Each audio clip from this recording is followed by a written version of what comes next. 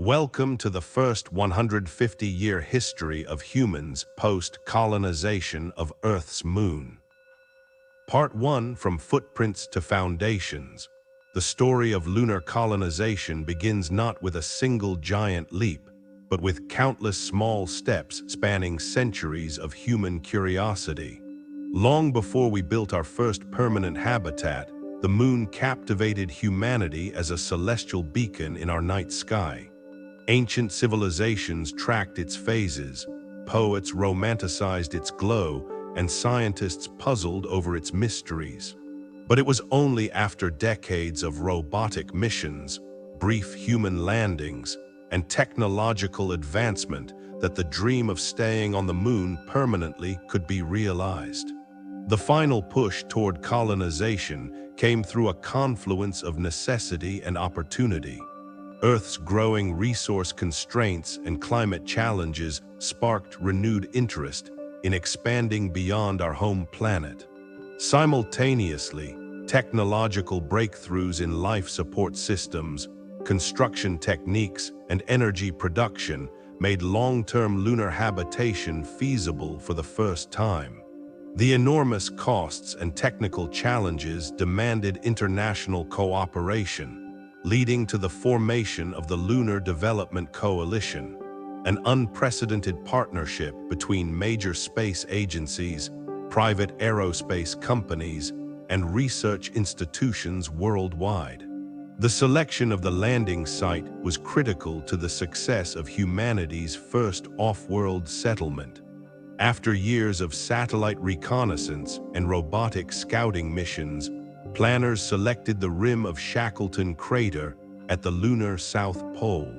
This location offered unique advantages that would prove vital for long-term survival. The crater's elevated rim received nearly continuous sunlight, a phenomenon known as peaks of eternal light, providing reliable solar power even as the rest of the lunar surface plunged into darkness during the two-week lunar night. Meanwhile, the permanently shadowed crater floor contained substantial deposits of water ice, the most precious resource for any space settlement. In year one of the lunar colonization era, the first components of what would become Shackleton Base arrived on automated landing vehicles. These initial missions delivered the foundation infrastructure, power systems, communications equipment, and the first habitat module. The precision required was extraordinary. Each lander needed to touch down within meters of its designated location to allow for later interconnection. The first landing pad was created by a specialized robot that used microwaves to sinter the lunar regolith into a solid surface, preventing dangerous dust clouds during future landings. 3 months later, the pioneering human inhabitants arrived. The Lunar 12 crew consisted of engineers, scientists, and medical specialists, each cross-trained in multiple disciplines. Their mission: survive one full Earth year on the lunar surface while establishing the core systems that would support a permanent human presence. The world watched as they took their first steps onto the regolith from their landing vehicle. "We come not just to visit, but to stay," announced the mission commander in a broadcast watched by billions. The initial habitat was modest: 3 interconnected cylindrical modules, each about the size of a small bus. One served as living quarters with private sleeping compartments, hygiene facilities, and communal spaces. Another housed the research laboratory and medical bay. The third contained the environmental control systems, communication center, and airlocks. These modules were designed with redundant systems and emergency protocols for every conceivable malfunction. Even so, the early days were precarious, with life hanging in the balance of machinery functioning in an environment it was never evolved to withstand. The crew worked tirelessly to establish the systems that would transform their temporary outpost into a sustainable base. Their days were strictly scheduled, dividing time between maintenance, scientific research, construction tasks, and necessary rest. Every gram of food, every liter of water, and every breath of air was carefully monitored and rationed. Nothing could be wasted in an environment where the next supply ship was months away. Radiation protection proved to be one of the first significant challenges. Unlike Earth, the Moon lacks a protective magnetic field and atmosphere to shield against cosmic rays and solar radiation. During solar flares, radiation levels on the lunar surface could spike to dangerous levels within minutes. The solution emerged in the form of regolith shields, thick layers of lunar soil piled around and atop the habitat modules. Robotic excavators worked around the clock, scooping up the powdery lunar soil and depositing it in specially designed containment walls that surrounded the modules. Once completed in year 2, these shields provided protection equivalent to Earth's atmosphere, allowing the crew to weather even severe solar storms in relative safety. Lunar dust presented another persistent challenge. Fine as talcum powder yet sharp as glass shards due to the lack of erosion processes, this dust clung to everything through electrostatic forces and threatened to damage equipment, clog air filters, and irritate lungs.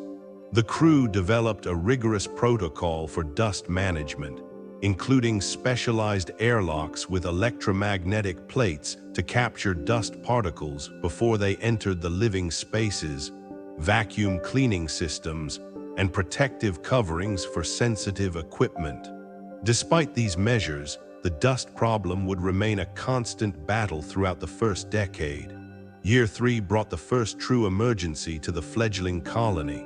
A micrometeoroid, a space rock smaller than a pea but traveling at over 20,000 miles per hour, punctured an oxygen recycling unit, causing a cascading failure in the life support system. As alarms blared and oxygen levels dropped, the crew enacted emergency protocols, sealing off the damaged module and donning portable air supplies. 3 crew members were evacuated back to Earth on the designated emergency vehicle, while the remaining personnel implemented repairs using materials from the damaged section to restore partial functionality. This incident, while frightening, provided valuable lessons about redundancy and emergency response that would influence all future habitat designs. By year 5, the base had proven its viability, and expansion began in earnest. New modules arrived, adding dedicated spaces for hydroponic farming, manufacturing, and additional laboratories.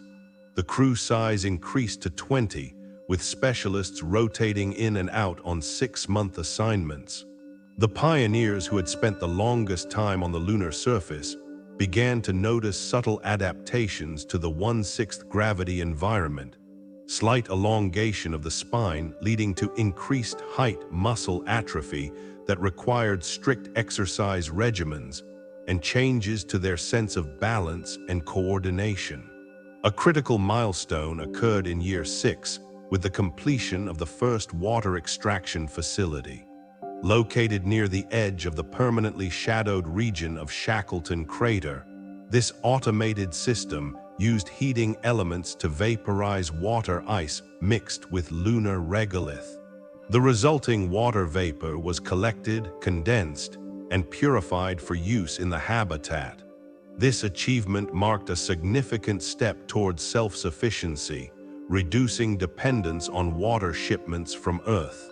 Water became the foundation of the lunar economy, used for drinking, growing food, producing oxygen through electrolysis, and eventually as a component in locally manufactured rocket fuel. The implementation of the closed-loop life support system in year 7 represented another leap forward.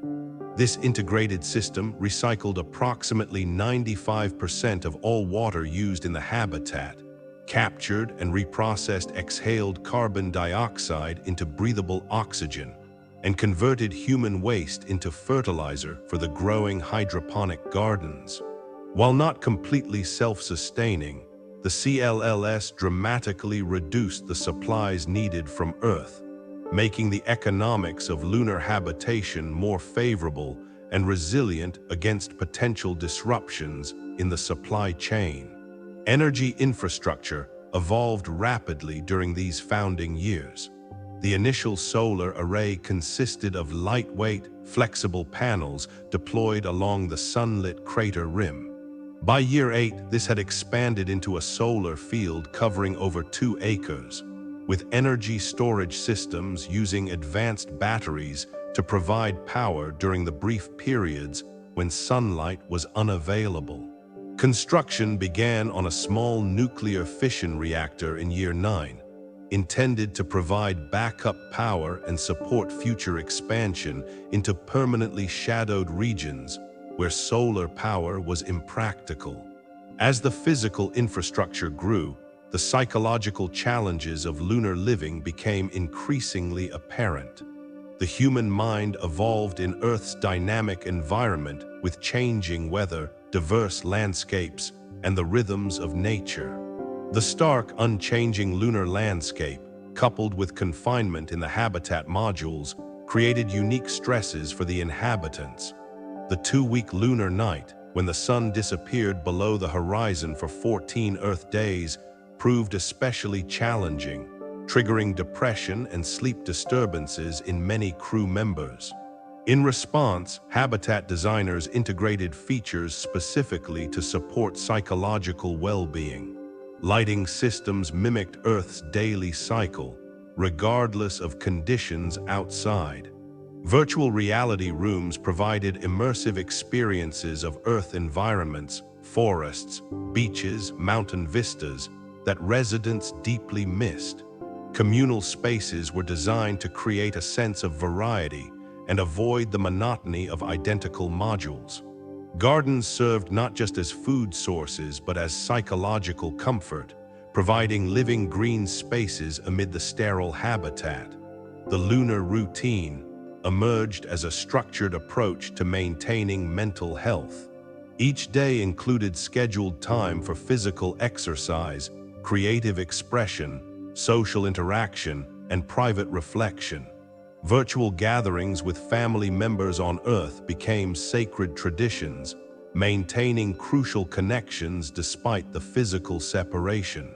A lunar calendar was developed that acknowledged both Earth time and the lunar day-night cycle, helping residents bridge their connection to both worlds. By year 10, Shackleton Base had transformed from a precarious outpost to a small but stable settlement. 45 people now called the Moon home, with some having lived there continuously for over 3 years. The habitat had expanded to 12 interconnected modules plus specialized structures for research, manufacturing, and resource processing. The first children's area was established, though no minors yet lived on the Moon. Medical facilities had advanced to handle most emergencies without evacuation to Earth. A second landing site was under construction 10 kilometers away, laying the groundwork for what would eventually become a separate research station. Perhaps most significantly, the psychology of the lunar inhabitants had begun to shift. What began as a scientific mission or temporary assignment for many had evolved into a genuine community with its own emerging culture. The shared challenges and triumphs created bonds that transcended professional relationships. People no longer spoke of returning to Earth, but of visiting Earth, a subtle but profound shift in perspective. The lunar surface, with all its harshness and beauty, was becoming home. The first decade of lunar colonization demonstrated both the extreme challenges of establishing human life beyond Earth and humanity's remarkable capacity to adapt. Through innovation, cooperation, and sheer determination, the foundation was laid for something unprecedented in human history, a community not bound to the planet of our origin. From those first tentative modules half buried in regolith to prevent radiation damage, to the expanding network of habitats and facilities, humanity had progressed from leaving footprints to building foundations. The dream of becoming a multi-world species had taken its first, faltering steps toward reality. As year 10 drew to a close, a small ceremony was held in the largest communal module.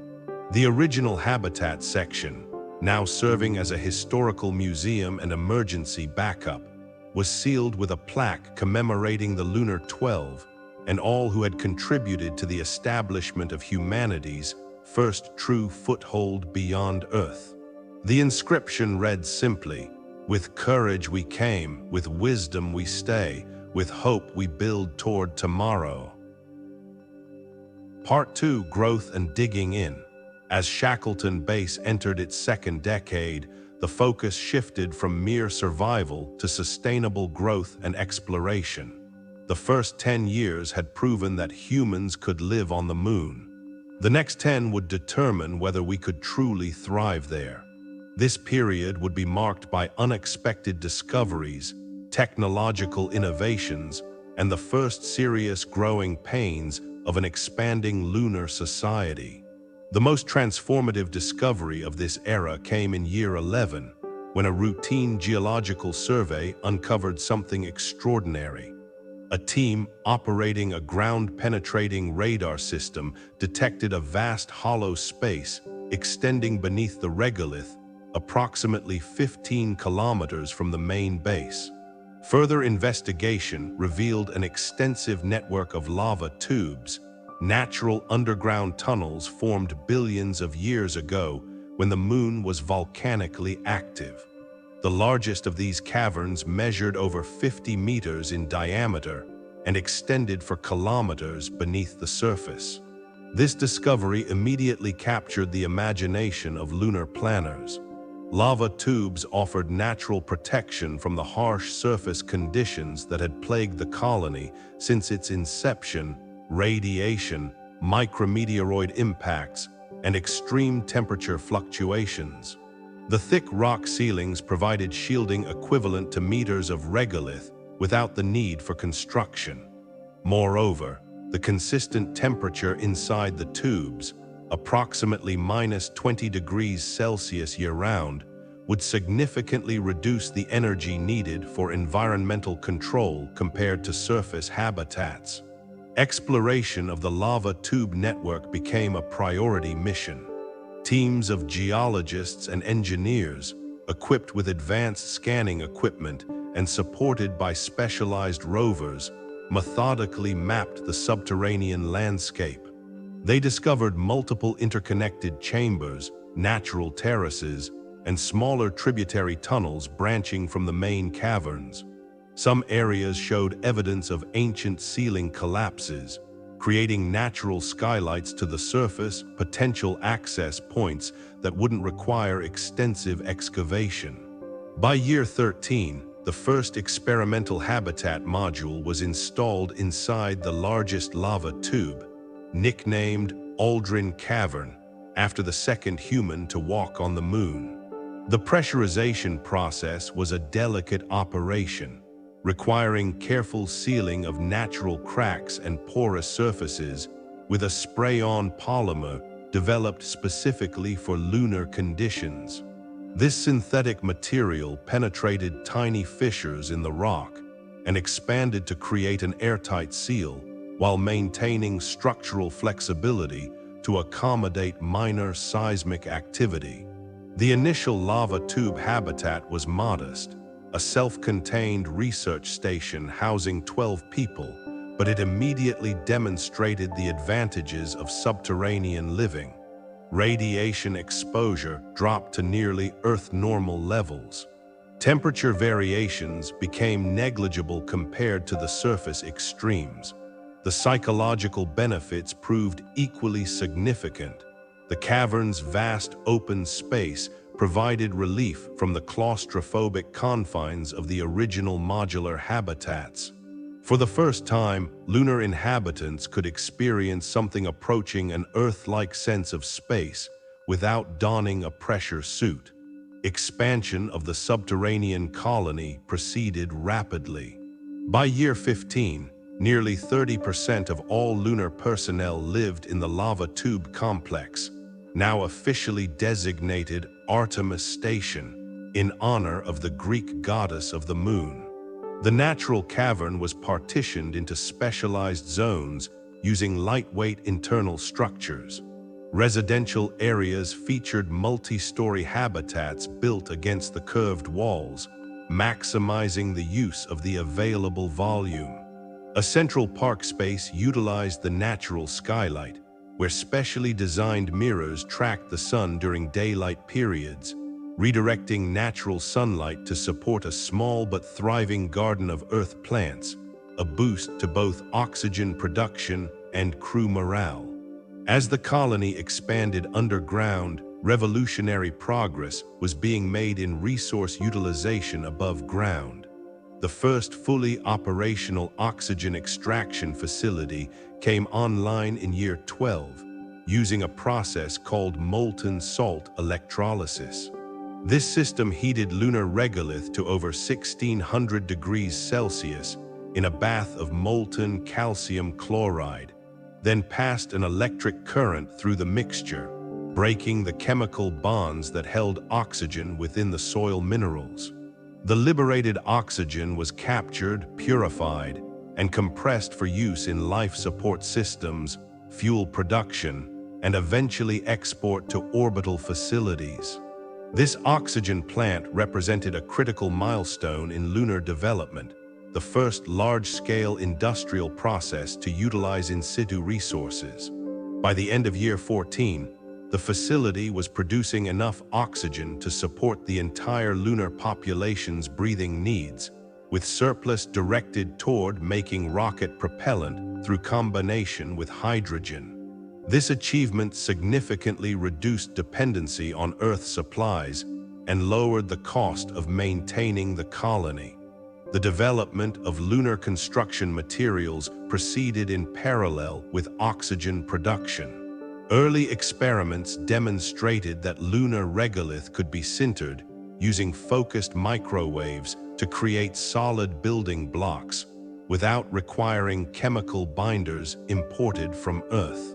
By year 16, automated construction systems were producing standardized building components, bricks, panels, and support columns, made entirely from lunar materials.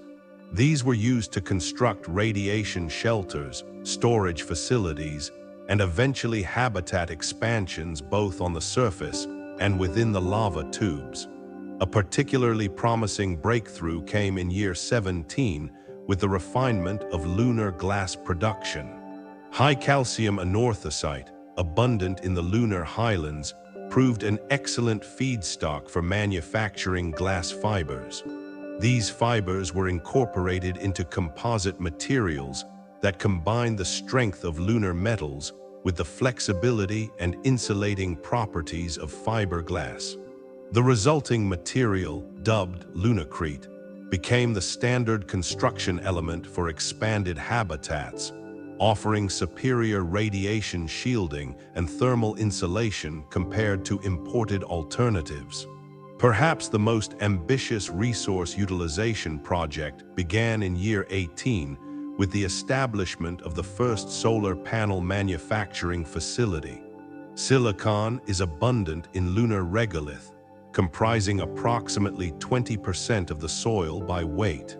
Engineers developed a process to extract high-purity silicon through a series of chemical reactions, then fabricate it into photovoltaic cells using thin-film deposition techniques.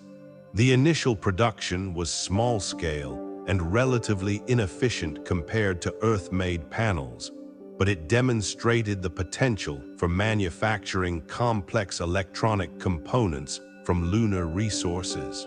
Transportation infrastructure evolved dramatically during this decade to support the growing footprint of lunar activities. The introduction of the pressurized rover fleet in year 14 revolutionized surface mobility. Unlike the open rovers used in early exploration, These enclosed vehicles could accommodate up to 6 crew members in a shirt-sleeve environment for missions lasting up to 2 weeks. Equipped with life support systems, sleeping berths, and laboratory facilities, they functioned as mobile habitats, enabling extended journeys far from the main base. To support these vehicles, engineers developed the first lunar road network, not asphalt highways, but carefully graded paths with removed obstacles and compacted surfaces to reduce dust disturbance and improve energy efficiency. These paths connected key operational sites, the main base, lava tube entrances, mining operations, and research outposts. Navigational beacons placed at regular intervals provided positioning data and emergency communication relays.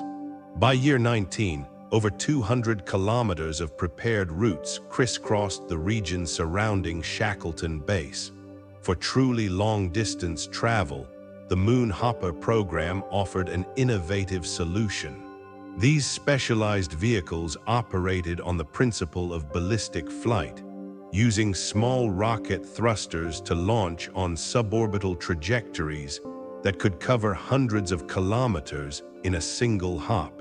The first operational hopper, deployed in year 16, could transport 2 passengers and limited cargo up to 500 kilometers from base, allowing for rapid access to distant sites of scientific interest. The system proved especially valuable for geological surveys and the establishment of remote monitoring stations around the lunar South Pole. As the colony expanded in size and complexity, it inevitably experienced growing pains, both technical and social. The most serious technical challenge came in year 15 with what became known as the Great Dust Storm Incident. During an expansion of the solar field, construction equipment disturbed an unusually fine layer of regolith during a period of intense electrostatic charging. The resulting dust cloud, lifted higher than anticipated due to the Moon's weak gravity and lack of atmosphere, spread over a wide area, coating solar panels, radiators, and external equipment with a tenacious layer of abrasive particles. Power generation dropped by 60% within hours as solar panels became obscured. Thermal regulation systems struggled as dust-covered radiators failed to dissipate heat effectively. It took nearly 3 weeks of continuous work by maintenance crews in pressure suits to restore full functionality, and the incident prompted a complete revision of dust mitigation protocols. Subsequent construction projects implemented dust suppression measures, including regolith stabilization polymers and electrostatic barriers to contain particulates. The social challenges proved equally daunting. As the lunar economy became more self-sufficient and commercially viable, political tensions arose over resource claims and development rights. The original Artemis Accords, which had governed early lunar activities, proved inadequate for addressing the complex issues of a permanent settlement with growing industrial capacity. Earth-based nations with investments in the colony began advocating for preferential access to resources and facilities, while private companies sought exclusive mining rights to promising regions. The Artemis Accords Amendment crisis of year 19 threatened to derail international cooperation entirely. When a consortium of corporations backed by 3 major Earth governments attempted to claim exclusive development rights to a newly discovered water-rich region, other participants in the lunar program strongly objected. For 6 months, expansion projects stalled as the dispute worked its way through diplomatic channels. The resolution, the Lunar Development Framework, established a more robust system for resource allocation, requiring benefit-sharing agreements and environmental impact assessments for all major extraction projects. While not pleasing everyone, this framework provided enough stability to allow development to continue. Throughout these challenges, progress in lunar agriculture continued steadily. The first successful crop harvest in year 12, a modest yield of lettuce, radishes, and herbs, was celebrated throughout the colony as a tangible symbol of self-sufficiency. Initially grown in carefully controlled chambers using hydroponic techniques, these early crops required extensive monitoring and adjustment to accommodate the differences in lunar gravity.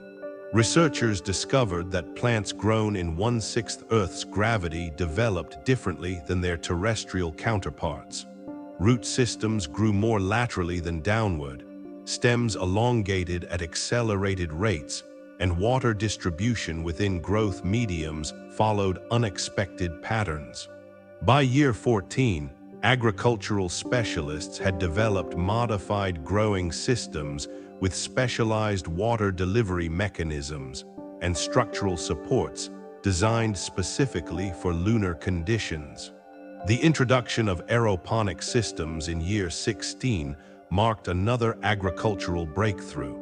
These soil-less growing environments suspended plant roots in mist chambers, delivering nutrients directly through a fine spray. Compared to traditional hydroponics, aeroponics used significantly less water, a crucial advantage in the resource-constrained lunar environment, and allowed for higher planting density in the limited available space. By year 18, the agricultural section had expanded to include experimental growth chambers using processed lunar regolith as a substrate. This required extensive treatment to neutralize toxic elements, add organic material, and adjust mineral content to support earth plants. While more resource-intensive than hydroponic or aeroponic methods, regolith-based agriculture offered the potential for larger-scale food production as the colony expanded. The lunar diet gradually diversified throughout this period. Fast-growing leafy greens and vegetables formed the foundation of fresh food production, supplemented by protein-rich crops like soybeans and legumes. Mushrooms, cultivated in darkness on organic waste products, became an important food source and key component in the habitat's biological recycling systems. By year 20, approximately 30% of the colonists' total caloric intake came from lunar-grown foods, a significant achievement, though still far from complete self-sufficiency. Creating a truly sustainable food supply remained one of the colony's greatest challenges. The energy requirements for artificial lighting, the complex nutrient recycling systems, and the careful environmental controls all added to the cost of food production. Continued research focused on optimizing yields, reducing resource inputs, and developing plant varieties specifically adapted to thrive in the lunar environment through careful selective breeding. As the second decade of lunar habitation drew to a close, the colony had transformed from an experimental outpost to a genuine settlement. The population had grown to nearly 200 permanent residents, with habitats spread across both surface facilities and the expanding lava tube complex. Industrial operations produced oxygen, construction materials, and basic necessities at a scale that significantly reduced dependency on Earth supplies. Transportation infrastructure enabled exploration and development across an ever-widening territory. Perhaps most importantly, the psychology of the lunar community had evolved. Many residents had now lived on the moon for 5 years or more, with some children having spent their formative years in lunar gravity. The unique challenges and experiences of lunar life had forged a distinct cultural identity. Celebrations marking the Lunar New Year, a complete orbit of Earth, roughly 27 Earth days, became important community events. Artwork depicting the lunar landscape in various lighting conditions adorned common spaces. A vocabulary of lunar-specific terms entered everyday speech, describing phenomena unknown on Earth. The Moon was no longer just a destination or work site. It had become home to a growing community with its own traditions, solutions, and aspirations. As year 20 ended, the lunar colony stood at a crucial transition point, ready to move from the pioneering phase of establishing critical infrastructure to a new era of expansion, innovation, and cultural development that would truly test the potential for humans to thrive beyond Earth. Part 3: Industrialization and Manufacturing of Future. The third decade of lunar colonization marked a transformative period when the settlement evolved from an outpost focused on survival to a hub of industrial activity. This era of industrialization fundamentally changed the character of human presence on the Moon, introducing manufacturing capabilities that would reshape the physical, economic, and social landscape of lunar living. As year 21 dawned, construction began on what would become the cornerstone of lunar industry, the Central Manufacturing Complex, located at the junction of the surface facilities and the Artemis lava tube network. This strategic position allowed the complex to serve both the traditional surface installations and the expanding underground community. The cornerstone of this industrial revolution was the establishment of advanced 3D printing facilities capable of fabricating complex components using lunar-derived materials. The first generation of lunar 3D printers utilized selective laser sintering, a process where powerful lasers melted and fused particles of lunar regolith or extracted metals in precise patterns to build objects layer by layer. Initially limited to simple components like fasteners, tools, and replacement parts, these systems rapidly evolved in capability. By year 23, the facility was producing complex mechanical assemblies with integrated metal and ceramic components, dramatically reducing dependency on Earth-manufactured replacement parts. The true breakthrough came in year 24 with the development of large-scale additive manufacturing using a modified regolith-based concrete. This material, comprising processed lunar soil, recycled polymers, and lunar-produced fiberglass reinforcement, could be extruded through massive robotic arms to construct structures of unprecedented size. Using this technology, engineers built the first fully lunar-manufactured habitat module, designated Tranquility 1 in honor of the Apollo 11 landing site. Unlike the prefabricated cylinders of earlier habitats, Tranquility 1 featured organically curved walls, vaulted ceilings, and integrated furnishings that would have been impossible to transport from Earth. The structure demonstrated superior radiation shielding, thermal management, and psychological benefits compared to traditional modules. Perhaps most importantly, it represented a crucial step toward self-sufficiency, proving that lunar inhabitants could create their own living spaces without relying on Earth's manufacturing capacity or accepting the limitations of transported components. The success of Tranquility 1 spurred rapid advancement in construction technology. By year 26, specialized lunar construction equipment had evolved to address the unique challenges of building in the lunar environment. Regolith excavators with dust containment systems prevented the spread of problematic lunar dust during construction. Lightweight but powerful teleoperated cranes, taking advantage of the Moon's lower gravity, could position massive components with precision. Vacuum-optimized concrete mixers produced construction materials on-site, eliminating transportation bottlenecks. The manufacturing revolution expanded to include increasingly sophisticated products. Year 28 saw the completion of the Materials Processing Center, which refined lunar resources into industrial feedstocks: aluminum, titanium, and iron extracted from regolith, silicon purified for electronics and solar cells, oxygen and hydrogen separated from water ice. These facilities closed the production loop, creating a genuine industrial ecosystem where raw lunar materials entered one end and finished products emerged from the other. Powering this industrial expansion required a corresponding revolution in energy infrastructure. The small nuclear fission reactor that had served as backup power for the original base was supplemented in year 22 by the first lunar power plant, a cluster of 4 modular reactors producing a combined 15 megawatts of continuous electricity. Unlike solar power, which fluctuated with the lunar day-night cycle, these reactors provided consistent baseline power regardless of the sun's position, critical for maintaining industrial processes that couldn't tolerate interruption.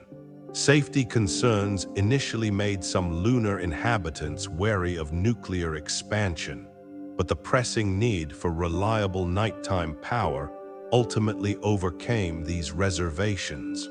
The reactor complex was positioned 3 kilometers from residential areas and partially buried in regolith for additional shielding. Automated systems monitored radiation levels constantly, with results displayed in public areas to maintain transparency and build trust. The nuclear engineering team became a respected segment of the lunar technical community, recognized for their meticulous approach to safety and maintenance. While nuclear power provided the backbone of the energy infrastructure, solar generation continued to expand dramatically. The solar farms that had begun as modest arrays grew into vast fields stretching across the crater rim, following the peaks of eternal light where sunlight was nearly continuous. By year 25, interconnected solar fields generated over 50 megawatts during peak daylight hours, with advanced energy storage systems, including gravity batteries using the moon's weak but adequate gravitational field, preserving excess energy for periods of darkness. The most ambitious energy project of this decade began in year 27 with the first interregional power transmission system.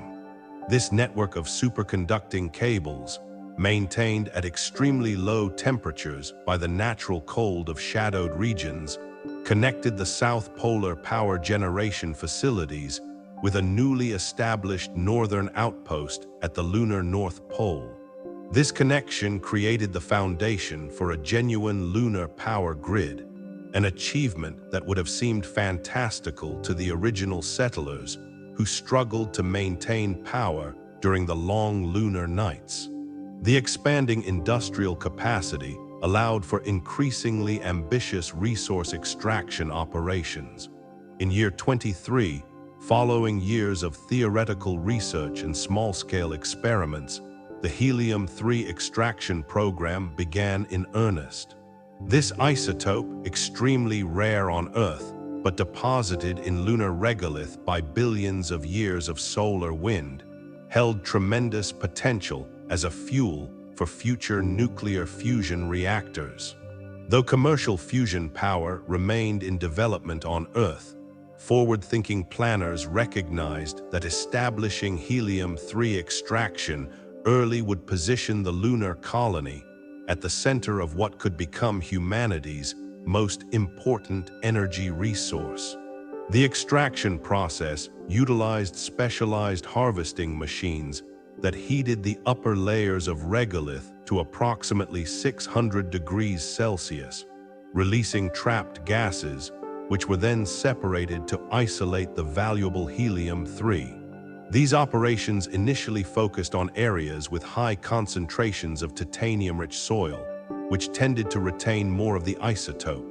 Though the quantities extracted were modest, measuring in hundreds of grams rather than the tons that would eventually be needed for commercial fusion, they provided crucial data for scaling up operations and served as high-value scientific exports to Earth's research institutions. A more immediate resource breakthrough came in year 26 with the unexpected discovery of concentrated rare earth elements in excavations near the western edge of Shackleton Crater. Geological analysis revealed that an ancient asteroid impact had created a deposit significantly richer in europium, neodymium, and yttrium than typical lunar soil. These elements, crucial for electronics, renewable energy technologies, and advanced manufacturing on Earth, represented a potential economic windfall for the lunar colony. The discovery triggered a rapid expansion of prospecting activities across the South Polar region, with teams deploying ground-penetrating radar and neutron spectrometers to locate similar deposits.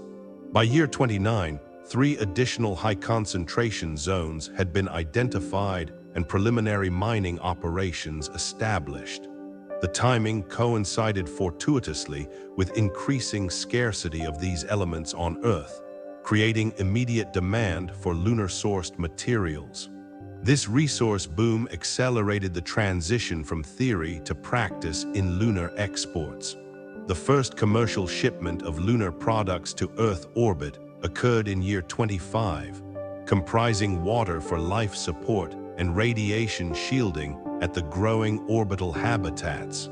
Water processed from lunar ice deposits represented the perfect first export, valuable in space due to its high launch cost from Earth, easily contained and transported, and available in quantities that exceeded the colony's immediate needs. By year 28, regular cargo flights departed the lunar surface carrying increasingly diverse products: liquid oxygen and hydrogen for spacecraft propellant, construction materials for orbital stations, and small quantities of rare earth concentrates for specialized manufacturing. Though modest in volume compared to Earth's massive industrial output, these exports established the principle that lunar resources could provide genuine economic value beyond scientific interest.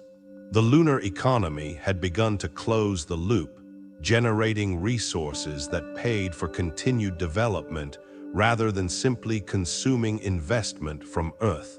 This economic potential triggered the next major transition, the privatization wave. While the initial lunar base had been established and operated primarily by government space agencies and research institutions, commercial entities began taking increasingly prominent roles in lunar development. In year 24, Stellar Mining Corporation established the first fully private extraction facility, focusing on water ice processing with technology licensed from the original colony developers, but funded entirely through private investment. This first venture was soon followed by competitors and complementary businesses. Global Resources established operations focusing on metals extraction in year 26. Lunar Construction Associates began manufacturing habitat components for both lunar use and export in year 27. A complex web of partnerships, contracts, and occasionally contentious competitions emerged as the lunar economy diversified beyond the centrally planned model of its early years. Perhaps the most visible symbol of privatization was the beginning of lunar tourism preparations. In year 29, Lunar Luxuries Incorporated secured approval for the first visitor complex, slated for construction adjacent to the original Shackleton base. Though targeted at an extremely wealthy clientele, the multi-million-dollar ticket price limited the potential market severely. The concept of recreational travel to the moon represented a dramatic shift in how both lunar inhabitants and Earth observers perceived the settlement. The moon was transitioning from a scientific frontier to a destination. The growing commercial activity fostered an entrepreneurial culture among lunar inhabitants.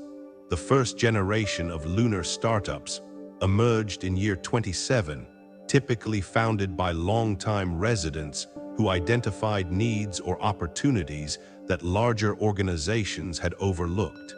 Regolith Solutions developed specialized filters to protect equipment from dust infiltration. Lunar lighting created ambient lighting systems that mimicked Earth's natural cycles, helping combat the psychological effects of the lunar environment. Artemis Agriculture pioneered new hydroponic systems optimized for lunar gravity. This entrepreneurial ecosystem was supported by the establishment of the Lunar Development Bank in year 28, which provided microloans and technical assistance to promising ventures. With capital limited and transportation costs high, lunar startups focused on software, services, and light manufacturing that required minimal physical resources, but leveraged the unique knowledge developed through years of lunar living. By year 30, over 50 registered businesses operated within the settlement, ranging from one-person consultancies to manufacturing operations employing dozens. Amid these industrial and economic developments, daily life in the colony evolved considerably. The population passed 300 permanent residents in year 24 and continued growing steadily, reaching nearly 500 by the end of the decade. This growth necessitated formal systems for education, healthcare, recreation, and governance that had previously been handled through ad hoc arrangements. The Lunar Education Center opened in year 23, initially serving 30 students across a wide age range. Unlike traditional Earth schools organized strictly by age, the Lunar Education System grouped students primarily by ability and interest, with mixed-age cohorts working collaboratively on project-based learning. The curriculum emphasized science, engineering, and practical skills directly relevant to lunar living, while maintaining connections to Earth's cultural heritage through virtual programs and visiting instructors. For adult education, the training and certification system established standards for crucial lunar occupations: life support technicians, construction specialists, agricultural managers, and other roles vital to colony operations. This system provided a pathway for new arrivals to integrate into the workforce, and for established residents to develop new skills as the settlement's needs evolved. The certification process included not only technical knowledge, but also emergency procedures and psychological preparation for extended lunar living. Healthcare infrastructure expanded with the completion of the Lunar Medical Center in year 25. This facility featured surgical capabilities, advanced diagnostic equipment, and rehabilitation services specifically designed for injuries and illnesses in the lunar environment. Medical researchers documented the ongoing effects of low-gravity living, bone density loss, muscle atrophy, fluid redistribution, and developed countermeasures including targeted exercise regimens, dietary supplements, and periodic sessions in centrifugal chambers that simulated higher gravity loads. The colony's social fabric evolved alongside its physical infrastructure. The original communal dining halls expanded into social centers where residents gathered for meals, entertainment, and community meetings. Art installations, many incorporating lunar materials and themes, appeared throughout the habitats. Regular celebrations marked significant anniversaries in lunar development, as well as traditional Earth holidays modified to reflect the realities of lunar living. Recreation adapted to the lunar environment, with sports reconfigured for 1/6 gravity becoming popular activities. Lunar basketball featured 20-foot baskets and aerial maneuvers impossible on Earth. Swimming in carefully contained pools provided both exercise and the rare sensation of immersion missing from daily life on the waterless moon. Virtual reality chambers offered simulated experiences of Earth environments, from mountain climbing to ocean swimming, helping to address the psychological strain of living in an enclosed habitat on a barren world. The most profound milestone in lunar social development occurred in year 29 with the birth of the first child on the moon. After years of careful medical research, ethical discussions, and infrastructure preparations, a longtime resident gave birth to a healthy baby in the Lunar Medical Center. The delivery proceeded without complications, though with modifications to account for the lower gravity environment. The child, referred to in official records simply as Lunar Native 1 to protect privacy, became an instant symbol of the settlement's transition from outpost to genuine human community. This birth raised fascinating questions about human development in low gravity. Would a child who had never experienced Earth's stronger pull develop differently? How would bone density, muscle formation, and even neurological development adapt to lunar conditions?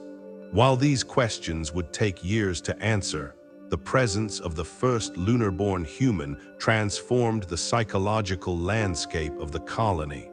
This was no longer just a scientific mission or economic venture.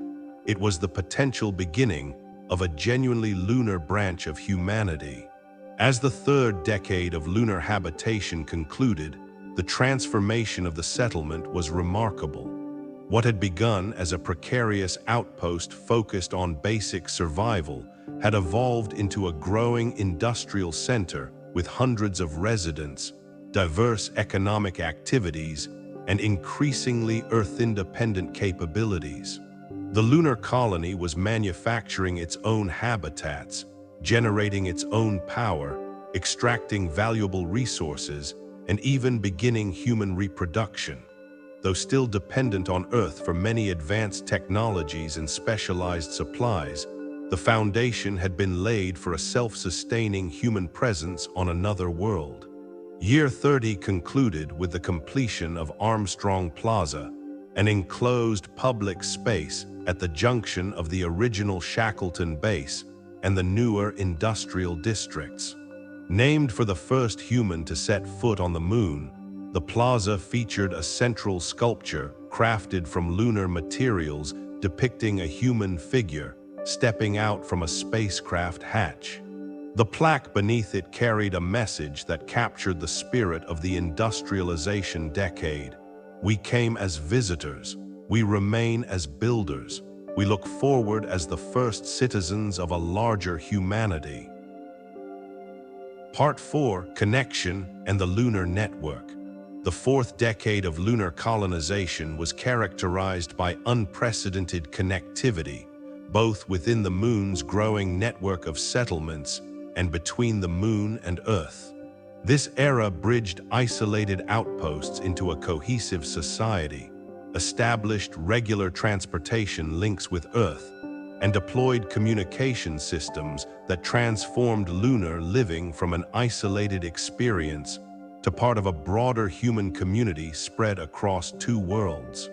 The most visible manifestation of this new connectivity began with the construction of the equatorial spaceport in year 31. Located precisely on the lunar equator, this ambitious facility was positioned to take advantage of the moon's rotation for more efficient launches to Earth and elsewhere in the solar system. The location was selected after exhaustive surveys identified a relatively flat mare region with minimal obstacles and suitable geological stability. Unlike the original landing facilities at Shackleton Base, which had evolved organically over 2 decades, the equatorial spaceport was designed from the ground up as a comprehensive transportation hub. Construction proceeded in phases, with robotic excavators and regolith processing units deployed first to prepare the site. These machines worked continuously for 11 months, leveling an area 5 kilometers in diameter and compacting the surface to reduce dust disturbance during landings. Material excavated during this process was processed into landing pads, circular platforms of sintered regolith capable of withstanding the intense heat of rocket exhausts without disintegrating. By year 33, the core infrastructure was operational. 6 standardized landing pads arranged in a hexagonal pattern around a central processing facility. Each pad could accommodate vessels up to the size of a typical Earth-Moon shuttle, with automated refueling systems, maintenance drones, and loading equipment. The central facility housed customs processing, cargo handling, and passenger accommodations for those traveling to other lunar settlements or awaiting transport to Earth. The spaceport's strategic significance extended beyond its technical capabilities. Its existence represented a psychological shift. The Moon was no longer just a destination for specialized missions, but a waypoint in an emerging transportation network. The facility's emblem, a stylized lunar crescent with the Earth rising behind it, adorned the main entryway, a visual reminder that the settlement now looked outward as much as inward. The most transformative development in lunar transportation came with the establishment of regular shuttle service between Earth and the Moon in year 34. The Lunar Express, as the service was named, operated on a fixed schedule rather than the mission-specific launches of previous years. Initially running once per month, the service increased to bi-weekly departures by year 36 and weekly flights by year 39. This regularity dramatically changed the psychology of lunar living. Residents could now plan Earth visits with certainty, and supply chains could operate with predictable logistics rather than the feast-or-famine pattern of earlier years. The shuttles themselves represented significant technical advancement. The transorbital vehicle introduced in year 35 was the first fully reusable Earth-Moon transport system, capable of making the journey without discarding stages or requiring major refurbishment between flights. Powered by high-efficiency plasma engines for the transit between worlds and conventional chemical thrusters for landing operations, the transorbital vehicle could transport up to 20 passengers and 15 tons of cargo on each journey. Most significantly, it could refuel using lunar-produced propellants, reducing the cost per kilogram delivered to the Moon by nearly 60% compared to previous systems. This transportation revolution extended to the lunar surface as well. The Tranquility Express, the first inter-settlement maglev system, began operation in year 36. Running through a sealed tube that maintained vacuum conditions for minimal friction, the maglev connected the equatorial spaceport with both the original South Polar settlement and the growing industrial region in Mare Crisium. Traveling at speeds up to 300 kilometers per hour, the system transformed journeys that had previously required days in pressurized rovers into comfortable 3-hour trips.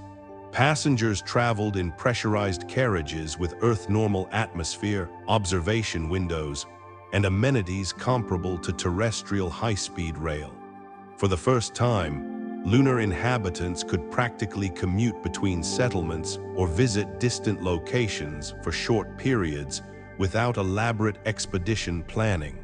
The physical connections enabled by transportation were matched by revolutionary advances in communications.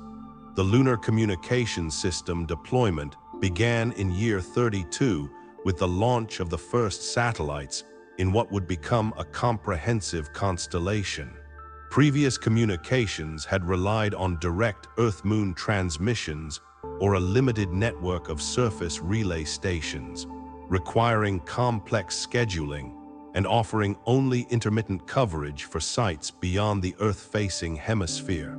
The completed Lunar Communications System in year 35 comprised 12 satellites in carefully calculated orbits that provided continuous coverage for the entire lunar surface, including the far side, which had previously been largely isolated during its orbit away from Earth. These satellites featured high-gain antennas for Earth communication, lower power systems for surface-to-orbit links, and inter-satellite laser communication that formed a resilient mesh network. Even if individual satellites failed, the system could reroute data through alternate paths, ensuring consistent connectivity. This infrastructure enabled the establishment of the first high-bandwidth Earth-Moon connection in year 36. The Lunar Information Network Terminal could transfer data at rates up to 100 gigabits per second, thousands of times faster than the original communication systems. This capacity transformed life for lunar inhabitants, enabling real-time high-definition video conferencing with Earth, immersive virtual reality experiences, and instantaneous access to Earth's vast digital libraries and entertainment archives. The psychological isolation that had characterized early lunar living was dramatically reduced as residents maintained more natural connections with friends, family, and colleagues on Earth. Perhaps the most scientifically significant communications development was the establishment of the Far Side Radio Astronomy Preserve in year 38. The lunar far side had long been recognized as an ideal location for radio astronomy, permanently shielded from Earth's electromagnetic noise by the Moon itself. As lunar development expanded, scientists raised concerns that local radio transmissions might contaminate this pristine radio environment. The preserve established a 400-kilometer radius zone centered on the future site of the Far Side Observatory, where strict emission controls were enforced. All communications within this region utilized either optical systems or extremely low-power, highly directional radio transmissions, carefully designed to minimize interference with astronomical observations. A specialized satellite in halo orbit around the Earth-Moon L2 point provided connectivity while remaining invisible to the observatory's sensitive instruments. This thoughtful integration of scientific requirements with development needs demonstrated the maturing approach to lunar expansion, recognizing that different regions of the Moon might best serve different purposes within a connected whole. The growing transportation and communication networks enabled more comprehensive integration of the previously isolated research stations and outposts that had been established across the lunar surface. In year 33, the Lunar Habitation Standards Committee released the first comprehensive guidelines for life support system interfaces, emergency protocols, and habitat construction specifications. These standards ensured that equipment, vehicles, and personnel could move between settlements without compatibility issues. Oxygen hose connections in Mare Imbrium would work properly with breathing apparatus manufactured at Shackleton Base, and emergency procedures followed consistent protocols regardless of location. This standardization accelerated the connection of remote facilities into the broader lunar network. The Polar Water Mining Outpost, established in year 20, but previously requiring specialized training and equipment for visitors, was fully integrated into standard operational protocols by year 35. The Equatorial Solar Research Station, which had maintained its own unique life support configuration, underwent a comprehensive retrofit to align with lunar-wide standards in year 34. By year 37, any certified lunar inhabitant could travel to and work at any settlement with minimal location-specific training, greatly enhancing workforce flexibility and emergency response capabilities. The culmination of this integration came with the establishment of Artemis Basin, the first true lunar town, in year 39. Unlike previous settlements that had grown organically around specific operational needs, Artemis Basin was designed from the beginning as a comprehensive community with specialized districts serving different functions. The manufacturing sector featured standardized docking interfaces for modular production units that could be reconfigured as needs evolved. The residential area incorporated varied habitat designs, including multi-level family units with private quarters, a significant advancement from the dormitory-style accommodations of earlier bases. The administrative district housed the offices of the Lunar Development Authority, which had evolved from a coordinating committee to a genuine governing body overseeing moon-wide development. Artemis Basin embodied the network philosophy in physical form, with transportation and utility systems designed as a unified whole rather than added incrementally. The central life support complex maintained atmospheric pressure, composition, temperature, and humidity within optimal ranges through an intricate system of sensors and adjusters that treated the entire settlement as a single environmental unit. Energy distribution utilized a smart grid that could redirect power based on changing needs throughout the day-night cycle. Water reclamation reached 98% efficiency, approaching the theoretical maximum for closed-loop systems, by integrating previously separate purification methods into a comprehensive treatment protocol. The growing complexity and scale of lunar habitation inevitably brought new risks, culminating in the first major disaster of the lunar colonial era. The lunar habitat breach of year 37 began as a seemingly minor incident, a pressure fluctuation in one of the older sections of the original Shackleton base. What might have been a routine maintenance issue quickly escalated when a structural support, weakened by years of thermal cycling, catastrophically failed during inspection. The resulting breach was massive by lunar standards, a 2-meter gash in the habitat shell that caused rapid depressurization of an entire residential module housing 28 people. The automated emergency systems activated instantly, sealing bulkhead doors to prevent depressurization of adjacent modules and triggering alarms throughout the base. Residents responded according to their training, donning emergency pressure suits or moving to designated safe zones. Most reached safety within the critical first 90 seconds, but 5 individuals were trapped in areas where emergency equipment was inaccessible or had malfunctioned. What followed became known as the 60 Minutes of Shackleton, a testament to both the dangers of lunar living and the extraordinary capabilities humans had developed to face those dangers. A rescue team of 4, led by the Habitat Maintenance Chief, deployed in specialized rapid response suits.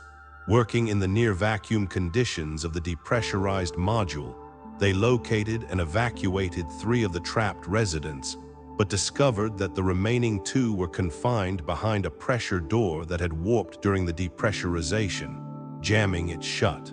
In a decision that would be studied in lunar safety courses for generations to come, the team utilized an industrial cutting tool to create an emergency access point through the adjacent wall, knowing that the further structural damage might cause additional breakdowns. Their gamble succeeded, allowing them to extract the final survivors' moments before secondary structural failures began to cascade through the compromised section. All residents survived, though several sustained injuries from decompression effects, impacts during the evacuation, or oxygen deprivation. The response to the disaster demonstrated how far lunar emergency capabilities had advanced. Medical teams deployed trauma protocols specifically developed for decompression injuries. Engineering teams rapidly designed and fabricated specialized braces to stabilize the damaged structure. Settlement administrators executed emergency reallocation procedures to house displaced residents while maintaining essential operations. The investigation that followed identified multiple contributing factors. The failed support had been part of the original habitat, designed when lunar construction techniques were still evolving and subject to thermal stresses not fully understood at the time. Inspection protocols had not adequately accounted for the cumulative effects of 20 years of expansion and modification on the original structures. Most concerning, budget constraints had repeatedly delayed a comprehensive retrofit of the older sections as resources were directed toward new construction. The response was equally multifaceted. A moon-wide structural assessment program was immediately implemented, with particular attention to any habitats more than 15 years old. The Lunar Architecture and Construction Authority established new requirements for redundant support systems in all inhabited structures. Habitat modules were retrofitted with advanced pressure sensors capable of detecting microscopic leaks before they developed into catastrophic failures. Emergency response equipment was upgraded and distributed more widely throughout all settlements. Perhaps most importantly, the Lunar Habitat Safety Fund was established with mandatory contributions from all entities operating on the Moon. This fund supported both preventative measures and maintained resources for rapid response to future emergencies, regardless of which settlement or organization was affected. The disaster had made clear that in the lunar environment, safety was a shared responsibility that transcended organizational boundaries. As physical infrastructure and safety systems evolved, lunar culture underwent equally significant developments. The unique conditions of the Moon, 1/6 Earth's gravity, confined habitats, and isolation from terrestrial environments fostered the evolution of distinctive art forms, recreational activities, and educational approaches. Lunar sports represented perhaps the most visible manifestation of cultural adaptation. Building on informal games that had emerged during the early years, organized sports specifically designed for lunar conditions gained widespread popularity. Lunar volleyball, played in low-gravity courts where players could execute jumps lasting several seconds, became the most popular competitive activity. The Tranquility Cup tournament in year 36 drew participants from every lunar settlement and was broadcast to Earth, where viewers marveled at the balletic movements impossible in higher gravity.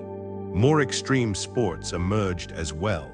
Wall running utilized the reduced gravity to allow participants to literally run along vertical surfaces within specially designed arenas. Lunar loping, a cross-country activity where participants covered vast distances in enormous bounded leaps, became both a competitive sport and a popular recreational activity. These activities were not merely adaptations of Earth sports, but genuinely new forms of human movement that could only exist in the lunar environment.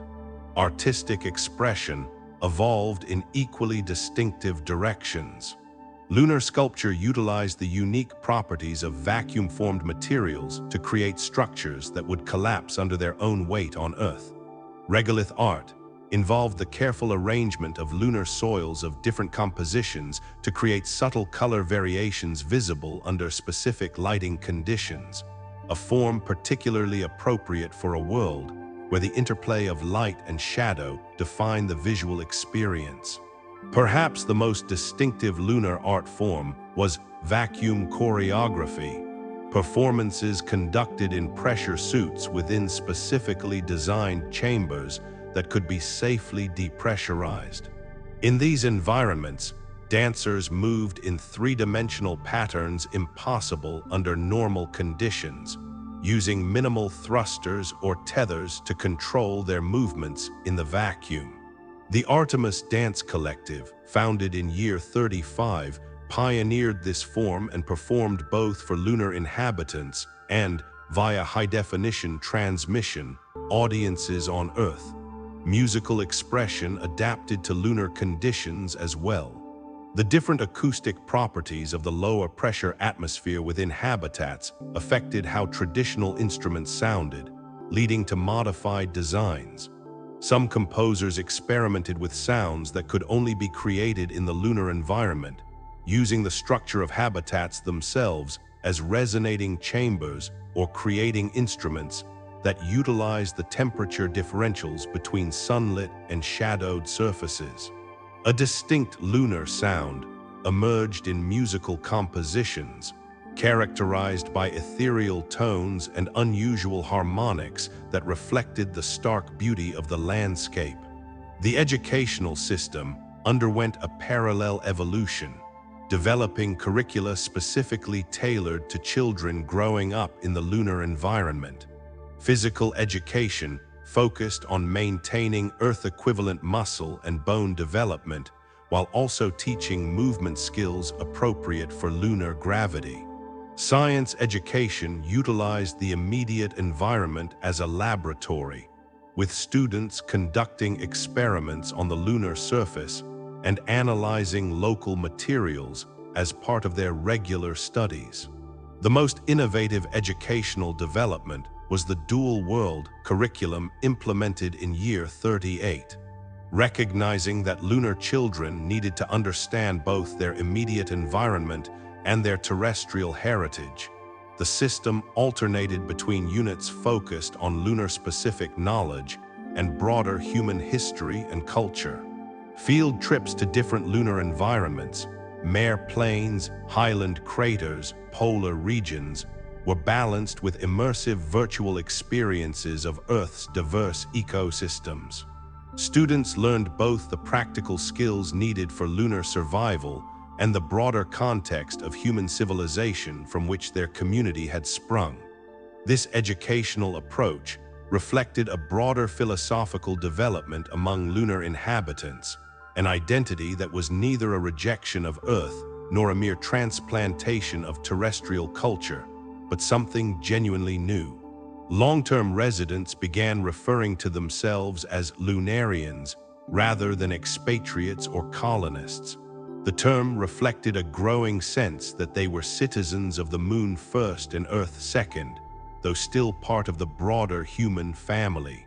By the end of year 40, the lunar population had grown to nearly 1,200 permanent residents spread across 5 major settlements and numerous smaller outposts.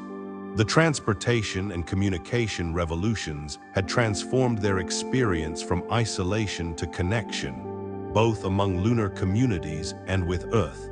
The standardization of habitats and life support systems had created a genuine network of settlements functioning as parts of a coherent whole rather than separate entities. Even the disaster of year 37, tragic as it was, had ultimately strengthened the bonds between lunar communities through shared response and improved safety protocols. The 4th decade concluded with the Lunar Connectivity Celebration, a moon-wide festival marking the completion of the transportation and communication networks that linked all major settlements. At precisely the same moment, residents at each location released small quantities of colored gas within transparent domes erected for the occasion, creating ephemeral clouds that symbolized their connections to one another. The ceremony was transmitted to Earth, where billions watched the simultaneous celebrations occurring at points thousands of kilometers apart on the lunar surface. The message that accompanied the celebration captured the spirit of the era. From many outposts, one community. From isolation, connection. From Earth's child, Earth's partner. The Moon had become a network of human habitation, still dependent on Earth in many ways, but increasingly capable of functioning as a distinct branch of human civilization with its own identity, culture, and purpose. Part 5: Autonomy and Self-Reliance. The fifth decade of lunar colonization marked a profound transformation in the relationship between the Moon and Earth. What began as an outpost entirely dependent on its home planet evolved into a society capable of self-governance, economic independence, and cultural autonomy. During these pivotal years, the lunar settlements transitioned from being extensions of Earth-based organizations to becoming a distinct society with its own identity, systems, and aspirations. This shift toward autonomy began most visibly in the realm of governance. For the first 4 decades, lunar operations had functioned under a complex patchwork of oversight. Scientific missions coordinated by research institutions, industrial activities managed by corporate interests, and overall safety and development guided by the space agencies that had established the original outposts. Decision-making ultimately flowed from Earth, with lunar personnel implementing rather than creating policy. This arrangement became increasingly cumbersome as the population grew and the complexity of lunar society increased. The catalyst for change came in year 41 with what became known as the communication lag crisis. A critical decision regarding power allocation during an unexpected solar event was delayed by the requirement to consult with Earth-based administrators, resulting in a temporary shutdown of non-essential systems across multiple settlements. Though no lives were endangered, the incident highlighted the fundamental problem with Earth-centric governance. Even the brief communication delay of 1.3 seconds each way, combined with the bureaucratic processes of distant administration, created dangerous inefficiencies for a society operating in an environment where rapid response could be crucial to survival. This incident accelerated discussions already underway about establishing a more independent governance structure.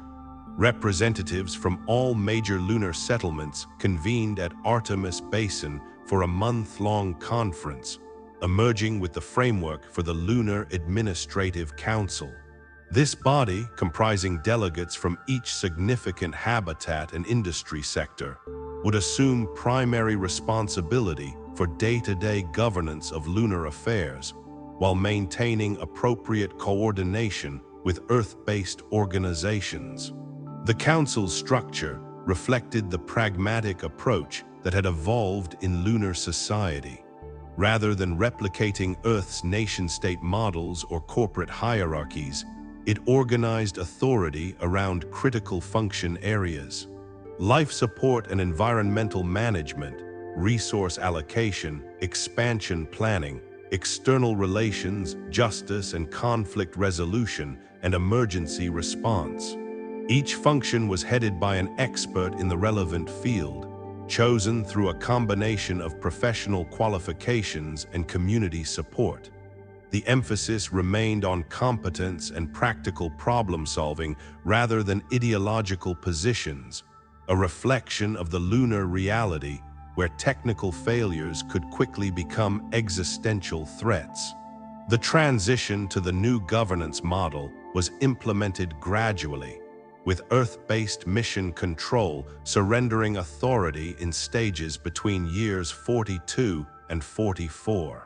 Life support management came under local control first, followed by resource allocation, infrastructure development, and finally external relations. By year 45, the Lunar Administrative Council operated with near-complete autonomy for internal matters, while maintaining consultative relationships with Earth organizations regarding interplanetary transportation, scientific coordination, and trade. This transition culminated in year 46 with the first lunar-wide elections, where permanent residents voted for council representatives through a digital ballot system. The election itself was less about competing political visions. The harsh realities of lunar life left little room for ideological luxuries, and more about selecting individuals with the judgment, expertise, and temperament to make sound decisions under pressure. The campaign focused on practical proposals for improving life support efficiency, expanding habitable volume, and managing relations between the various settlements and industries. The election represented a psychological watershed, transforming residents from mission participants into citizens. The inauguration ceremony for the first elected council took place in the newly completed assembly chamber at Artemis Basin, with representatives physically present from all settlements and virtual participation from those unable to attend in person. The council chair's opening address captured the significance of the moment. Today, we take responsibility not just for our tasks or our missions, but for our society. We are no longer simply working on the moon, we are becoming of the moon. This political autonomy was made possible by parallel developments in manufacturing independence. Throughout the previous decades, lunar industry had gradually reduced dependency on Earth imports, but many critical components and advanced systems still required terrestrial manufacturing. The establishment of the Advanced Fabrication Complex in year 42 marked a strategic push toward complete self-sufficiency in essential technologies. This sprawling facility, constructed in a lava tube adjacent to the Mare Serenitatis settlement, integrated multiple manufacturing disciplines previously distributed across various locations. Semiconductor fabrication, precision mechanical engineering, optical systems production, and advanced materials synthesis operated in interconnected chambers, allowing for integrated production flows that had previously required shipping partially completed components between facilities. The complex utilized advanced automation extensively, with most routine operations handled by robots specifically designed for the lunar environment. Human workers focused on complex problem-solving, quality control, and process improvement, areas where human creativity and adaptability still outperformed artificial intelligence. This approach maximized productivity while minimizing the number of people exposed to the industrial environments, which, despite safety measures, remained among the more hazardous workplaces on the moon. The results were remarkable. By year 45, lunar manufacturing achieved 90% self-sufficiency in critical systems, including life support components, basic electronics, construction elements, and transportation infrastructure. Only the most advanced technologies, cutting-edge computer processors, specialized scientific instruments, and certain pharmaceutical compounds still required import from Earth. This manufacturing independence dramatically reduced the vulnerability of lunar settlements to supply chain disruptions and significantly lowered the cost of expansion and maintenance. Perhaps more importantly, lunar industry began developing technologies specifically adapted to local conditions that had no direct equivalents on Earth. The variable pressure suit, introduced in year 44, exemplified this trend. Unlike traditional spacesuits designed for either vacuum or pressurized environments, this revolutionary garment could adjust its internal pressure dynamically, allowing wearers to transition between habitats with different atmospheric settings without changing equipment. This capability was irrelevant on Earth, but tremendously valuable in a lunar context where different facilities might maintain different pressure levels based on their function and construction. Other lunar-specific innovations followed. Regolith-based thermal insulation outperformed terrestrial alternatives in the extreme temperature swings of the lunar environment. Dust-repellent coatings, developed to protect solar panels and mechanical joints from the abrasive lunar dust, found no parallel on a planet where wind and water naturally cleaned surfaces.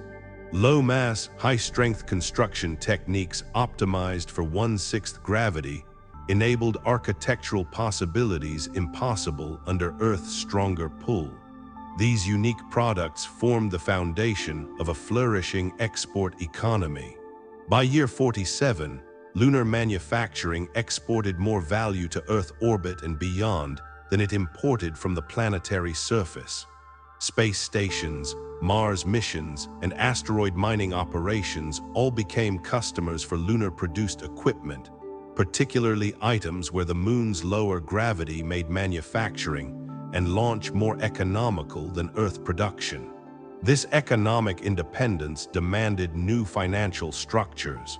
The lunar credit system, implemented in year 43, established the first currency specific to the moon. Initially designed as an internal accounting system for resource allocation between settlements and industries, the credit quickly evolved into a genuine medium of exchange. Its value was based on a basket of essential lunar resources: water, oxygen, energy, and habitable space, giving it stability relevant to lunar living conditions rather than tying it directly to Earth currencies subject to terrestrial economic fluctuations. The introduction of the credit system facilitated more complex economic transactions within lunar society, where previous exchanges had often operated through barter or ad hoc arrangements. The credit provided a standardized measure of value. Services could be priced, loans extended, investments quantified, and savings accumulated in a consistent unit. This standardization enabled more sophisticated economic planning and allowed individuals greater flexibility in managing their economic lives. Earth-based organizations and visitors could exchange terrestrial currencies for lunar credits through the Lunar Trade Authority, established in year 45 to manage external economic relations. This body maintained reserve funds in major Earth currencies to facilitate trade and set exchange rates based on the actual costs of transporting various goods between worlds. Though initially viewed with skepticism by some terrestrial economists, the lunar credit quickly gained recognition as a stable store of value specifically for space-based commerce. The maturing lunar economy fostered increasingly specialized job markets and career paths. The early decades had required extreme versatility, with most inhabitants trained in multiple disciplines out of necessity. By year 50, professional specialization had advanced significantly, with formal qualification systems for dozens of lunar-specific occupations. Vacuum habitat engineers, regolith agriculture specialists, radiation management technicians, low-gravity health practitioners. This specialization reflected not just growing technical complexity, but also the emergence of a genuine society with diverse needs beyond basic survival. Cultural facilitation became a recognized profession, with practitioners trained in both Earth and lunar cultural traditions who helped integrate new arrivals and maintained connections with terrestrial heritage. Habitat psychology specialists monitored the mental health impacts of various environmental designs and recommended modifications to support well-being. Education expanded beyond technical training to include arts, history, and philosophical inquiry relevant to the unique circumstance of a human society beyond Earth. The relationship between the lunar and terrestrial economies was formalized in year 48 with the Earth-Moon Trade Agreement, establishing clear protocols for intellectual property rights, resource ownership, taxation of interplanetary commerce, and dispute resolution. This agreement recognized the lunar settlements as a distinct economic entity with legitimate interests that might occasionally diverge from those of Earth-based nations or corporations. While stopping short of declaring political independence, the Moon remained technically under the common heritage of mankind principle established in the original Outer Space Treaty. The agreement acknowledged the practical reality of an increasingly autonomous lunar society.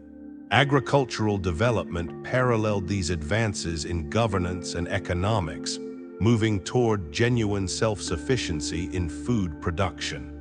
The breakthrough came in year 43 with the establishment of the first protein production facility at Mare Crisium.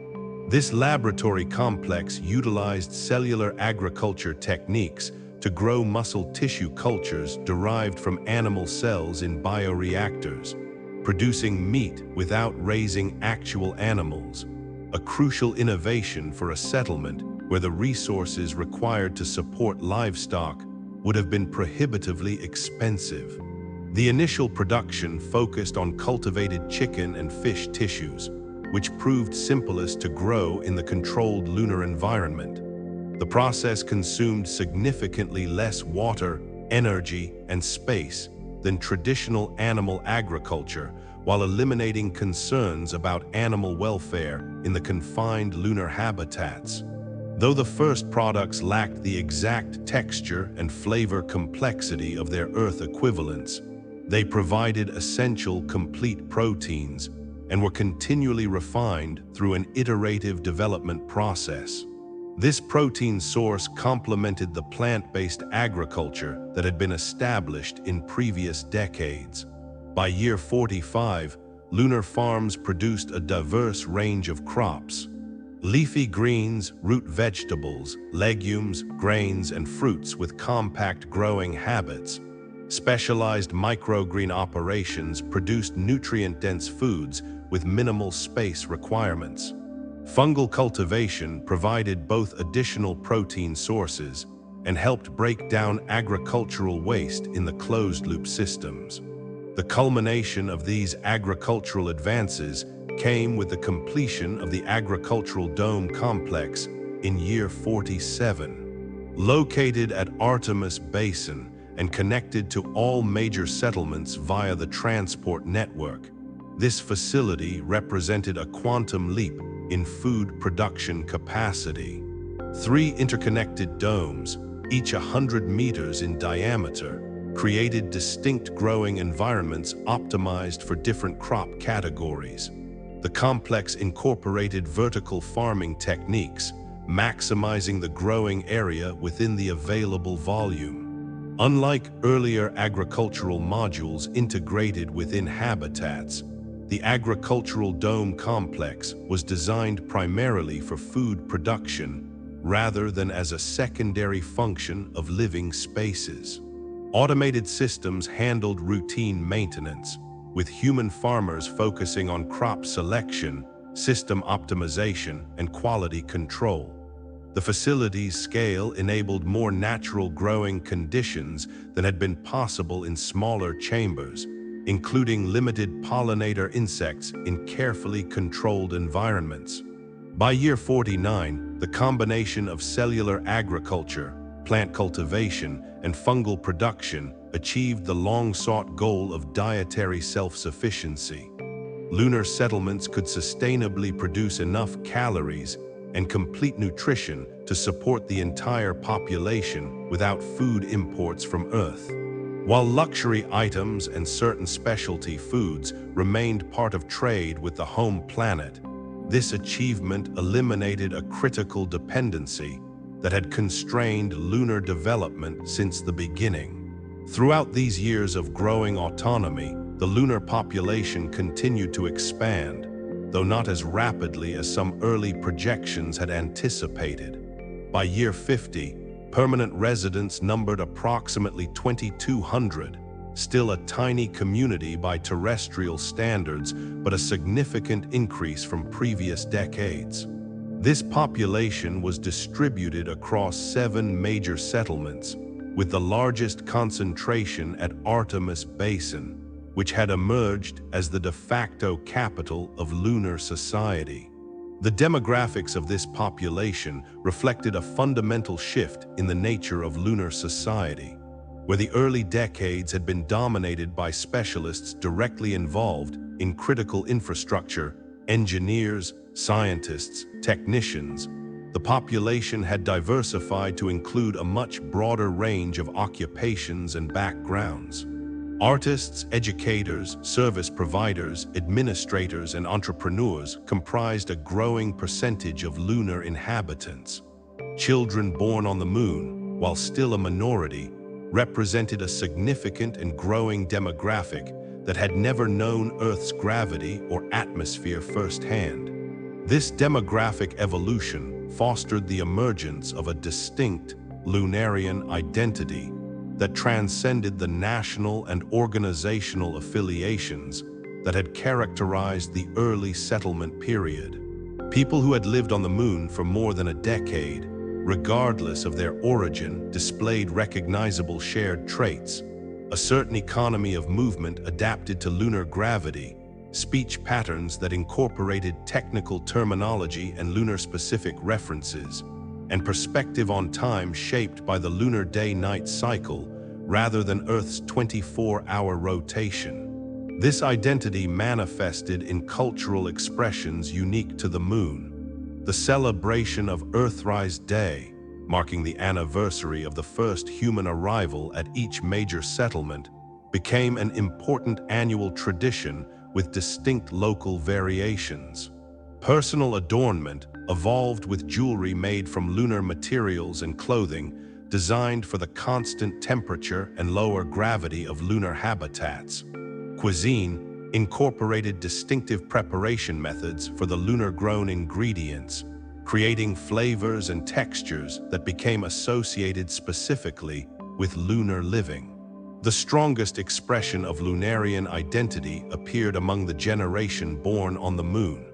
These individuals, now entering early adulthood by year 50, had physically developed in lunar gravity, with bone and muscle structure adapted to their environment from birth.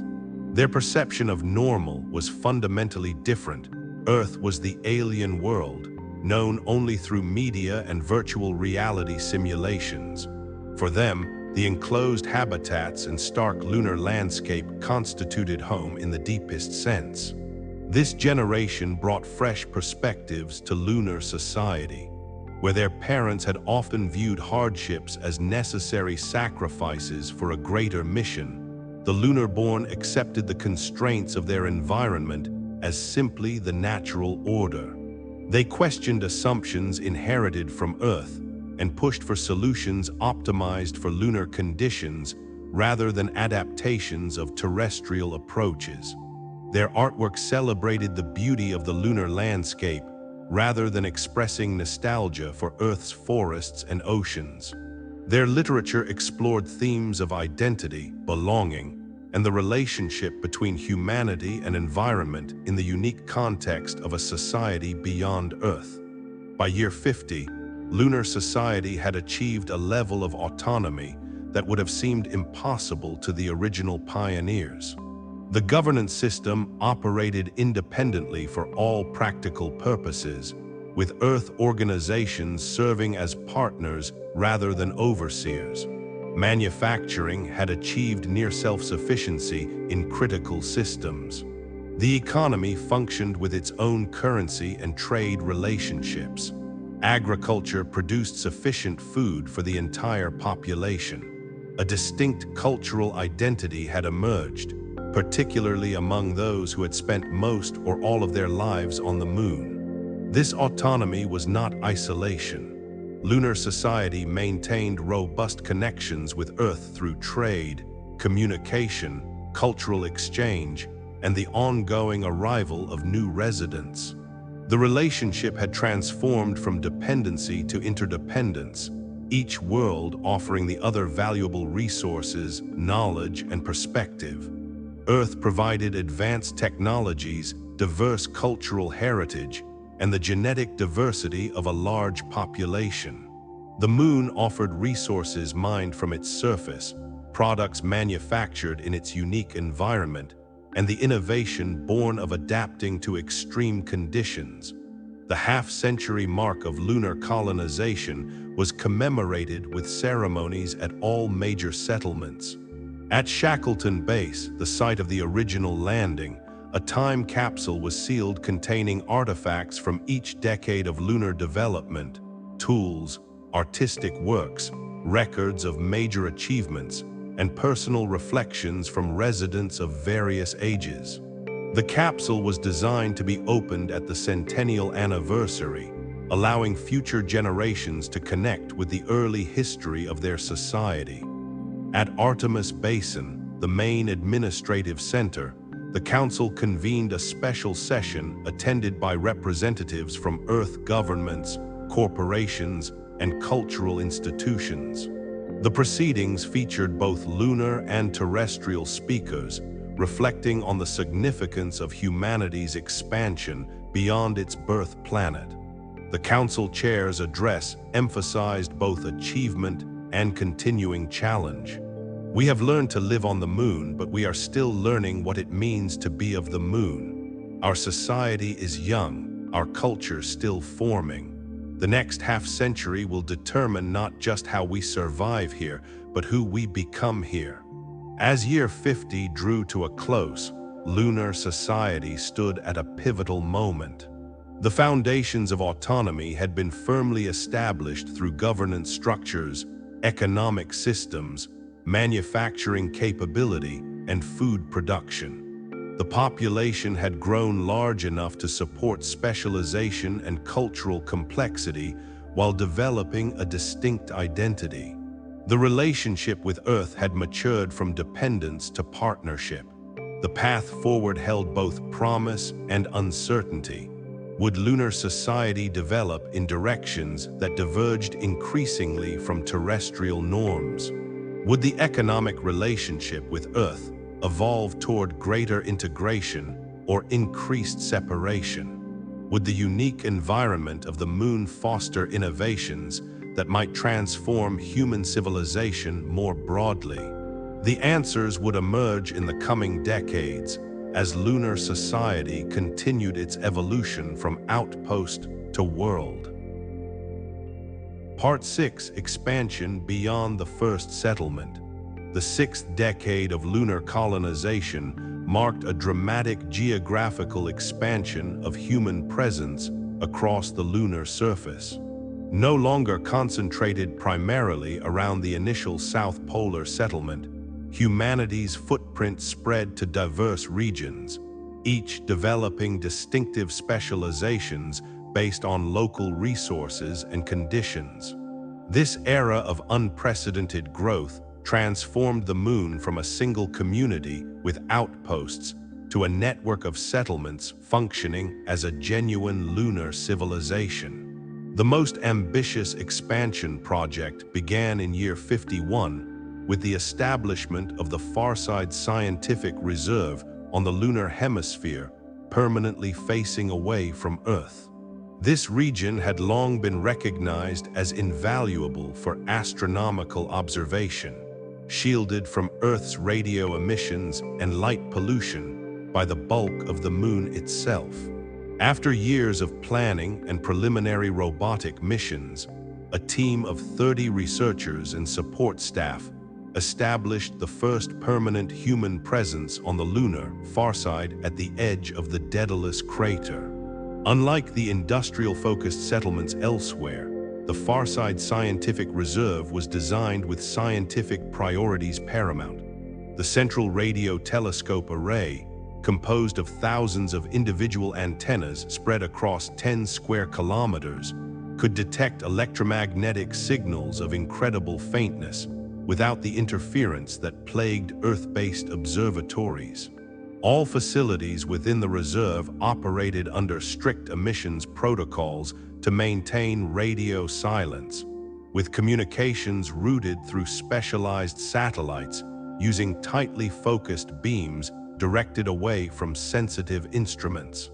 Living conditions at the reserve reflected this scientific focus.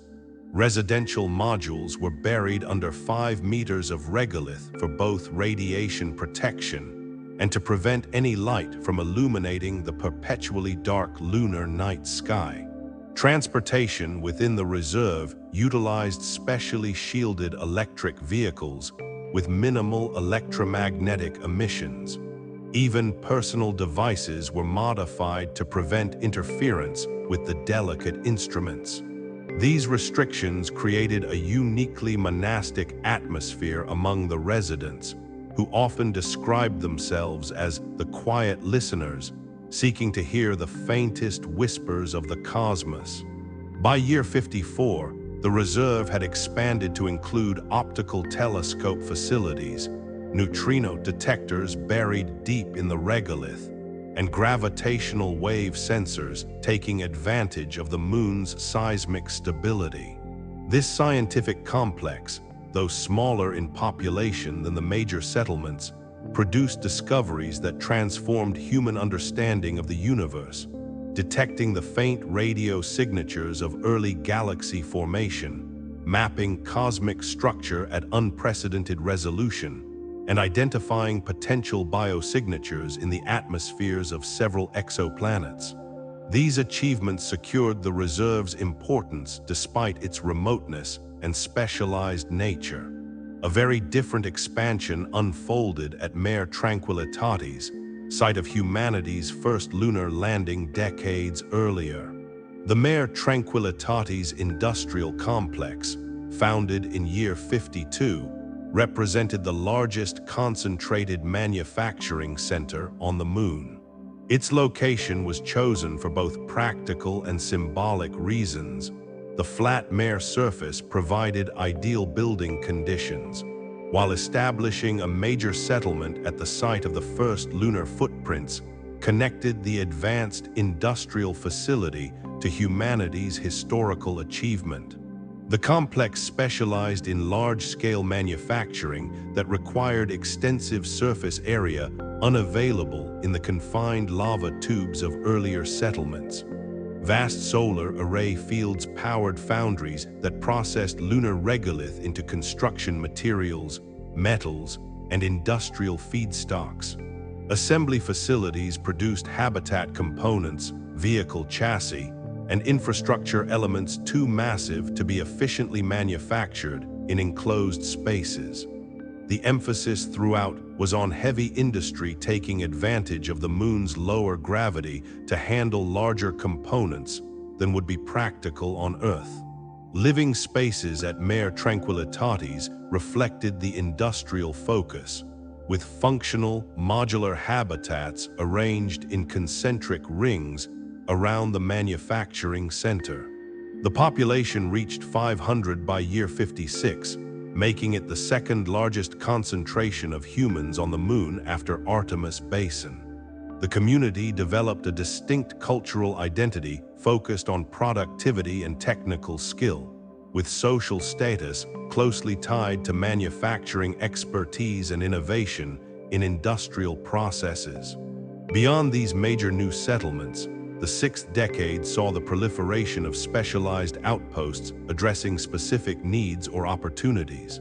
The Polar Ice Mining Collective established 4 autonomous harvesting stations at promising ice-rich craters, each housing 20 to 30 personnel who operated increasingly sophisticated water extraction equipment. The Lunar Heritage Center maintained a small but continuous presence at historically significant sites, including several Apollo landing locations, preserving these areas from development while conducting archaeological documentation of humanity's first explorations. Perhaps the most unusual of these specialized facilities was the Lunar Medical Center at Copernicus Crater, established in year 57 specifically to research and treat the unique health challenges of long-term lunar living. Here, medical researchers developed techniques to combat bone density loss, muscle atrophy, and cardiovascular deconditioning in low-gravity environments. The center pioneered treatments using a combination of targeted exercise regimes, pharmaceutical interventions, and periodic sessions in variable gravity centrifuges. By year 59, its protocols had significantly reduced the physical deterioration previously considered inevitable for long-term lunar inhabitants. Connecting this expanding network of settlements required revolutionary advances in transportation infrastructure. The most ambitious project was the construction of the Lunar Mass Driver, which began in year 53 at a location 20 kilometers east of Mare Tranquillitatis. This electromagnetic launching system accelerated payloads along a 3-kilometer track to lunar escape velocity, allowing materials mined or manufactured on the Moon to be launched into space without using rocket propellant. The mass driver revolutionized lunar exports, reducing the cost of delivering materials to Earth orbit by nearly 85% compared to conventional rocket launches. Bulk materials like water, oxygen, and construction elements could be packaged in specially designed containers, accelerated along the track, and precisely inserted into transfer orbits. Upon reaching their destination, whether an orbital manufacturing facility, space station, or transfer point for deep space missions, the containers were captured by waiting facilities, their contents removed, and the containers eventually returned to the lunar surface for reuse. While the mass driver transformed off-Moon transportation, internal connections between settlements improved through the expansion of the Maglev transportation tunnel network. The original line connecting the South Polar region to the equatorial spaceport was supplemented with branches reaching to Mare Tranquillitatis in year 54 and to the Western mining operations in year 56. By year 58, over 1,500 kilometers of sealed tunnels contained maglev tracks, allowing pressurized carriages to travel between major settlements at speeds up to 350 kilometers per hour. This transportation network transformed the lunar experience, enabling regular commerce between previously isolated communities and facilitating cultural exchange among populations that had developed distinct local identities.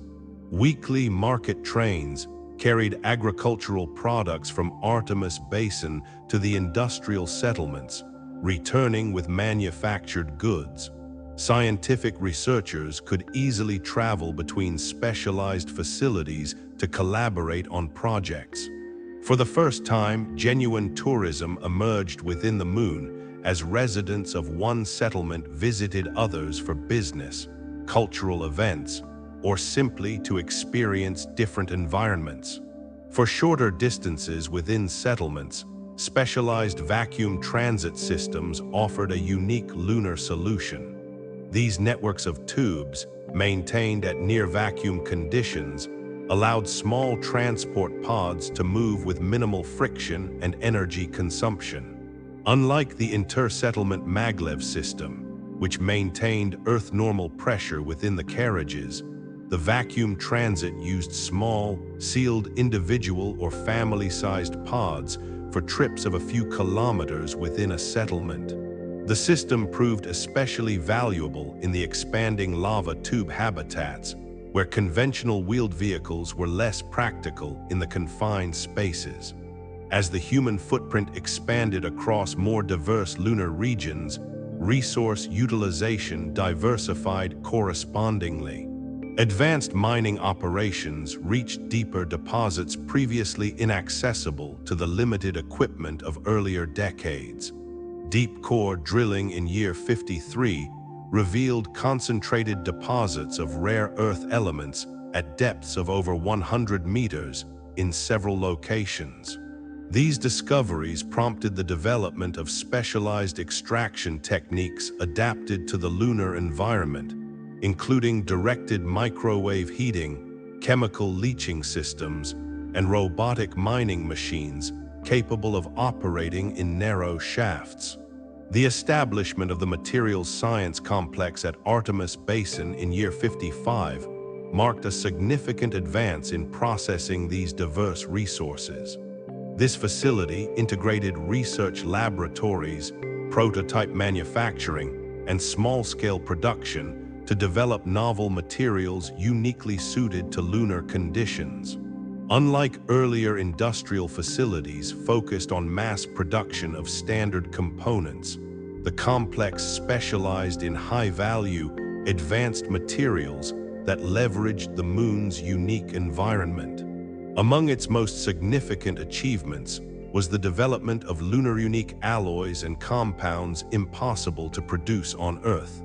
Vacuum metallurgy, the melting and alloying of metals in the absence of atmospheric contamination, created materials with exceptional purity and precisely controlled compositions.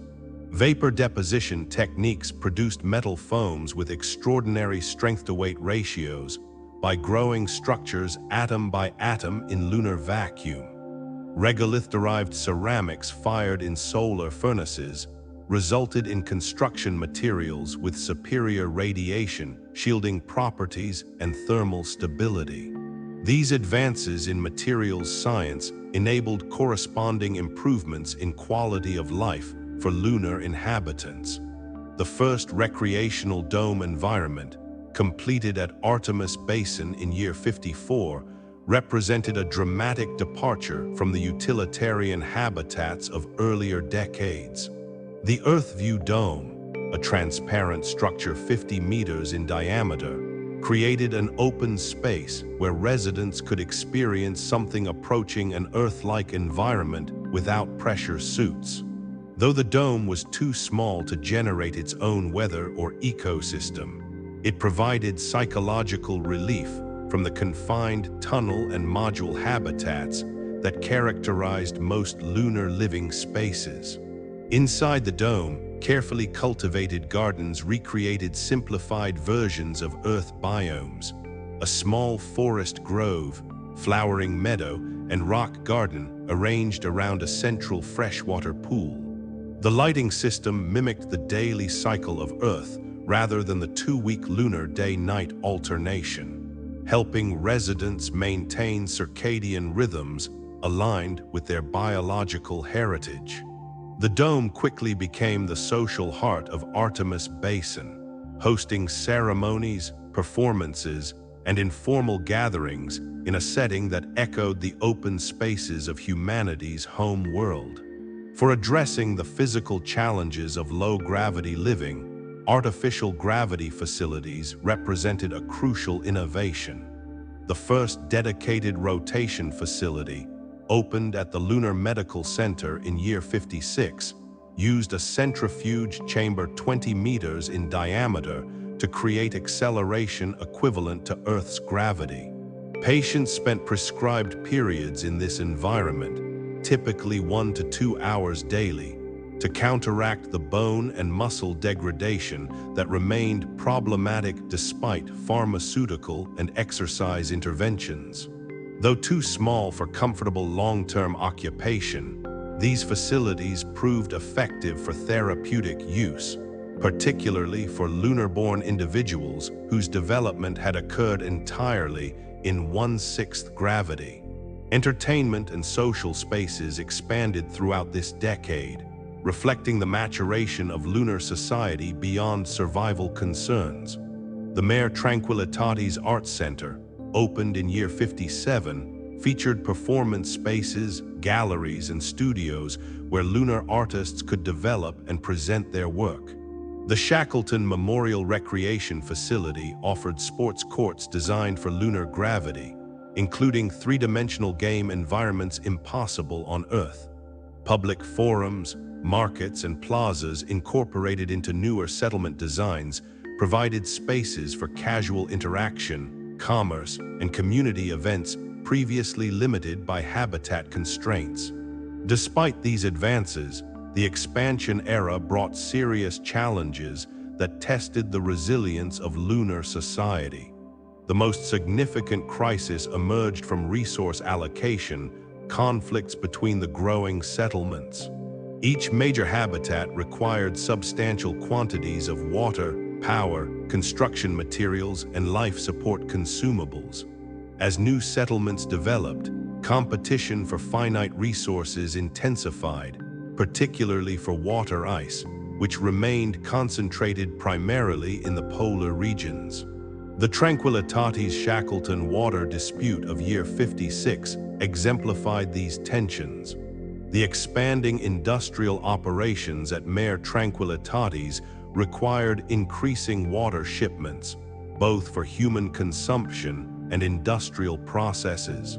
When a technical problem reduced extraction capacity at the South Polar facilities, the Lunar Administrative Council implemented rationing that prioritized established settlements over newer developments.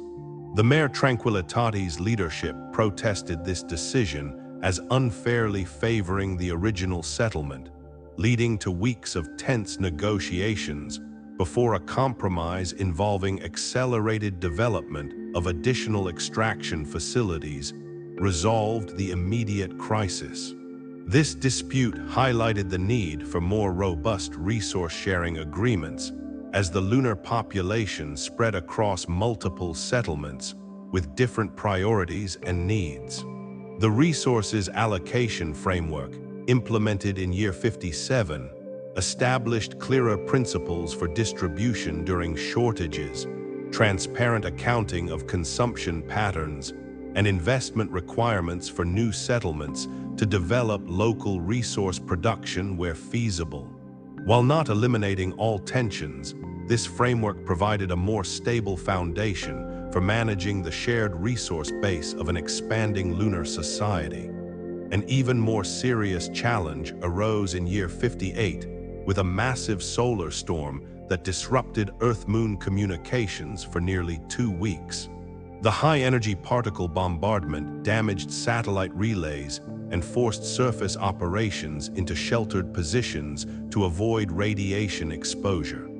During this period, lunar settlements were effectively isolated from Earth guidance and support, requiring entirely local decision-making and resource management.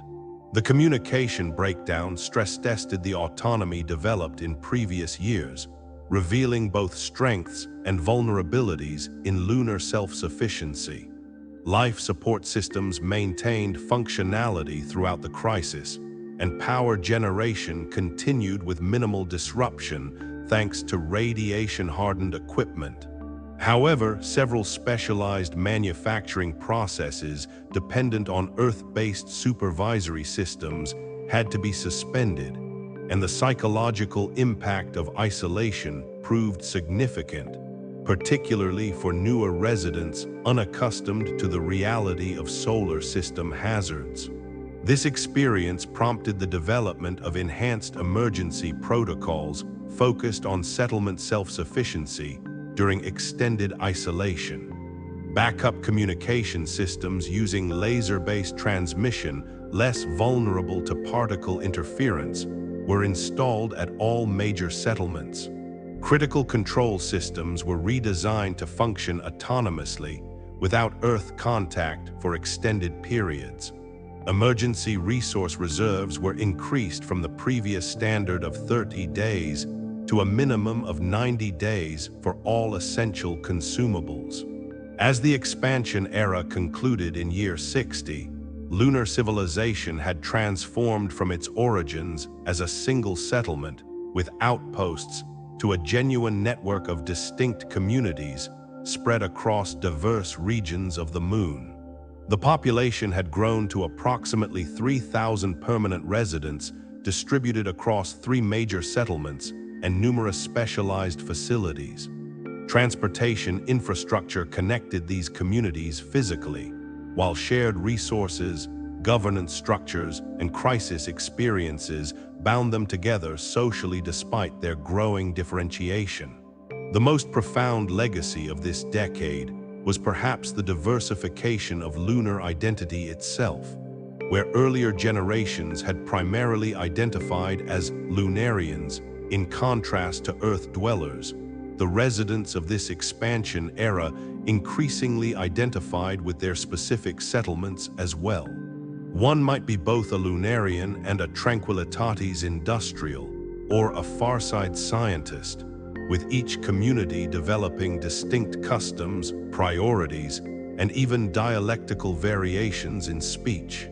This complexity mirrored the pattern of human cultural diversification on Earth, suggesting that as humanity expanded beyond its home planet, it carried not just its technology, but its tendency toward cultural elaboration and specialization. Part 7, Society and a Lunar Culture. The period spanning years 61 to 75 marked a profound transformation in lunar development. While previous decades had focused primarily on establishing the physical infrastructure necessary for survival and expansion, this era shifted toward the development of a truly distinctive lunar society with its own cultural identity, educational institutions, health practices, and social structures. This was the time when the moon truly became not just a place where humans lived, but a world with its own civilization. Central to this transformation was the coming of age of the first generation born entirely on the lunar surface. By year 61, the oldest lunar-born individuals had reached their late 20s and early 30s, taking on leadership roles in various sectors of lunar society. Unlike their parents who had chosen to leave Earth and adapt to lunar conditions, these individuals had known only the moon as home. Their bodies had developed entirely in 1/6 gravity, their psychology shaped by life in enclosed habitats, and their worldview formed by the unique perspective of a society existing beyond Earth's cradle. This lunar-born generation brought distinctly different perspectives to long-standing challenges. Where the founding generation had approached lunar living as a series of technical problems to solve through engineering, the lunar-born often questioned the underlying assumptions inherited from Earth. Why should habitats mimic terrestrial architecture when the structural requirements were so different? Why organize daily schedules around a 24-hour cycle when living far from Earth's rotation? These questions led to innovative approaches across multiple domains of lunar life. One of the most profound philosophical developments emerged from what became known as the Earth View perspective. Unlike the famous overview effect experienced by astronauts seeing Earth from space as a fragile blue marble, the lunar-born generation grew up seeing Earth as a constant presence in the sky, beautiful but distant, a place of origin but not of belonging. This unique perspective fostered a philosophy that recognized humanity's terrestrial heritage while embracing a multi-world identity, seeing Earth and Moon as complementary rather than separate spheres of human existence. The philosopher Lisa Parsons, herself born at Artemis Basin in the colony's 3rd decade, articulated this perspective in her influential work, Divided Sky, Unified Humanity, published in year 68.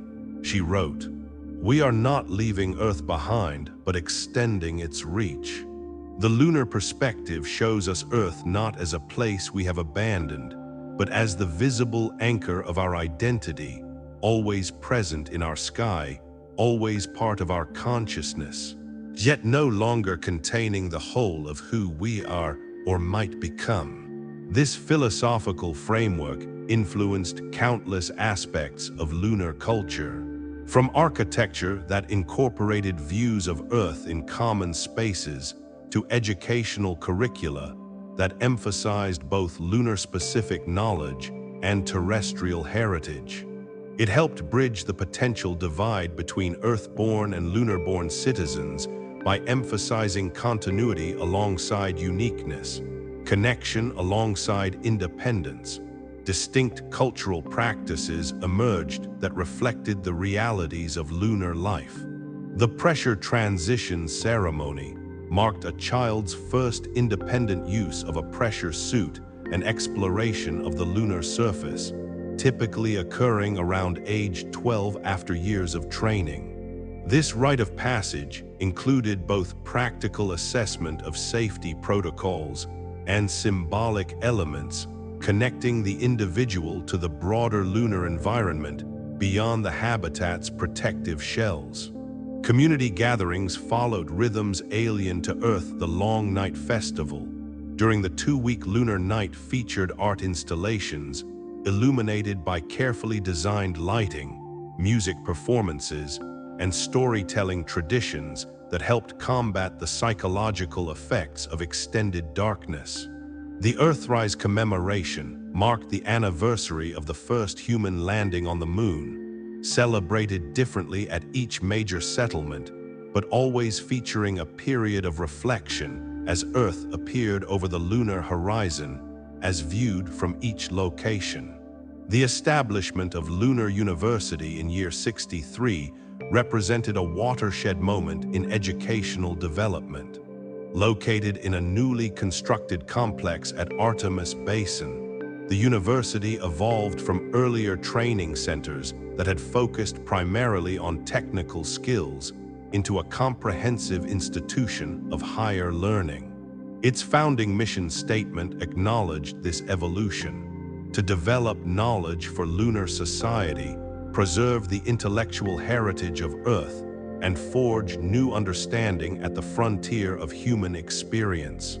The university's architecture itself embodied lunar design principles, with subsurface lecture halls and research facilities connected by transparent tunnels that offered views of both the lunar landscape and Earth. Academic departments were organized not according to traditional Earth disciplines, but around functional areas relevant to lunar society. Environmental systems, resource management, off-world medicine, vacuum engineering, and human adaptation formed the core technical faculties, complemented by departments of lunar arts, multi-world governance, and extraterrestrial humanities. The curriculum developed for these programs specifically addressed careers unique to space environments. Students in vacuum engineering learned principles of construction and manufacturing in airless conditions that had no direct parallel on Earth. The resource management program integrated elements of geology, chemistry, and logistics to prepare specialists in maintaining the closed-loop systems essential to lunar survival. The lunar medicine track focused on the unique health challenges of low-gravity environments, radiation exposure, and psychological adaptation to enclosed habitats. Knowledge exchange programs with Earth ensured that lunar education maintained connection with the broader human intellectual tradition. By year 68, regular exchanges brought Earth-based scholars to teach at Lunar University for terms ranging from 3 months to 2 years. Similarly, lunar specialists traveled to Earth institutions to share insights from their unique environment. These exchanges occurred despite the physical challenges. Earth-based visitors required extensive adaptation to function in lunar gravity, while lunar-born individuals needed medical support and specialized equipment to withstand Earth's stronger pull. Health and adaptation remained central concerns throughout this period, as the long-term effects of lunar living became increasingly apparent. The oldest lunar-born adults, now in their 30s, displayed physiological differences that went beyond the expected reduction in bone density and muscle mass. Their cardiovascular systems had developed with different proportions, optimized for pumping blood in lower gravity. Their height averaged 15 to 20 centimeters greater than their Earth-born parents of similar genetic background, with longer limbs and different musculature patterns. These differences presented both challenges and opportunities. lunar-born individuals experienced significant physical distress when visiting Earth, requiring pharmaceutical interventions, mechanical support garments, and extensive preparation before attempting even short stays in full Earth gravity. Conversely, they demonstrated exceptional adaptation to lunar conditions, with greater mobility, endurance, and comfort in the environment than even long-term Earth-born residents could achieve. Medical advances addressed many of the health concerns that had worried earlier generations. The development of targeted osteogenic stimulation therapy in year 65 significantly reduced bone density loss in both Earth-born residents and lunar-born individuals. This treatment combined precisely calibrated mechanical loading, pharmaceutical agents that promoted bone mineralization, and nutritional supplements optimized for calcium utilization in lunar conditions. For muscle maintenance, bioelectric stimulation systems integrated into everyday clothing provided constant low-level activation that helped prevent atrophy without requiring dedicated exercise time. More intensive training regimens utilized resistance systems calibrated to simulate Earth-like loads for critical muscle groups. Together, these interventions reduced the physical deterioration previously considered inevitable for long-term lunar inhabitants.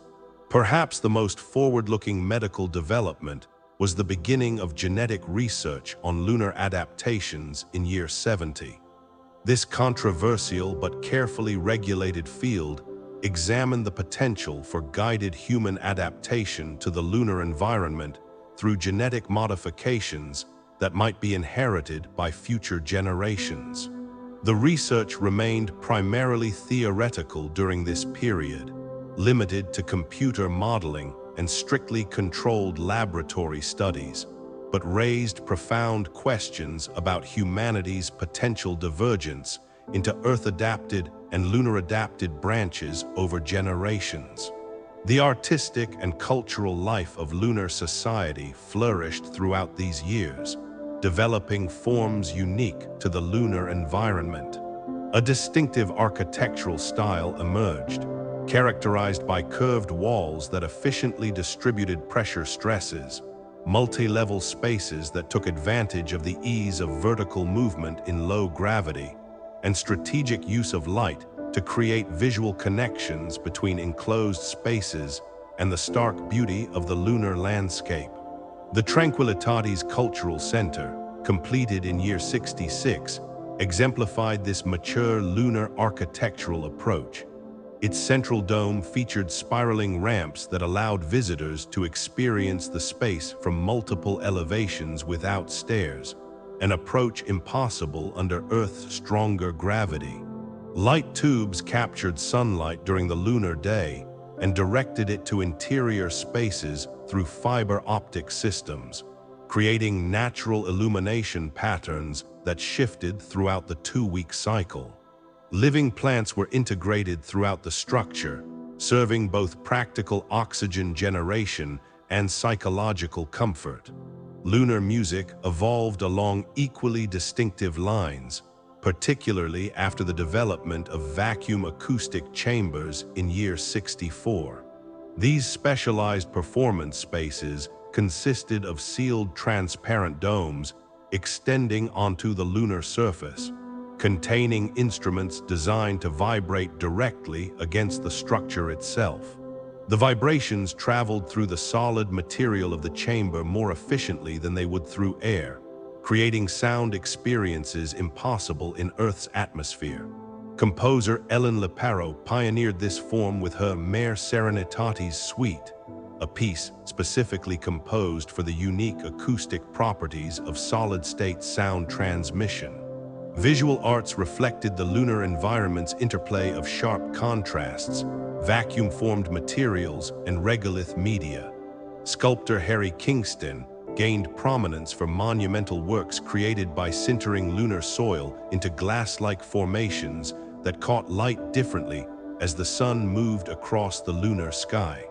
Holographic artist Violet Carpenter developed installations that combined projected light with fine regolith particles suspended in sealed transparent chambers, creating three-dimensional images that shifted as viewers moved around them.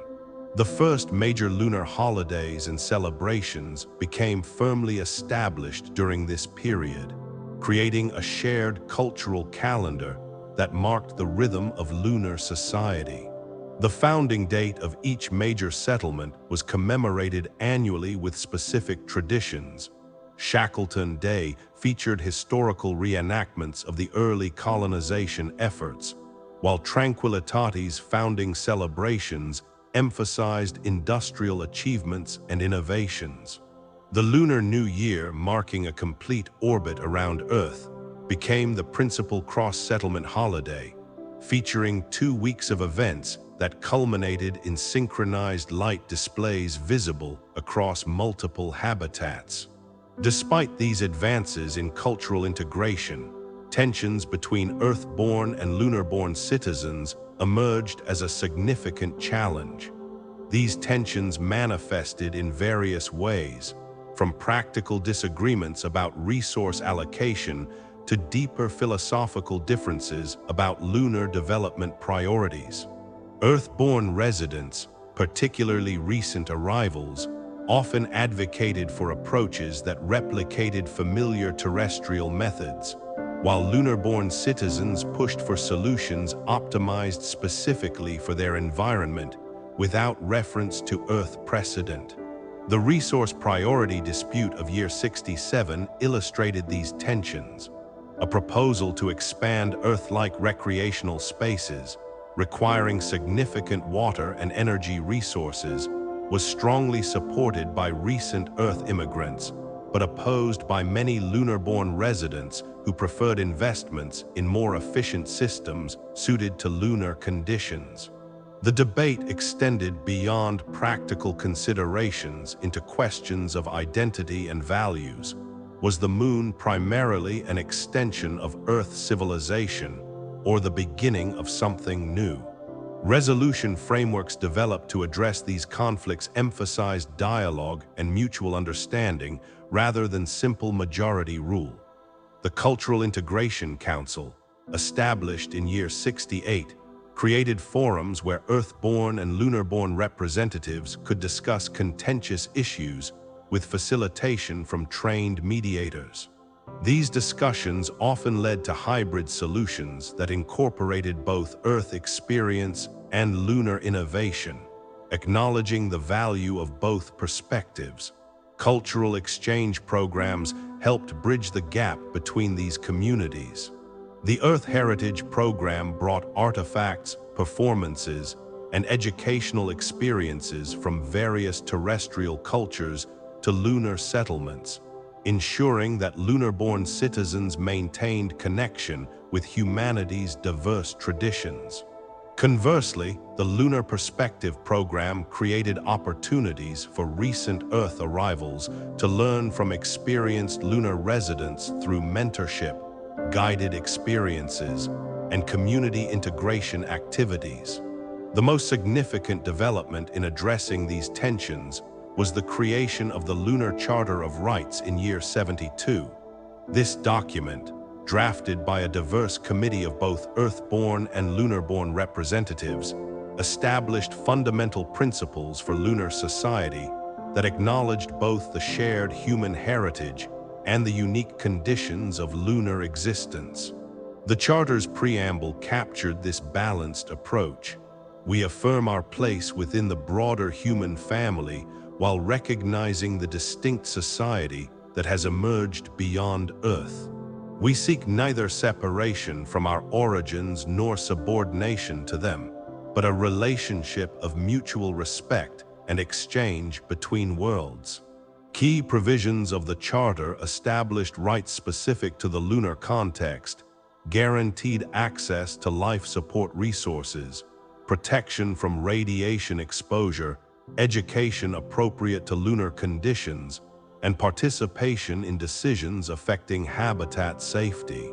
It also affirmed principles derived from Earth's democratic traditions, including freedom of expression, equal treatment under community rules, and protection from arbitrary restrictions.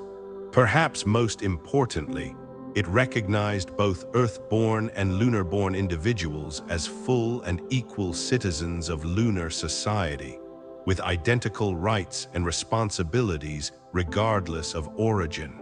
The Charter became the cornerstone of lunar governance during this period, providing a framework for resolving disputes and guiding development decisions. Its ratification by all major settlements in year 73 marked the transition from ad hoc governance to principled system based on clearly articulated values. This development coincided with the appointment of the first Lunar-born Council chair, symbolizing the generational shift in leadership.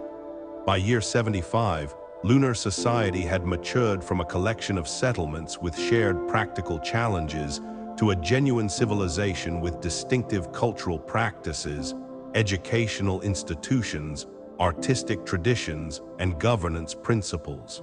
The population had grown to approximately 6,000 permanent residents, with lunar-born individuals comprising nearly 40% of the total. While still tiny by terrestrial standards, this community had developed the essential elements of a self-perpetuating society capable of maintaining and evolving its own traditions. The relationship between lunar society and Earth remained complex, characterized by both connection and differentiation. Regular communication, trade, and migration continued, with new arrivals from Earth bringing fresh perspectives and skills. Simultaneously, the unique conditions of lunar life continued to shape distinct adaptations, from physical differences in human development to specialized technologies and cultural practices impossible on Earth. This dynamic balance between shared humanity and environmental adaptation would define lunar civilization in the decades to come. The foundation had been laid for a society that neither rejected its terrestrial origins nor remained merely a reflection of Earth's civilization. Like a child growing to adulthood, lunar society had begun to forge its own identity while maintaining connection with its parent culture, different yet related, separate yet part of the same human family. Part 8: The Dark Years: Hardship and Recovery.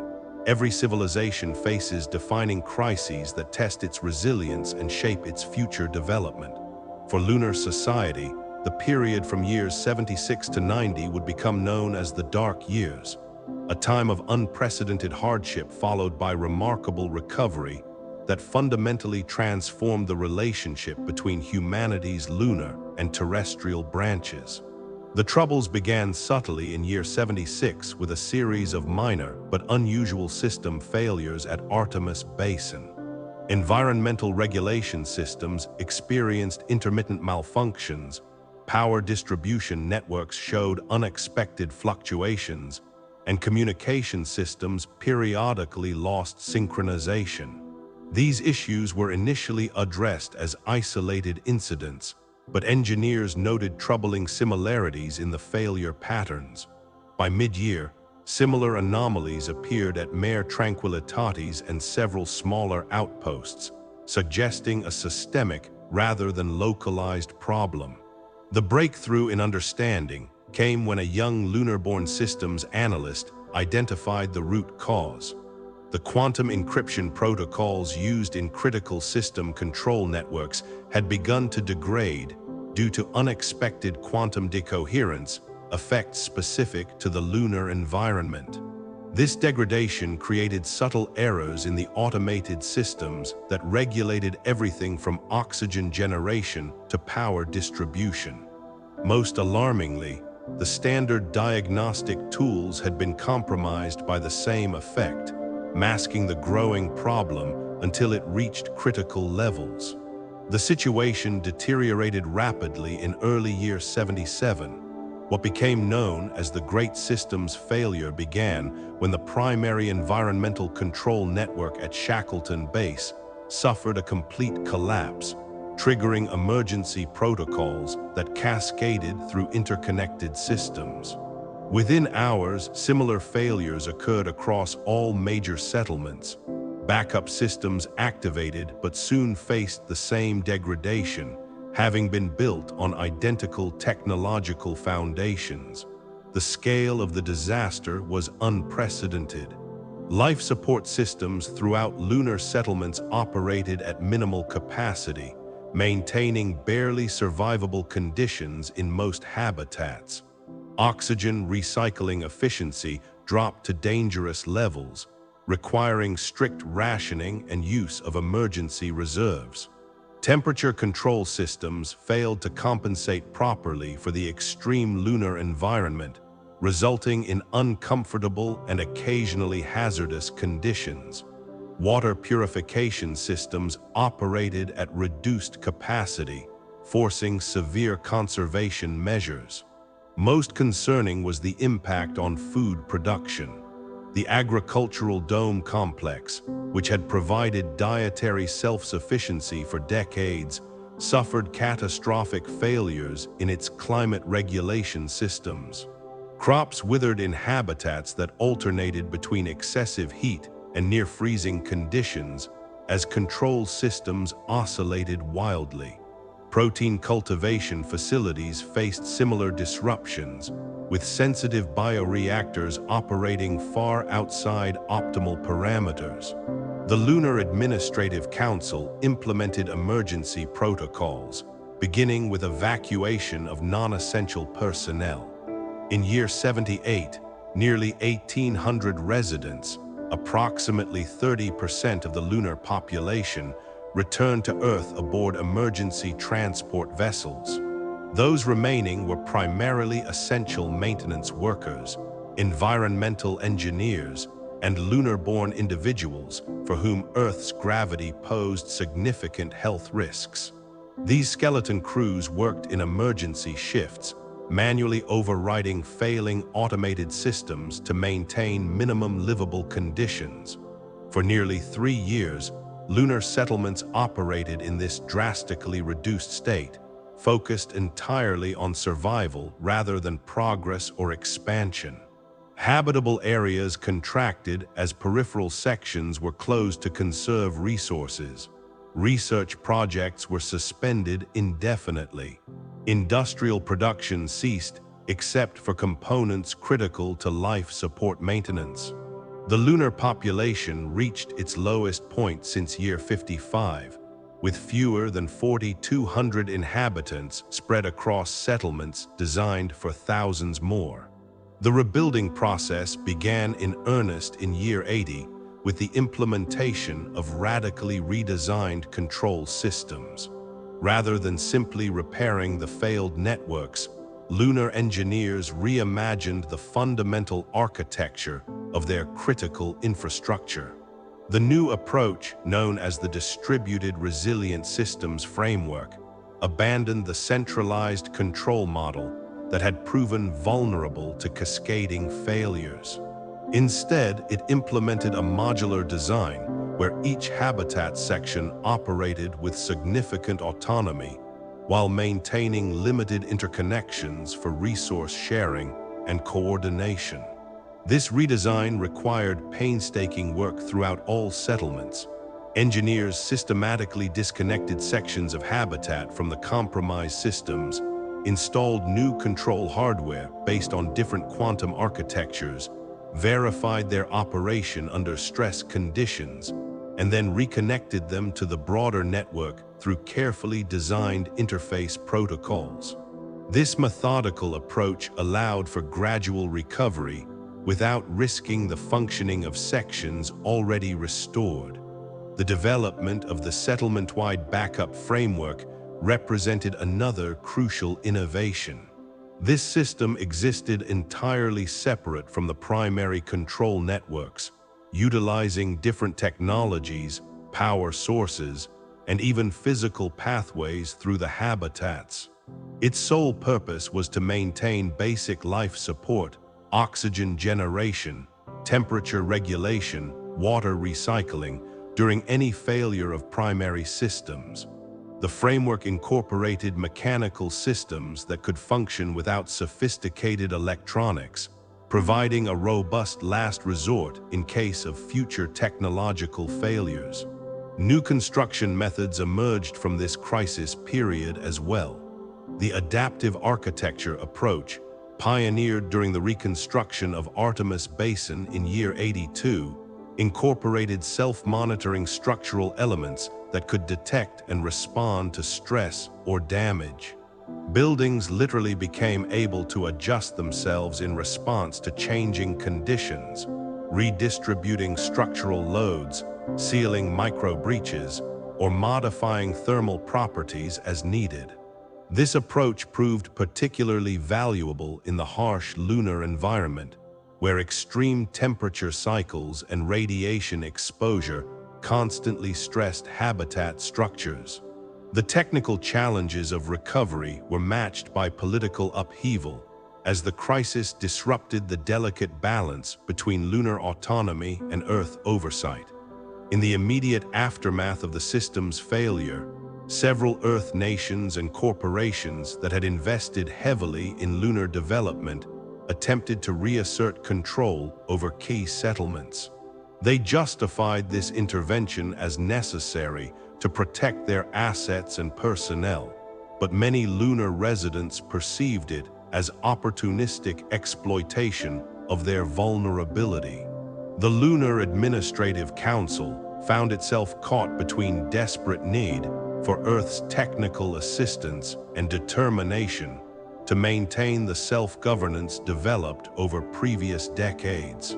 Initial reconstruction efforts included conditions that would have effectively returned lunar settlements to the dependent status of their early years, with Earth-based authorities holding approval rights over major decisions and resource allocations. This pressure catalyzed the formation of the autonomy movement, which began as informal discussion groups among lunar-born citizens concerned about the erosion of self-determination. By year 81, it had evolved into a structured political organization led primarily by second-generation lunar inhabitants who had never known Earth as home. The movement advocated for maintaining independence while acknowledging the legitimate interests of Earth-based stakeholders. The tension peaked in year 83 with the Tranquillitatis Declaration, in which representatives from all major settlements affirmed their commitment to self-governance and rejected external control.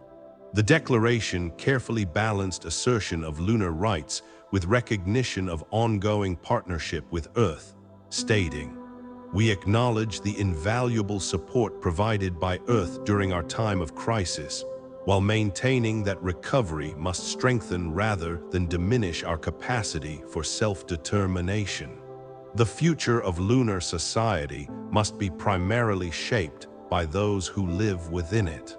This led to 2 years of intense negotiations between lunar representatives and various Earth entities, culminating in the Lunar Self-Determination Accord of year 85.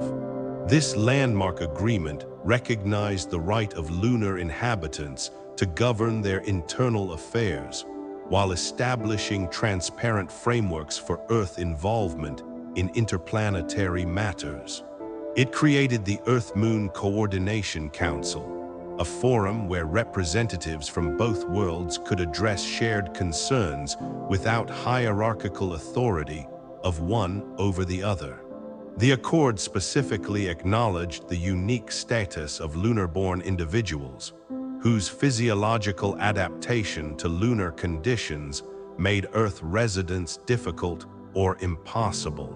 This recognition strengthened the case for lunar self-governance, as a significant and growing portion of the population could not practically participate in Earth-based political systems. It established the principle that decisions primarily affecting lunar living conditions should be made by those who would live with the consequences. Amid these political developments, the technical recovery fostered a remarkable technological renaissance. The necessity of rebuilding critical systems from first principles drove innovation far beyond simply restoring previous capabilities. Engineers and scientists, freed from constraints of existing designs, implemented ideas that might have seemed too radical or risky under normal circumstances. The development of fully autonomous maintenance systems represented a breakthrough born directly from the crisis experience. The Automated Repair and Prevention System, or ARPS, implemented throughout reconstructed habitats by year 86, utilized advanced robotics and artificial intelligence to continuously monitor, maintain, and repair critical infrastructure. Unlike previous automation that required central control, ARPS units operated independently with sophisticated decision-making capabilities and physical dexterity to access areas difficult for human maintenance workers. These systems proved particularly valuable in exterior operations where radiation exposure limited human activity. ARPS units could remain on the lunar surface indefinitely, performing repairs to solar arrays, thermal regulation systems, and communication equipment regardless of radiation conditions or temperature extremes. Their continuous operation significantly reduced the frequency and severity of system failures compared to the periodic human maintenance schedules of previous decades. New materials developed during this period revolutionized lunar construction practices.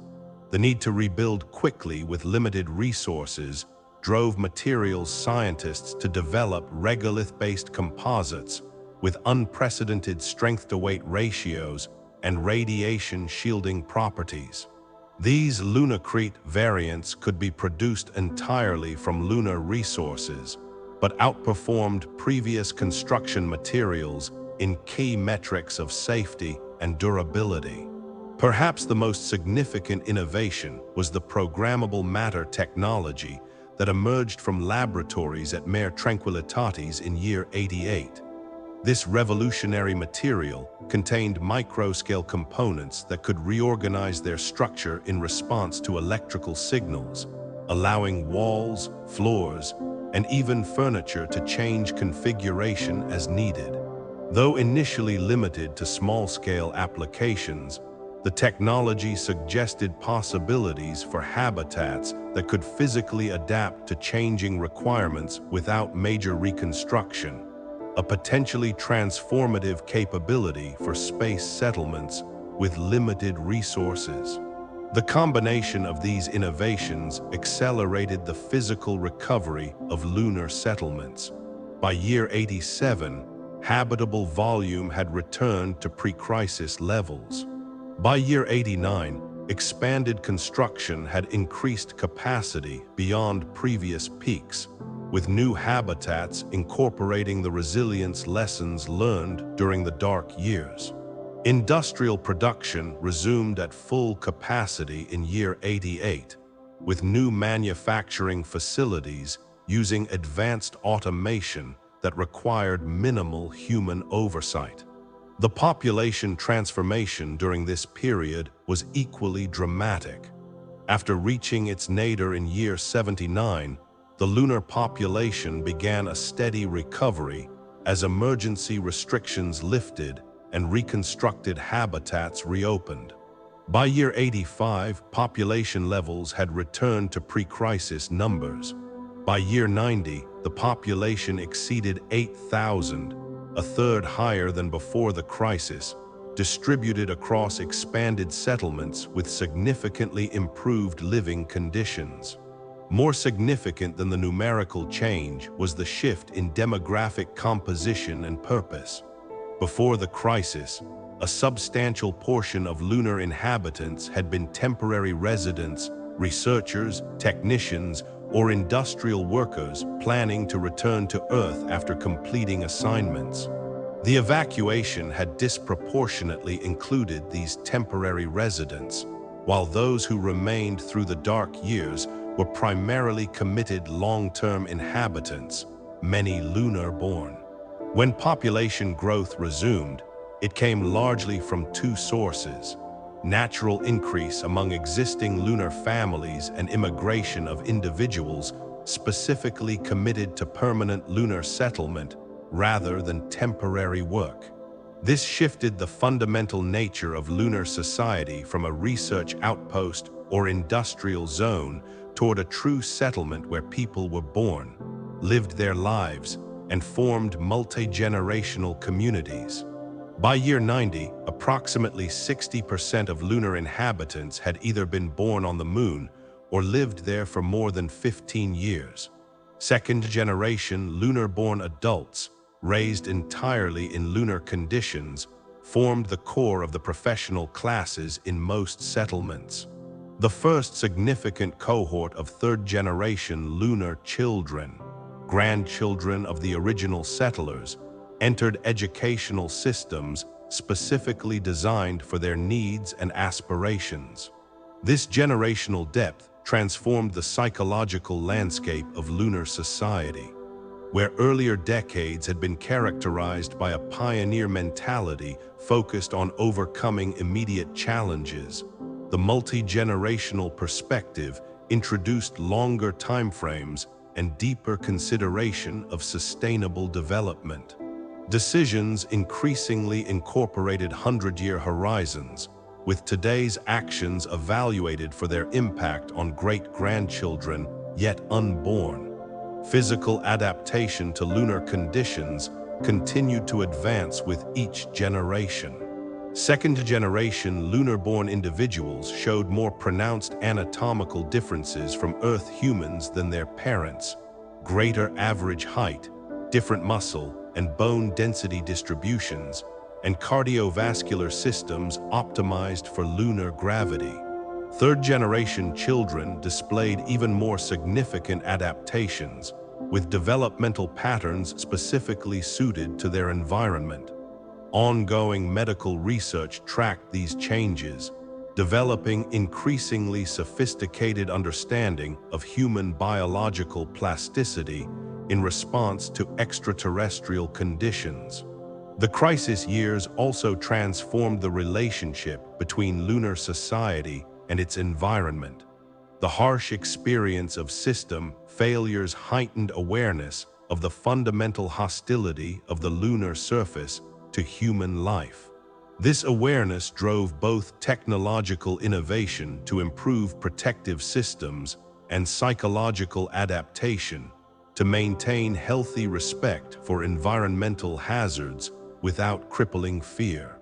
Education systems incorporated this balanced approach, teaching children from their earliest years both the dangers of their world and the methods developed to manage those dangers.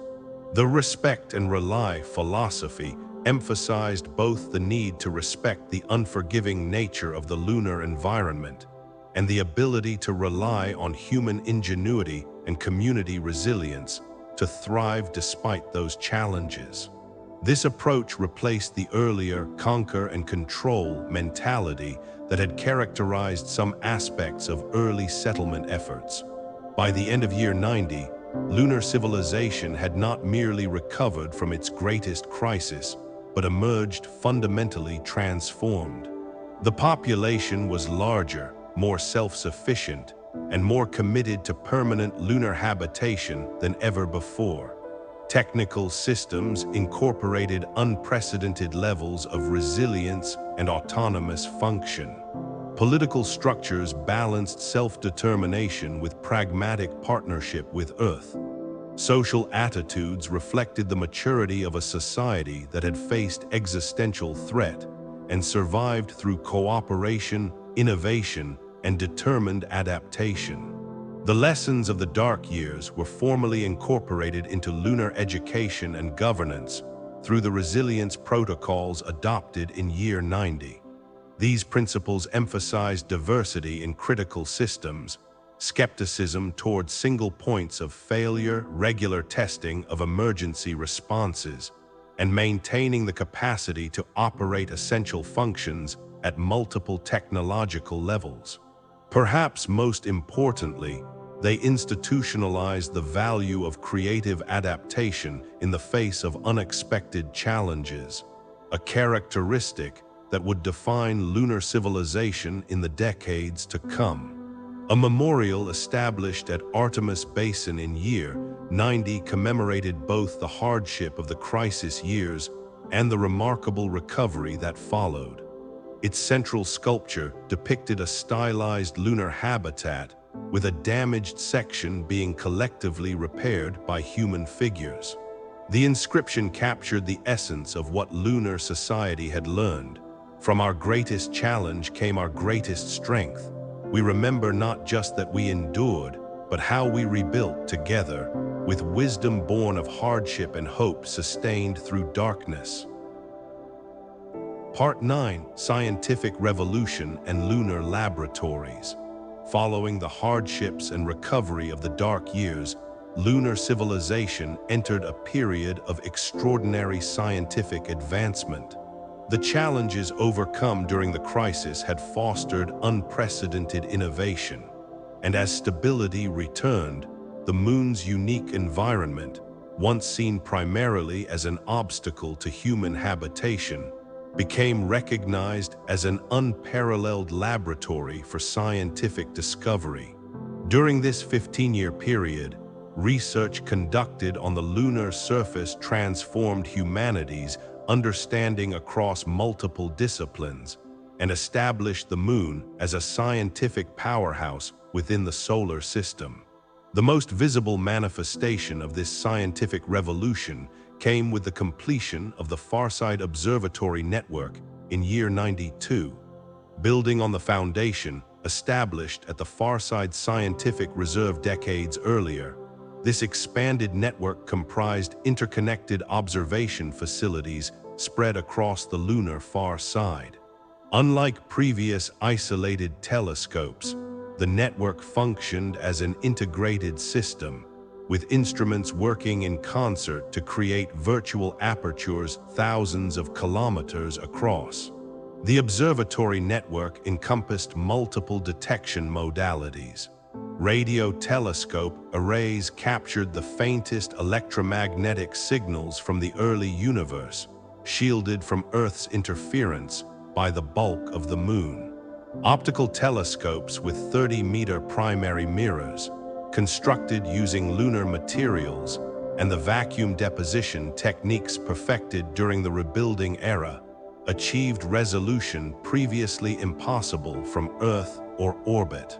Neutrino detectors buried deep in the regolith registered particles that had traveled unimpeded across the cosmos, carrying information from the most energetic astronomical events.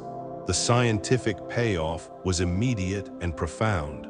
Within its first year of full operation, the network captured the first direct image of an exoplanet atmosphere showing clear biosignature gases, providing compelling evidence of life beyond our solar system. By year 95, it had mapped the cosmic web structure of dark matter distribution with unprecedented precision, forcing revisions to fundamental models of universal evolution. The detection of gravitational waves from the early universe in year 98 opened an entirely new field of primordial cosmology, allowing scientists to study conditions mere moments after the Big Bang.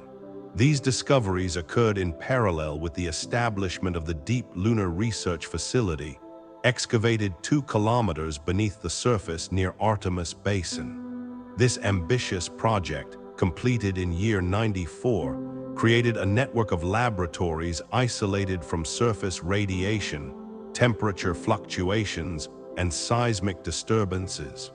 The facility's depth provided natural shielding equivalent to several kilometers of Earth's atmosphere, creating conditions found nowhere else in human-accessible space. The deep facility specialized in experiments requiring extreme stability, isolation, or protection from cosmic influences.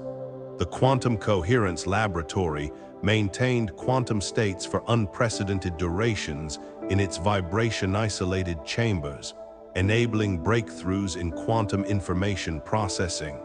The Ultra-Low Background Radiation Laboratory detected particle interactions so rare they would be completely obscured by natural background radiation anywhere on Earth's surface.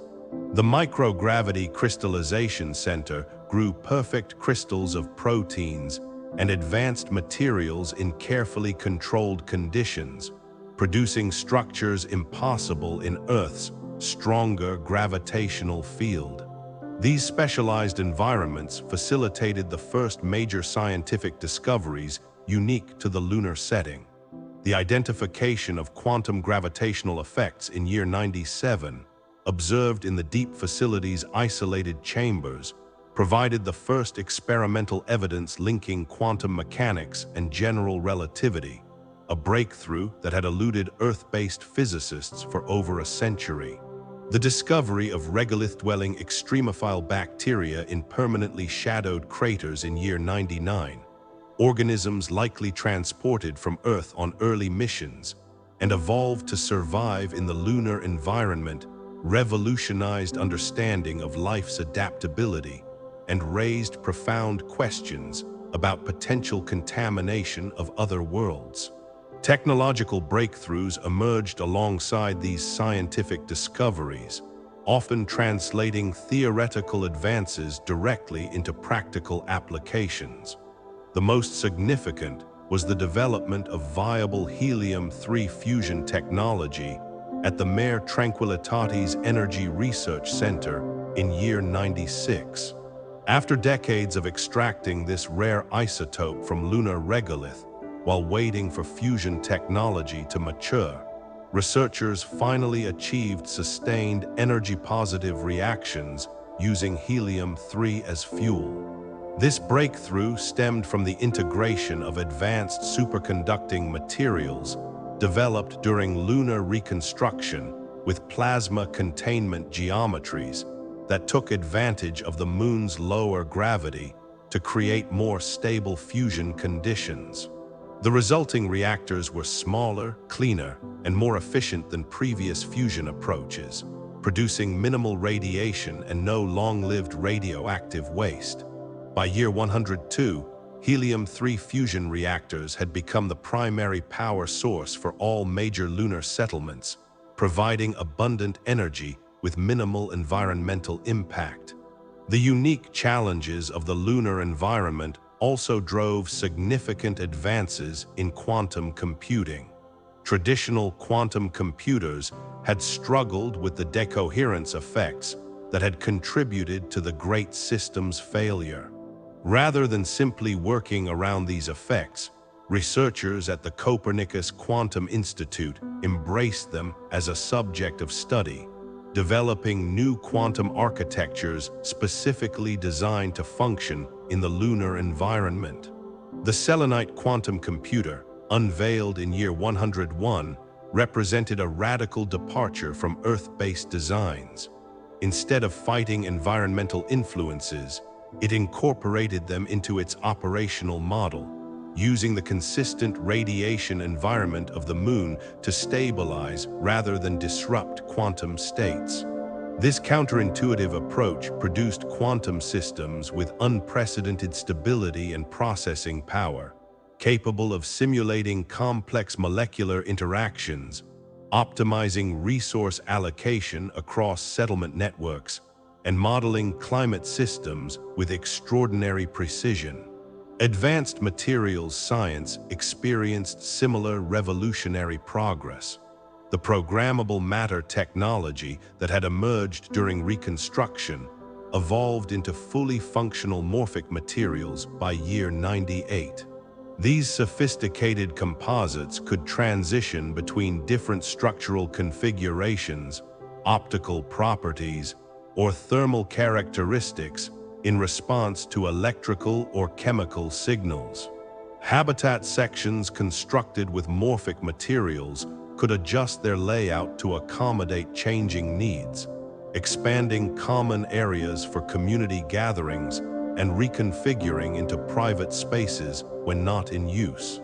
Researchers at the Mare Serenitatis Materials Laboratory developed lunar regolith-based superconductors in year 103, creating materials that exhibited zero electrical resistance at the relatively high temperatures found in shaded lunar regions.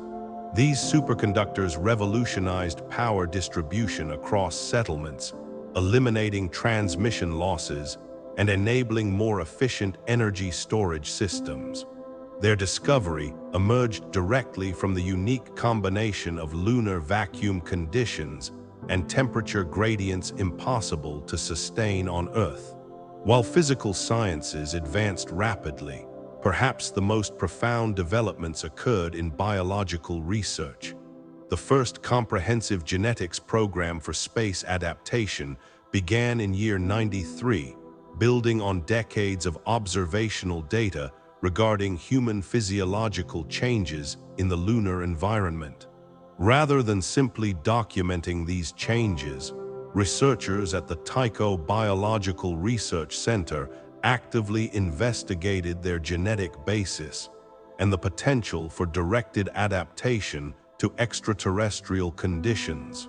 The program proceeded with rigorous ethical oversight, focusing initially on identifying genetic factors associated with positive adaptation to low gravity, radiation resistance, and efficient oxygen utilization. By year 98, researchers had isolated several gene variants that appeared to confer advantages in lunar conditions. Some of these variants had arisen spontaneously in the lunar-born population, while others represented pre-existing human diversity that proved advantageous in the new environment. This knowledge informed the development of non-genetic interventions to support adaptation, nutritional recommendations, exercise protocols, and environmental modifications that could help individuals with less advantageous genetic profiles thrive in lunar conditions. It also raised profound questions about humanity's future beyond Earth and the potential for divergent evolution as populations adapted to different planetary environments over generations. The genetic research contributed to the emergence of a unique lunar pharmaceutical industry. The Artemis Medical Laboratories, established in year 94, specialized in developing treatments for conditions specific to lunar living, bone density regulation, radiation exposure mitigation, and psychological adaptations to enclosed habitats. By year 100, these laboratories had produced dozens of medications optimized for the lunar-adapted physiology, many utilizing compounds synthesized from genetically modified plants grown in lunar habitats. This pharmaceutical work contributed to the remarkable longevity of the lunar population. By year 105, the average life expectancy for lunar residents exceeded that of Earth for the first time, despite the environmental challenges. The combination of targeted medical interventions, low-gravity benefits for the cardiovascular system, and the controlled habitat environment appeared to offset the risks of radiation exposure and other lunar-specific hazards. Agricultural science experienced parallel innovations focused on closed-system sustainability. The Agricultural Research Dome, completed in year 97, functioned as both a food production facility and a living laboratory for developing cultivation techniques specifically optimized for lunar conditions. Researchers pioneered three-dimensional growing systems that maximized yield per cubic meter by utilizing the full volume of growing chambers rather than just floor space. Plant varieties were selectively bred for characteristics valuable in the lunar environment: compact growth habits, efficient water usage, and optimal oxygen production alongside nutritional value. Perhaps the most revolutionary agricultural development was the integrated bioregenerative life support system demonstrated at Mare Crisium in year 102. This comprehensive approach moved beyond traditional hydroponics to create a genuinely symbiotic relationship between human habitation and agricultural systems. Plant transpiration provided humidity control for habitats. Algae cultures processed human waste directly into plant nutrients. Beneficial microbiomes maintained throughout the system prevented pathogen accumulation. The system achieved 99.7% water recycling efficiency and nearly closed the loop for carbon, nitrogen, and other essential elements. These remarkable lunar advances did not occur in isolation from Earth. Contrary to fears that the crisis years might permanently separate the two worlds scientifically, this period saw intensified collaboration between lunar and terrestrial researchers. The Earth-Moon Scientific Exchange Program, established in year 94, facilitated regular movement of researchers between worlds, with lunar specialists bringing their unique perspective to Earth problems and terrestrial experts contributing specialized knowledge to lunar challenges. This knowledge exchange revolutionized technologies on both worlds. Water purification systems developed for lunar habitats were adapted to address clean water shortages in arid Earth regions. Radiation-resistant crops bred for lunar agriculture proved valuable in areas of Earth affected by environmental degradation. Medical treatments developed for lunar bone density management helped address osteoporosis in Earth's aging population. Perhaps most significantly, the energy generation and storage technologies pioneered on the Moon contributed to Earth's transition away from fossil fuels toward more sustainable energy systems. Joint research initiatives flourished across multiple fields. The Earth-Moon Genetics Consortium, formed in year 97, compared genetic adaptation patterns between populations on both worlds, yielding insights into human evolutionary potential. The Interplanetary Materials Science Initiative coordinated research on novel materials development, with processing stages distributed between lunar and terrestrial facilities based on their respective environmental advantages. The Cooperative Astronomical Research Program integrated observations from lunar, Earth-based, and orbital instruments to create a comprehensive multi-perspective view of astronomical phenomena. These collaborations helped establish lunar research as a prestigious career path for scientists from Earth, where early lunar settlers had often been technical specialists focused on survival and infrastructure.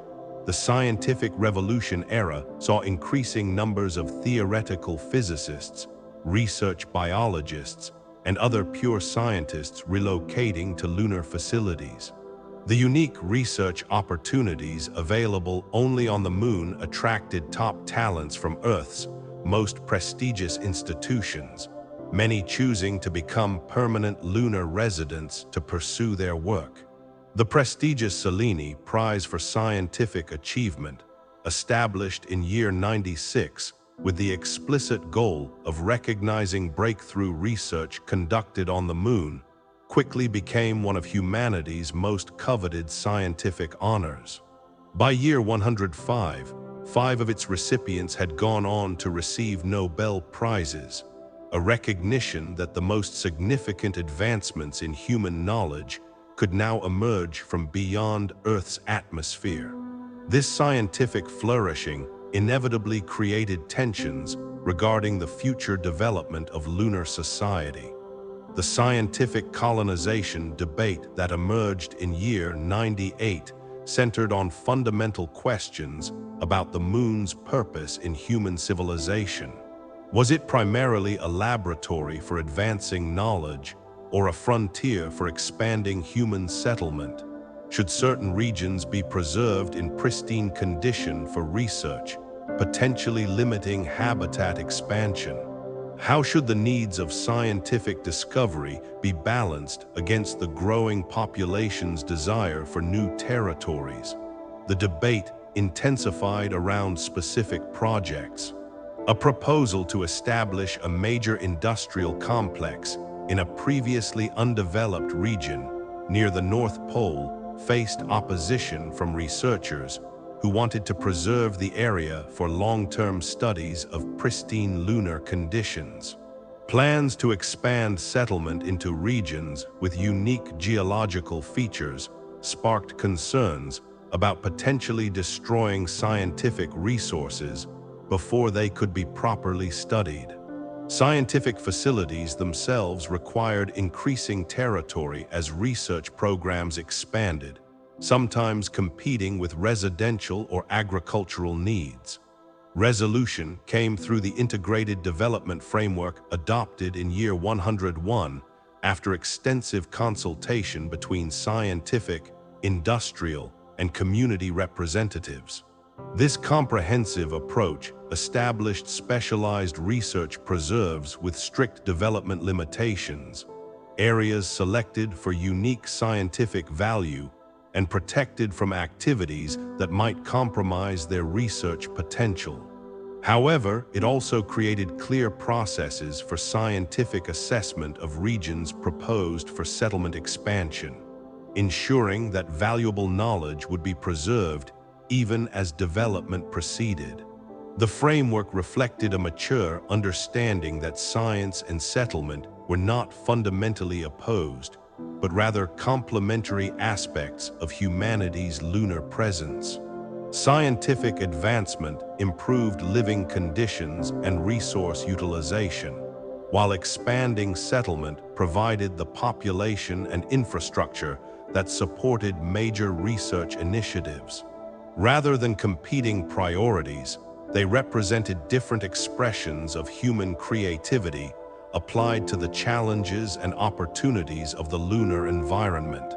This perspective contributed to the integration of science into lunar colonial identity. Where Earth cultures often maintained some separation between scientific pursuits and broader society, lunar culture increasingly incorporated scientific thinking into everyday life and decision-making. The evidence-based approach required for survival in the harsh environment extended naturally to other domains of lunar society, fostering a culture that valued empirical observation, hypothesis testing, and revised understanding based on new information. Educational systems reflected this integrated approach, with scientific methods taught not as a specialized professional technique, but as a fundamental life skill relevant to all lunar inhabitants. Public spaces featured interactive displays explaining the scientific principles behind habitat functions and lunar phenomena. Community decision-making processes explicitly incorporated data collection and analysis alongside value considerations, recognizing that effective choices required both factual understanding and normative judgment. By year 105, this scientific revolution had transformed lunar civilization in ways extending far beyond specific discoveries or technologies. The moon had evolved from a place where humans struggled to survive despite environmental challenges to one where those very challenges drove innovation and discovery impossible elsewhere. The unique conditions that had once been seen as obstacles to human settlement now represented one of lunar society's greatest assets, a laboratory unlike any other in human experience. The century mark of lunar colonization was commemorated with the opening of the Lunar Science Museum at Artemis Basin in year 105. Unlike traditional museums focused primarily on preserving the past, this institution explicitly connected historical developments to ongoing research and future possibilities. Interactive exhibits allowed visitors to manipulate the variables in fusion reactions, experience the quantum phenomena being studied in the deep facility, and observe the growth of plants developed specifically for lunar agriculture. The museum's central atrium featured a monument listing major scientific discoveries made possible by lunar settlement, hundreds of entries spanning fundamental physics, astronomy, biology, materials science, and other fields. Beside this impressive catalog stood a simple statement that captured the essence of the scientific revolution era. "We came to the moon seeking what we might create here. We discovered what we might learn here.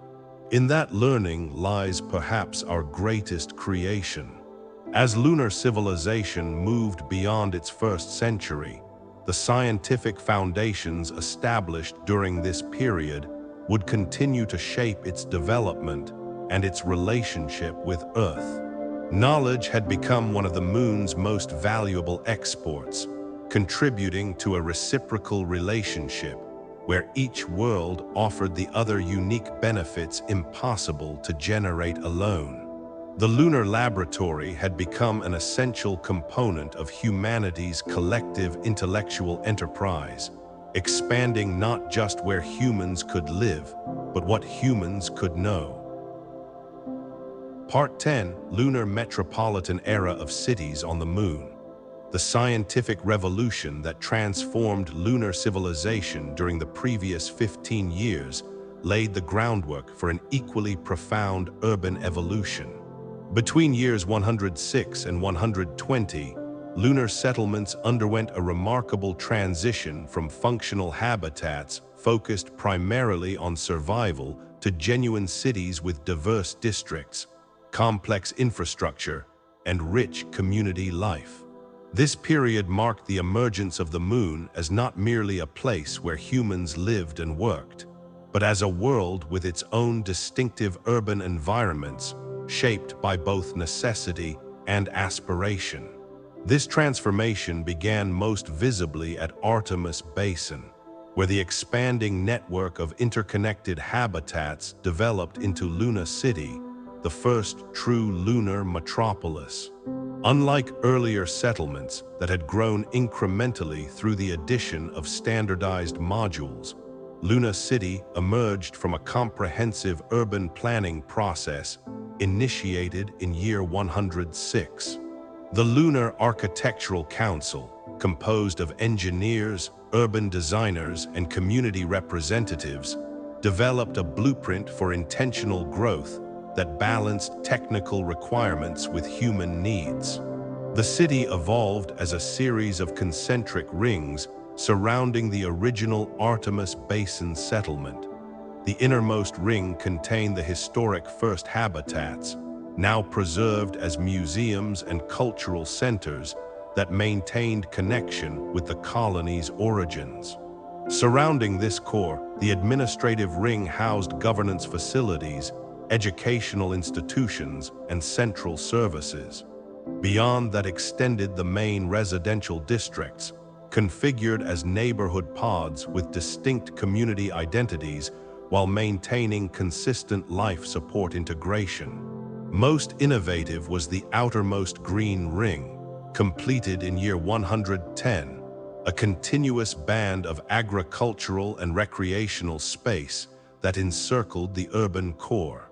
This ring utilized the latest in closed-loop ecological design, with layered growing systems that maximized production while creating spaces of remarkable beauty.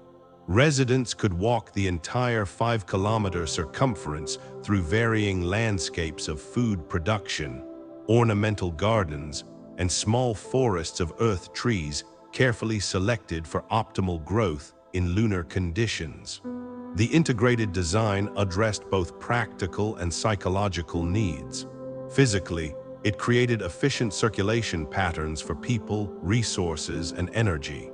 Psychologically, It provided the experience of open space and natural elements crucial for human well-being in the enclosed lunar environment.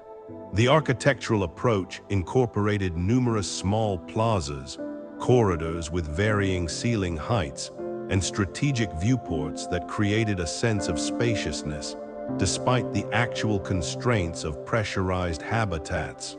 As Lunar City expanded, it developed specialized districts for different functions, moving beyond the mixed-use approach of earlier settlements where work, residence, and recreation often occupied the same spaces.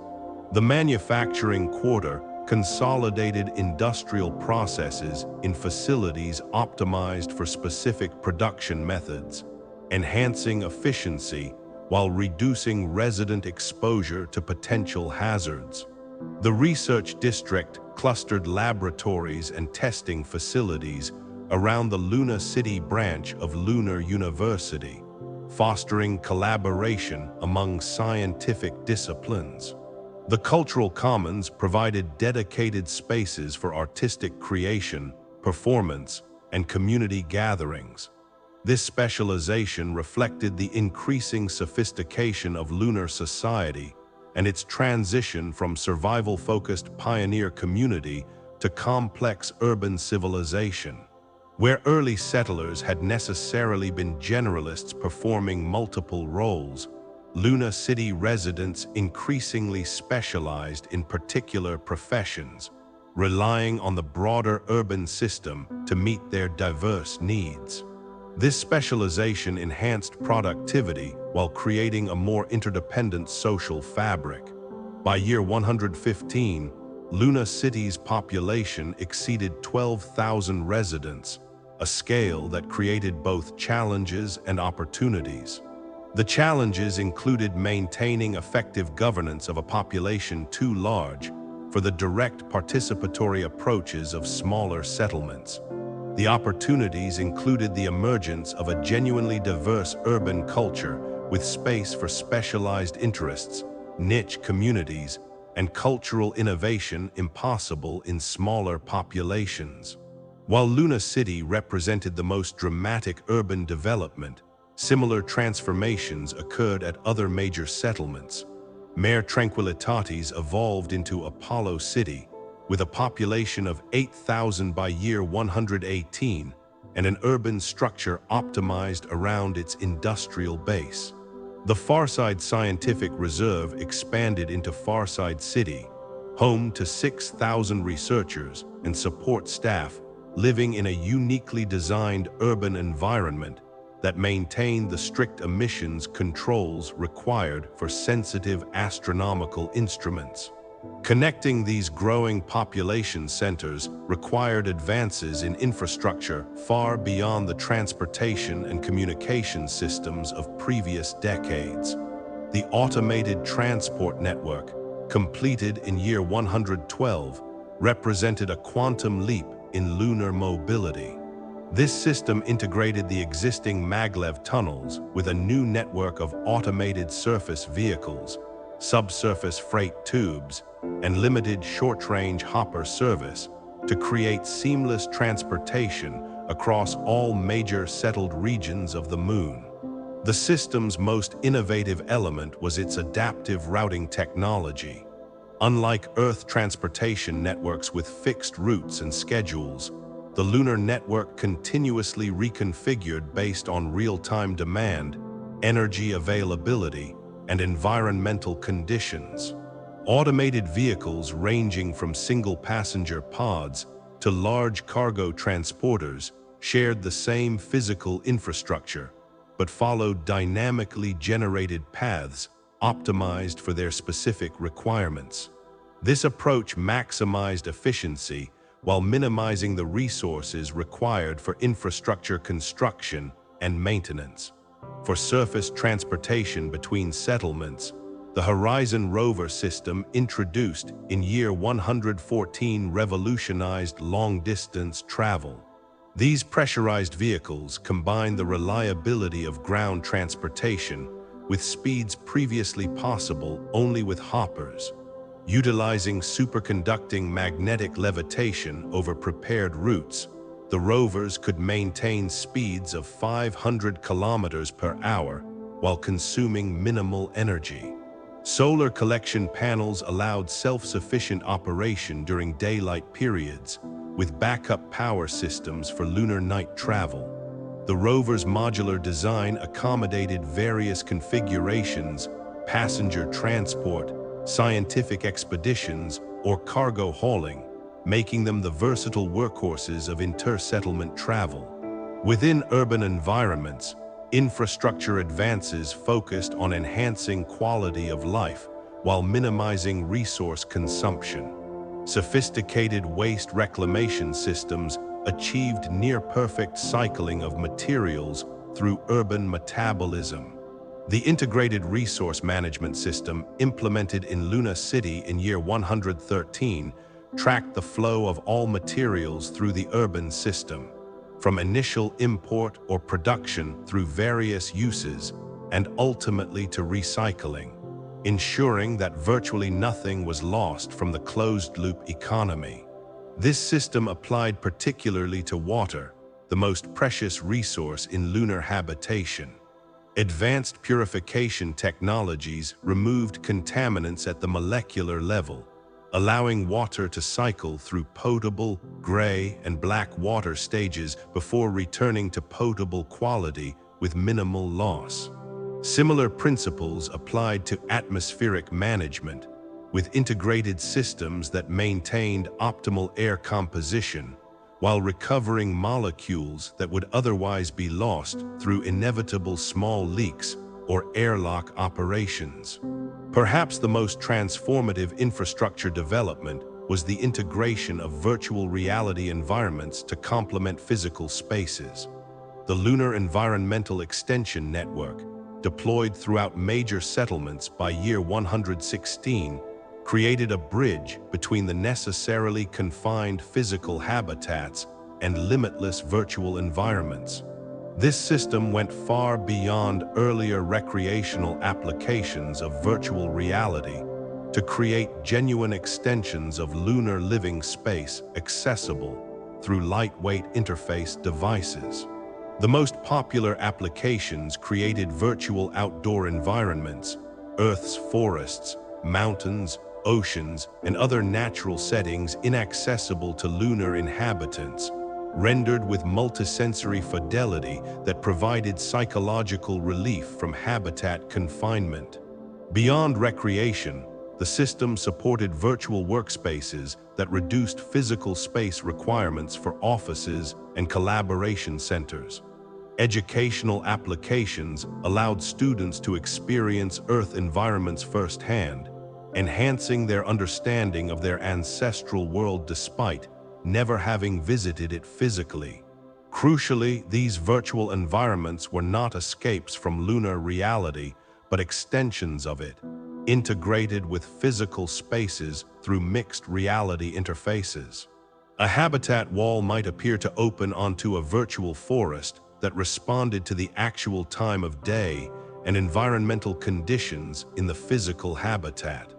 Community gatherings could accommodate far more participants by extending physical meeting spaces with virtual wings, where remote participants appeared as convincing holographic presences. This infrastructure development supported a dramatic economic transformation that redefined the relationship between lunar and terrestrial economies, where earlier decades had seen lunar settlements primarily as consumers of Earth resources with limited exports. By year 120, lunar products represented a significant component of the Earth-Moon economic system. The value of lunar exports to Earth and Earth orbit exceeded imports for the first time in year 108, creating a positive trade balance that continued to grow throughout this period. Helium-3 for advanced fusion reactors remained the highest value lunar export on a per-unit basis, but its total economic impact was surpassed by manufactured goods specifically designed for space applications. Components produced in lunar factories, From radiation-hardened electronics to specialized habitat systems, dominated the market for orbital infrastructure, interplanetary vessels, and other space applications. These products combined lunar materials with design innovations born from decades of experience in the lunar environment, creating solutions superior to Earth-manufactured alternatives for space applications. The tourism industry expanded dramatically during this period, evolving from occasional specialized visits to a regular component of lunar economic activity. The completion of the Tranquillitatis Visitor Center in year 109 marked the transition to systematic tourism infrastructure. This facility, located near the historic Apollo 11 landing site, provided accommodations for up to 200 visitors, with specially designed life support systems, adapted pressure suits, and trained guides to help Earth visitors adjust to lunar conditions. Initial tourism focused on historic sites and the novelty of lunar conditions, but the industry quickly diversified. Adventure tourism emerged in year 112 with the first recreational lunar mountaineering expeditions to the Apennine Mountains. Scientific tourism followed in year 114, offering amateur astronomers the opportunity to observe from farside observatories during designated visitor periods. By year 118, specialized art and culture tour brought visitors interested not just in the lunar environment, but in the unique cultural expressions that had developed there. While tourism never represented more than a small fraction of the lunar economy, its importance extended beyond direct revenue. Regular civilian visits created personal connections between Earth and lunar communities, humanizing the lunar experience for Earth populations whose perception had previously been shaped primarily by media representations. The presence of visitors also stimulated cultural exchange, bringing fresh perspectives to lunar society while allowing Earth visitors to experience firsthand the distinctive adaptations and innovations of lunar civilization. Beyond these visible economic activities, the lunar economy increasingly specialized in knowledge and innovation sectors. Research conducted in lunar facilities generated intellectual property that became a significant export, particularly in fields where the lunar environment offered unique advantages: radiation-resistant materials, low-gravity manufacturing techniques, closed-loop ecological systems. Lunar consulting firms emerged that applied expertise developed for lunar survival to Earth challenges like resource efficiency, environmental remediation, and sustainable urban design. These economic developments occurred against the backdrop of significant demographic shifts that transformed the composition of lunar society. The most notable change was the normalization of multi-generational lunar families. By year 115, 5-generation families had become established in the oldest settlements, with great-great-grandchildren of original settlers represented in the population. These extended family networks created deep community roots and increasingly distinct lunar cultural traditions passed down through generations. The multi-generational perspective influenced decision-making throughout lunar society, with families naturally considering impacts over decades or centuries rather than just immediate concerns. The intergenerational impact assessment process, integrated into all major development decisions by year 110, formalized this perspective by explicitly evaluating how current actions would affect future generations. This approach prioritized sustainability, long-term resource management, and cultural continuity in ways that shorter-term planning frameworks did not. As lunar society matured, its relationship with potential immigrants from Earth evolved as well. The open migration policy of earlier years, when virtually anyone with useful skills could relocate to the moon, gave way to more structured immigration systems that balanced population growth with resource constraints. The Lunar Immigration Framework, established in year 111, created clear pathways for Earth citizens seeking permanent residence, with priority given to individuals with skills matching specific lunar needs, family connections to current residents, or exceptional contributions to fields relevant to lunar development. These policies recognized that the moon's carrying capacity, while substantial, remained ultimately limited by the resources required to maintain artificial habitats in a hostile environment. The careful management of population growth became necessary to ensure sustainable development within these constraints. At the same time, the frameworks included provisions for knowledge exchange, cultural connections, and research partnerships that maintained robust interaction between Earth and lunar societies without requiring permanent migration. The lunar birth rate stabilized during this period as society matured beyond the rapid growth phases characteristic of frontier settlements. By year 120, the population replacement rate averaged 2.1 children per family, almost identical to sustainable population maintenance levels. This stabilization reflected both resource considerations and the culturally embedded understanding that each additional person required life support capacity, living space, and a share of the closed-loop resource system. Family planning became a normal part of lunar culture, with reproductive decisions typically made with consideration of both personal desires and community capacity. Unlike some Earth societies, where such planning might be seen as an imposition on individual choice, lunar inhabitants generally viewed it as a natural extension of the cooperative ethic required for survival in their environment. The collective responsibility for maintaining life support systems logically extended to collective awareness of population capacity. These demographic shifts coincided with significant evolution in governance structures.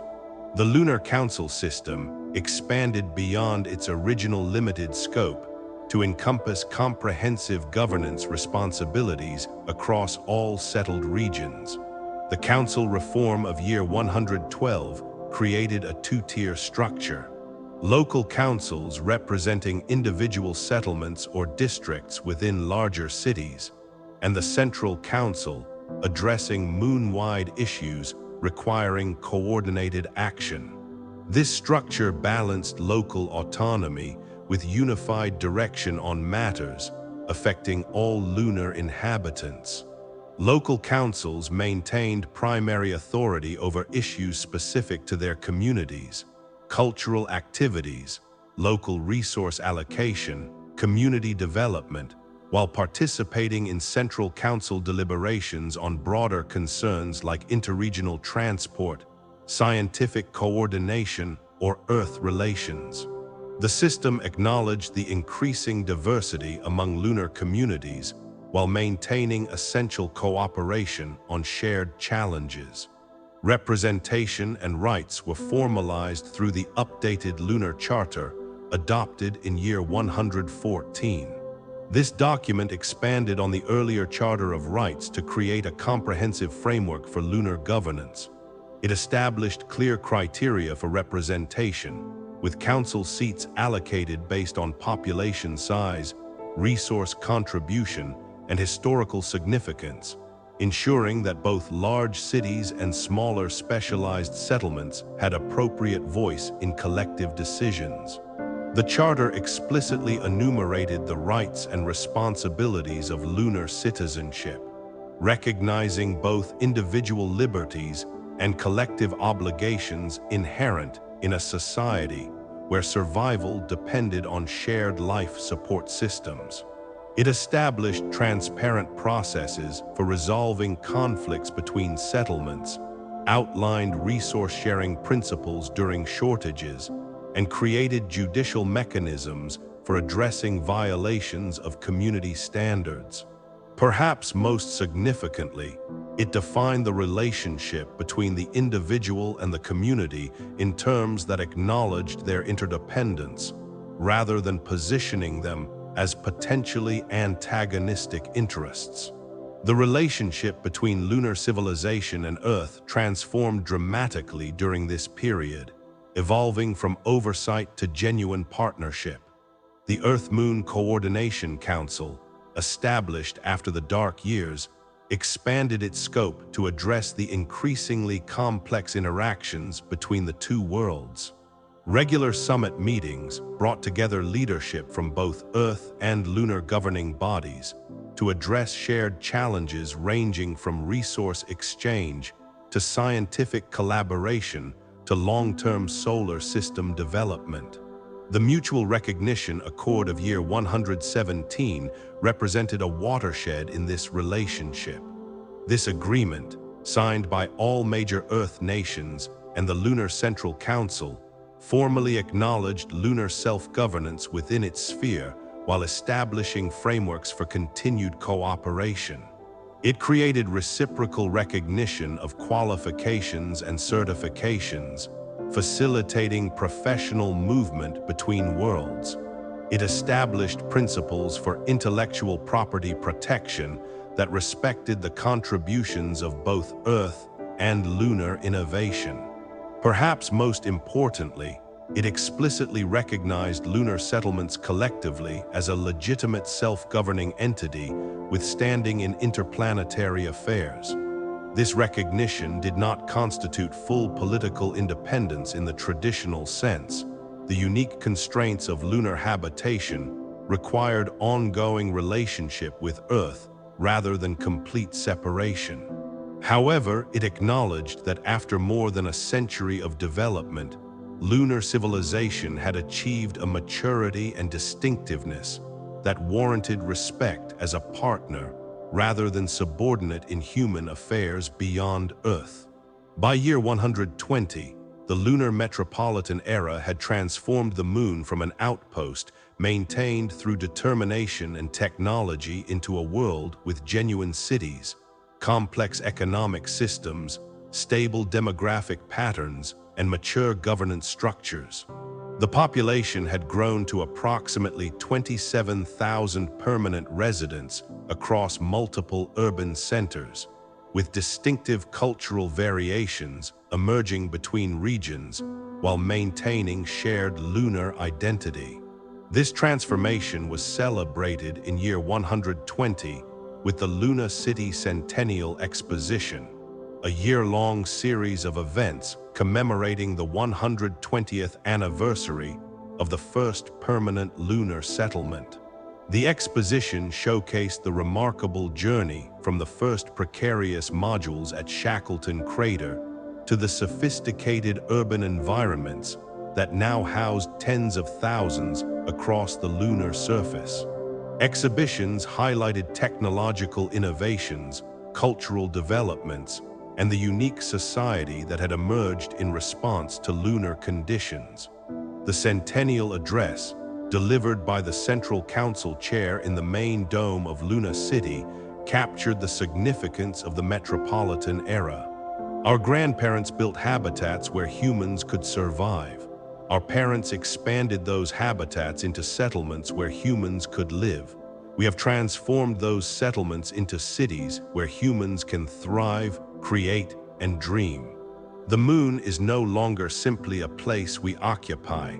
It is a home we have made, with neighborhoods and districts, with boulevards and plazas, with history and future intertwined in the present moment of our shared urban life. As lunar civilization moved into its second century, these cities stood as testament to humanity's capacity to adapt and create meaningful environments even in the most challenging conditions. The lunar metropolitan era had demonstrated that human urban life could flourish beyond Earth, different in its expressions, adapted to unique constraints, but recognizably an extension of humanity's long history of building communities that nurture both survival and aspiration. Part 11, Beyond the Moon Stepping Stones. The lunar metropolitan era established the Moon as humanity's first true off-Earth civilization, with cities, economies, and cultures that had matured beyond their terrestrial origins. Yet the most profound impact of lunar development would emerge during years 121 to 135, as the Moon evolved into something its founders had long envisioned, but could scarcely have imagined in detail. A stepping stone for humanity's expansion throughout the solar system. This period transformed the Moon from humanity's sole extraterrestrial home into the central hub of an emerging interplanetary civilization, forever changing humanity's relationship with space. The most significant manifestation of this transformation began with the establishment of Lunar Launch Complex in year 121. Located at Shackleton Crater near the lunar equator, this facility represented a revolutionary approach to deep space exploration. Unlike previous interplanetary missions launched directly from Earth, the complex enabled spacecraft assembly, fueling, and launch from the Moon's shallow gravity well, reducing fuel requirements by nearly 60% compared to Earth launches. The inaugural mission from this facility, Mars Explorer 1, departed in year 123, carrying a crew of 18 specialists for a 15-month stay on the Martian surface. The spacecraft itself exemplified the advantages of lunar-based operations. Assembled in lunar orbit using components manufactured primarily from lunar materials, its massive solar arrays, expansive crew quarters, and substantial supply capacity would have been prohibitively expensive to launch from Earth. The mission arrived at Mars after a journey of just 4 months, half the transit time of previous Earth-launched missions, thanks to its more powerful propulsion system and optimal departure timing made possible by the flexibility of lunar operations. The success of Mars Explorer 1 triggered rapid expansion of Martian missions launched from the Moon. By year 130, permanent Martian settlements had been established at both Arcadia Planitia and Valles Marineris, with rotation cycles sending fresh crews every 6 months. These early Martian outposts, though modest compared to lunar cities, represented humanity's first steps toward a true multi-planet presence, with a combined population approaching 200 by year 135. The relationship between lunar and Martian settlements evolved rapidly from a simple support arrangement into a complex partnership. Technology transfer flowed primarily from Moon to Mars initially, with Martian habitats utilizing life support systems, construction techniques, and resource extraction methods refined through decades of lunar experience. The closed-loop ecological systems developed for lunar cities proved particularly valuable for Mars, where introducing Earth-origin biological materials required careful management to prevent contamination of potential Martian biosystems.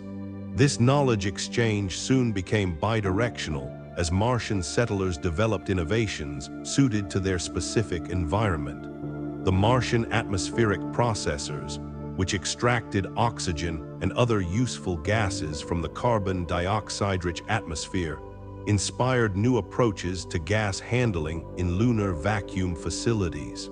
Martian regolith farming techniques, adapted to the iron-rich soil and lower gravity of Mars, influenced later generations of lunar agricultural systems.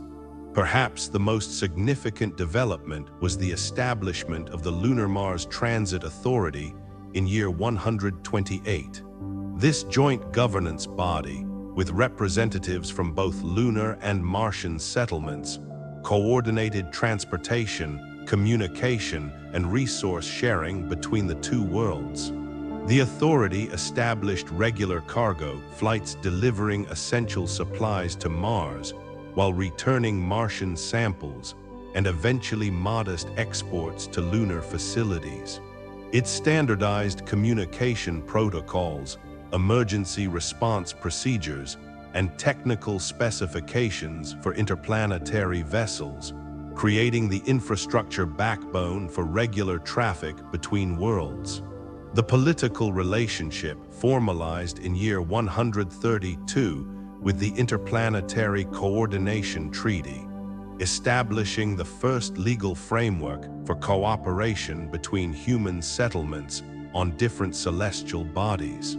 The treaty acknowledged both the distinctive sovereignty of each world's settlements and their fundamental interdependence, creating flexible structures for joint decision-making on matters affecting both populations without imposing rigid hierarchical relationships. This nuanced approach avoided recreating Earth's colonial patterns while facilitating the practical cooperation necessary for sustainable development of both worlds.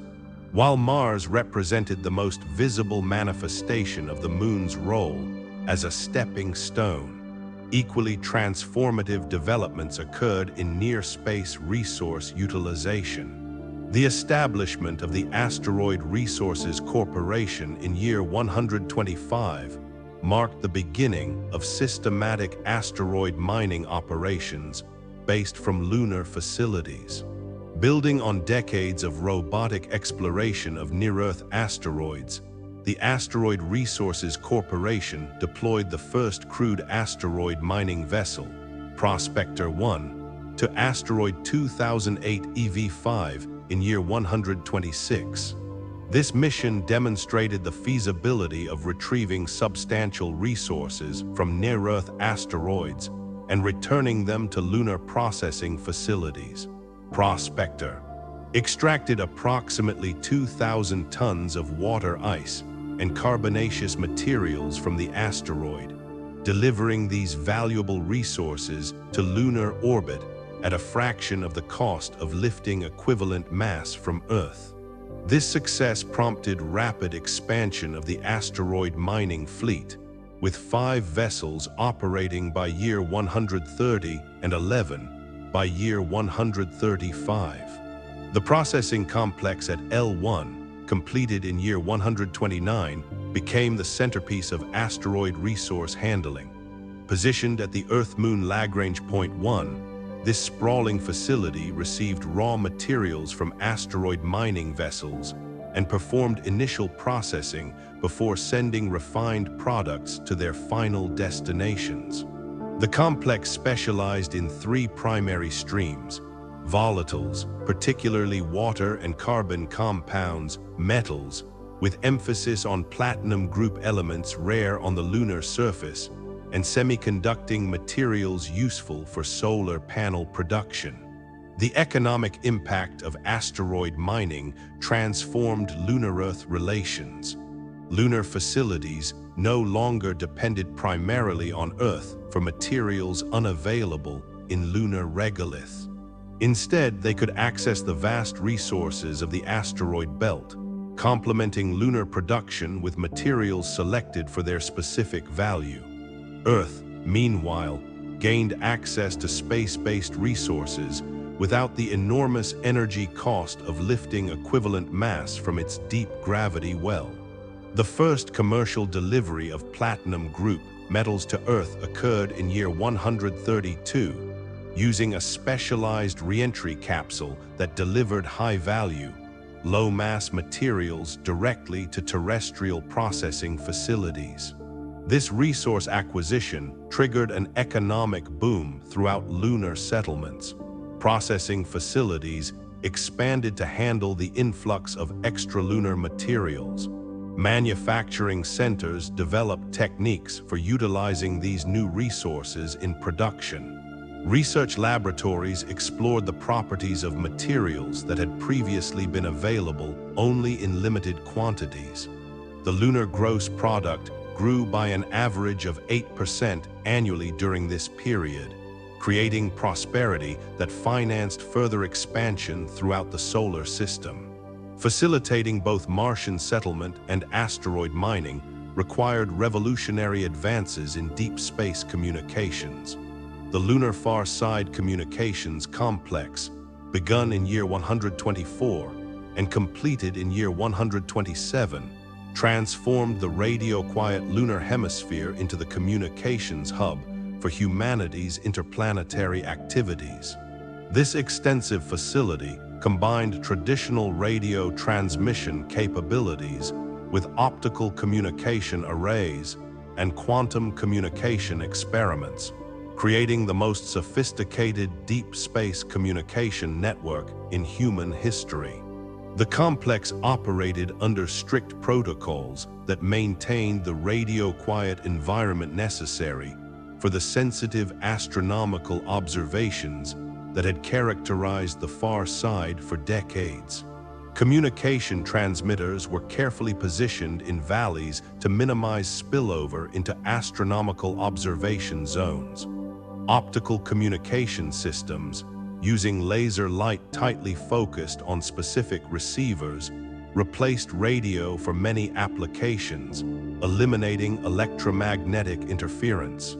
The result was a facility that served both communication and scientific needs without compromise to either mission. The most revolutionary communication breakthrough emerged from the quantum physics laboratory in Daedalus Crater.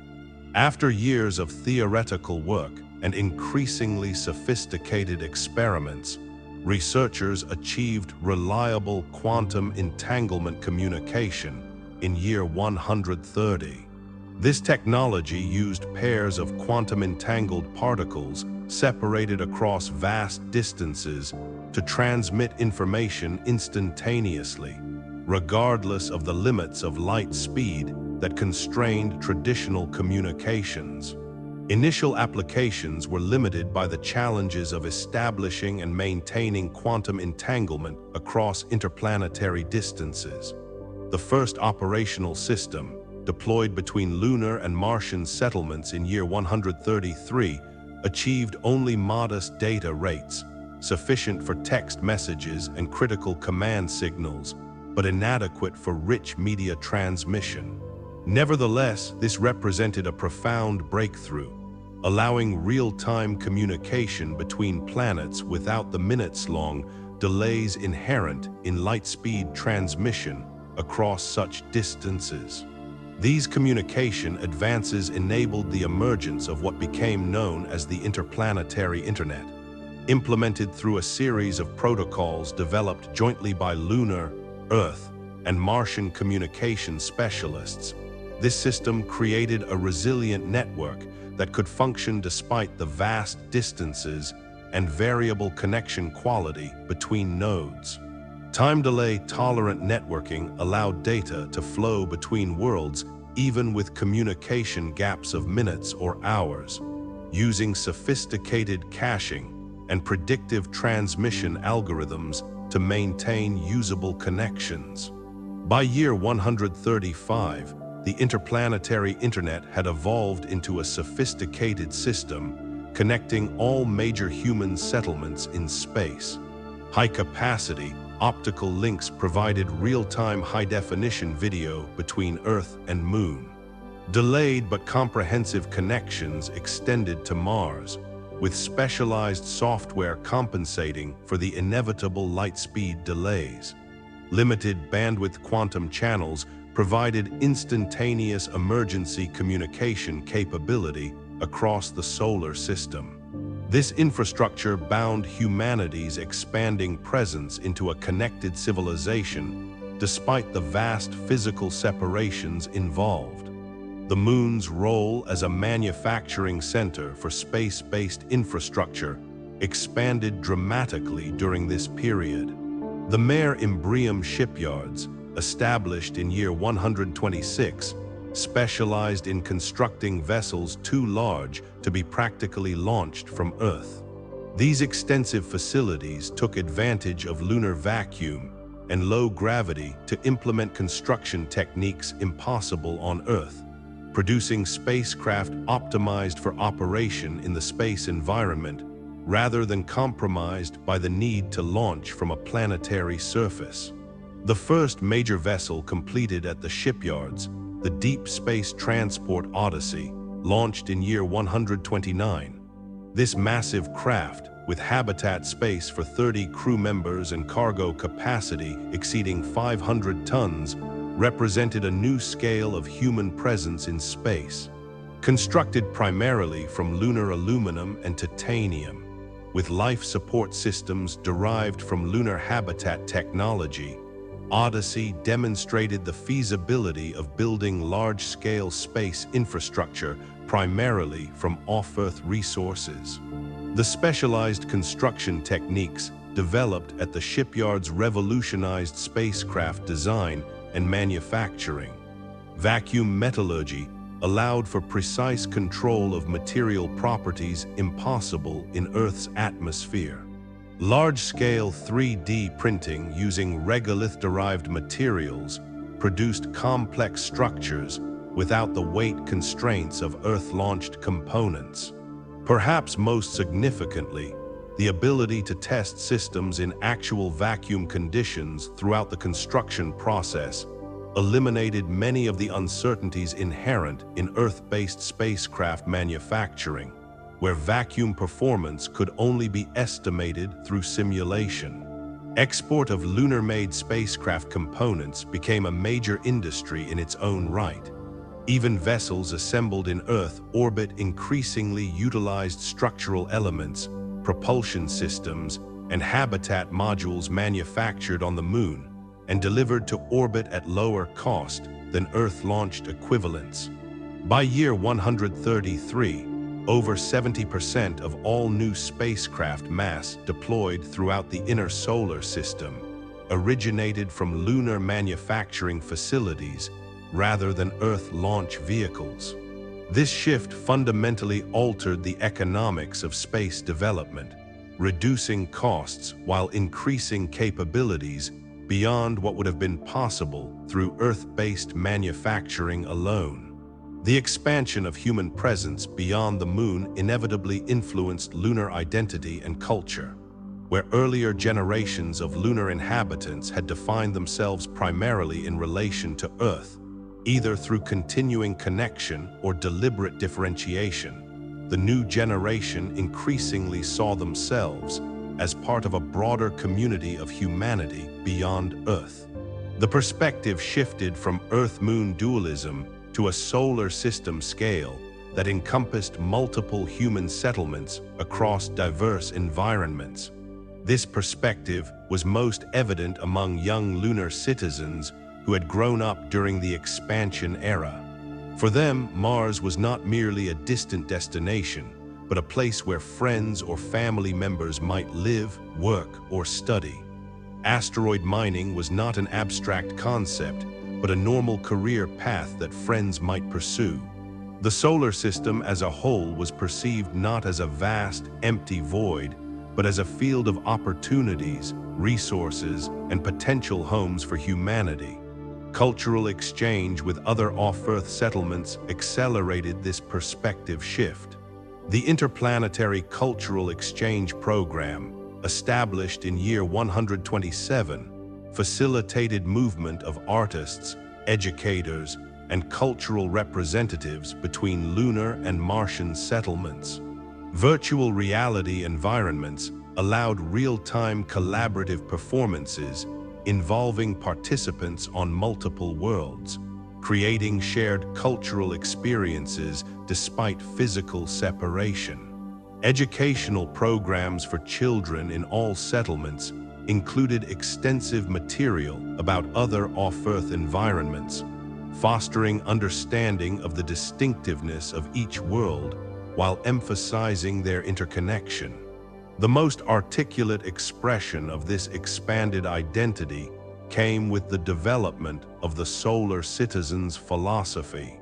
First formalized in the writings of Lunar University philosopher Elena Bervins in year 131, this perspective proposed a framework for understanding human identity that acknowledged both local attachment to specific environments and participation in a broader civilization extending throughout the solar system. Her influential work, Beyond Gravity Wells, Human Identity in a Multi-World Civilization, argued that humanity had entered a new phase of development where individual identity could encompass multiple levels of belonging simultaneously to local communities, to particular planetary or satellite environments, and to humanity as a whole. This philosophy found practical expression in the Charter of Solar Citizenship, adopted by representatives from Earth, Lunar, and Martian communities in year 134. The Charter established principles for movement between worlds, rights and responsibilities of citizens in various environments, and frameworks for cooperative decision-making on matters affecting multiple settlements. Unlike earlier approaches that treated space settlements primarily as extensions of terrestrial nations or authorities, the Charter recognized the emergence of a genuinely multi-centered human civilization with distinctive communities shaped by their specific environments. The Charter specifically addressed the reality that physical adaptation to different planetary environments was creating human populations with distinct capabilities and limitations. Lunar-born individuals struggled with Earth's gravity but moved with remarkable efficiency in their home environment. Earth-born humans required significant adjustment to function in lunar conditions, but brought different skills and perspectives.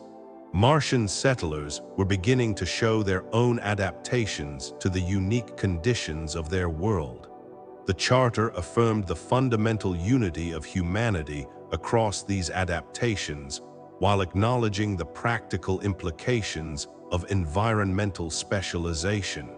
By year 135, these developments had transformed the Moon from humanity's sole extraterrestrial home into the central node of an expanding network of human settlement throughout the inner solar system. The lunar population had grown to approximately 38,000, with an additional 500 humans living on Mars or aboard spacecraft and stations throughout the solar system. While still tiny compared to Earth's billions, this extraterrestrial population represented the vanguard of humanity's expansion beyond its birth planet. The Lunar Council marked this transition in year 135 with the dedication of the Gateway Monument at the Lunar Launch Complex. This striking sculpture depicted a stylized archway framing the Earth in the lunar sky, with pathways extending outward toward representations of Mars and the asteroid belt. The inscription captured the essence of the Moon's evolving role. From Earth we came to the Moon. From the Moon we reached toward the stars. Each step builds on those before, each world a gateway to the next. As this era concluded, lunar civilization had matured beyond focusing primarily on its own development to embrace a broader role in humanity's expansion throughout the solar system. The Moon had become what visionaries had long predicted, not merely a destination in itself, but a critical link in humanity's outward journey, leveraging its unique position between Earth and the broader solar system to enable advances that would have been impossible from Earth alone. The stepping stone era had transformed not just the Moon, but humanity's relationship with space itself, opening possibilities that previous generations could only imagine.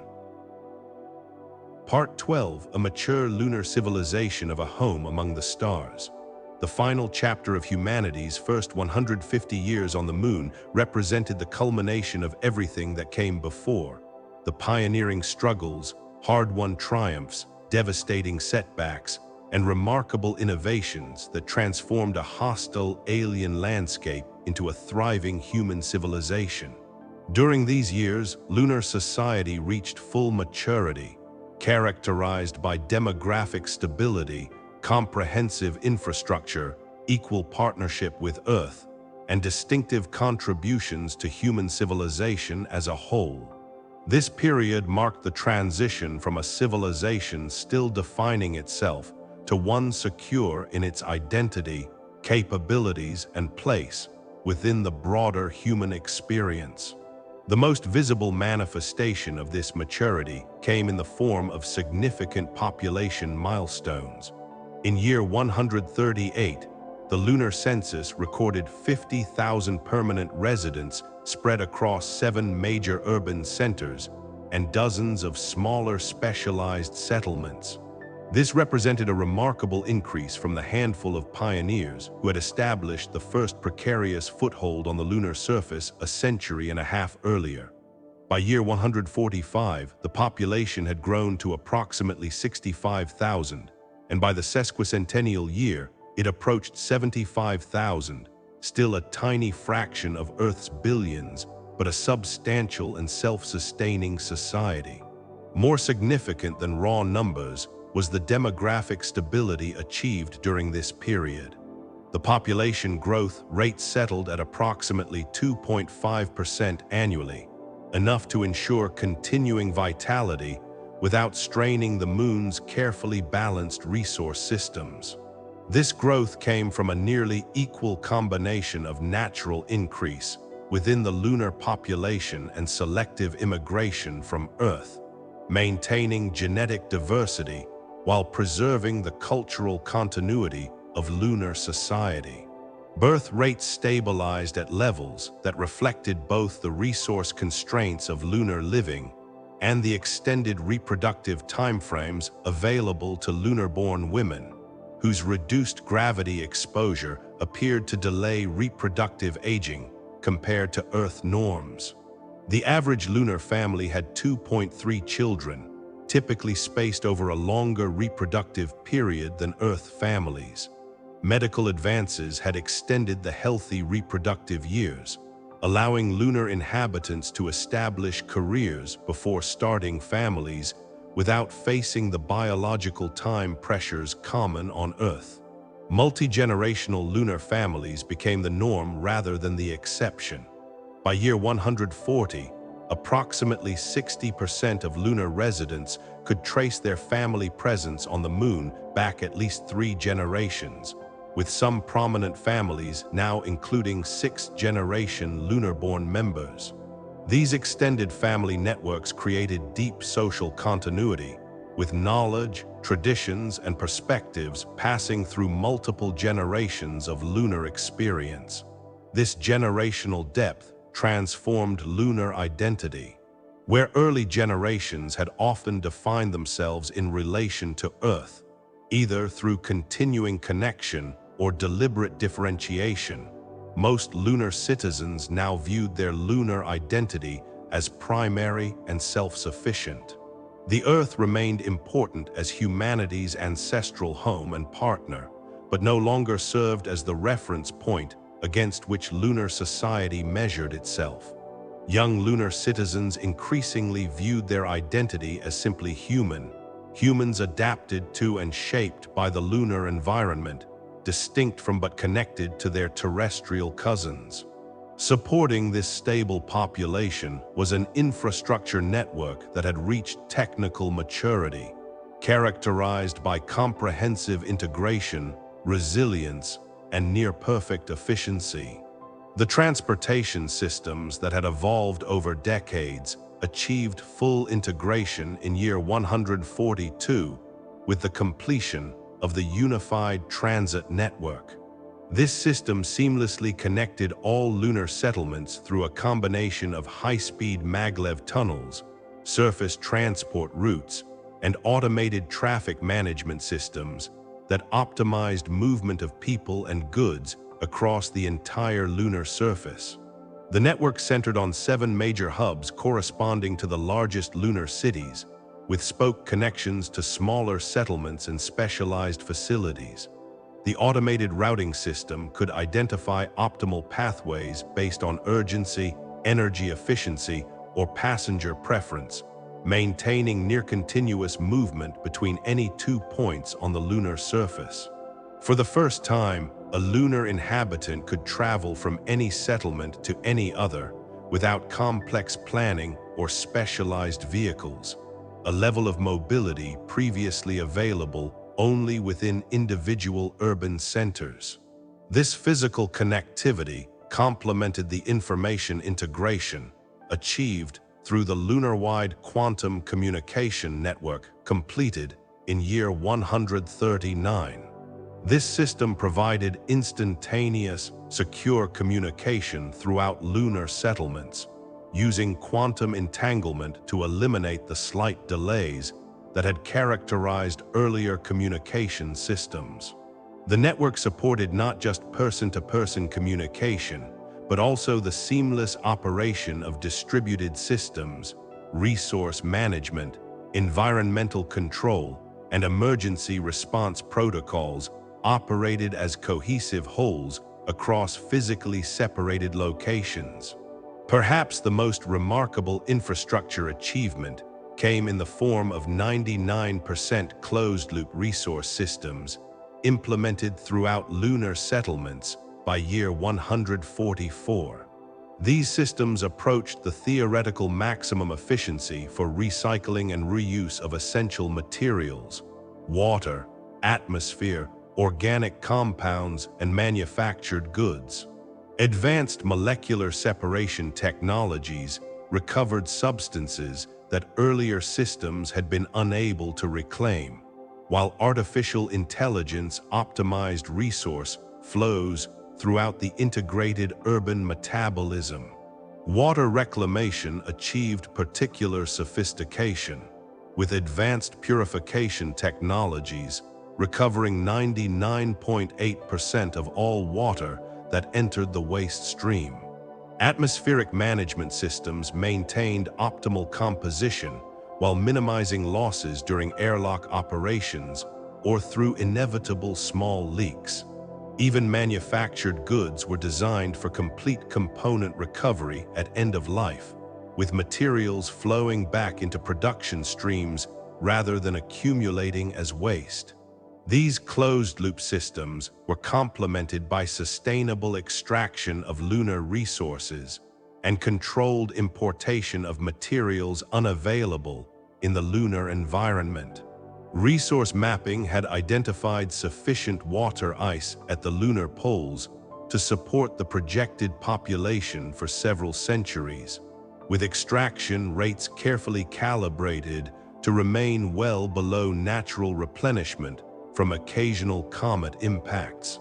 Critical elements scarce in lunar regolith were imported primarily from asteroid mining operations rather than Earth, reducing the load on terrestrial ecosystems while maintaining sustainable supply chains. Energy independence represented another infrastructure milestone, achieved through a combination of fusion power and advanced solar collection. The helium-3 fusion reactors first developed in earlier decades had evolved into highly efficient, compact systems that provided baseload power for all major settlements. These reactors utilized the helium-3 isotope extracted from lunar regolith over decades of systematic collection, creating a virtually unlimited energy supply with minimal environmental impact. Complementing this fusion backbone, advanced solar collection fields surrounded major settlements, taking advantage of the unfiltered sunlight available on the lunar surface.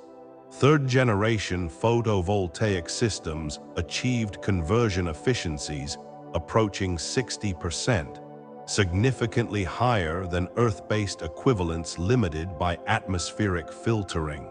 Energy storage systems using superconducting technologies developed in lunar laboratories provided continuous power through the 2-week lunar night, creating a completely reliable energy infrastructure independent of external inputs. This comprehensive infrastructure supported a transformation in the Earth-Moon relationship from the hierarchical patterns of the colonial era to genuine equal partnership. The Lunar Accord of year 137 formalized this relationship, replacing earlier agreements with a comprehensive framework that recognized the sovereign autonomy of lunar society while establishing mechanisms for ongoing cooperation. Unlike previous arrangements that had often preserved elements of Earth oversight, the Accord explicitly acknowledged lunar self-determination while creating structures for collaboration based on mutual interest rather than authority. The diplomatic reality reflected this equal footing. Earth-Moon negotiations on matters from resource sharing to transportation standards proceeded between partners with recognized legitimacy rather than between a superior authority and dependent colony.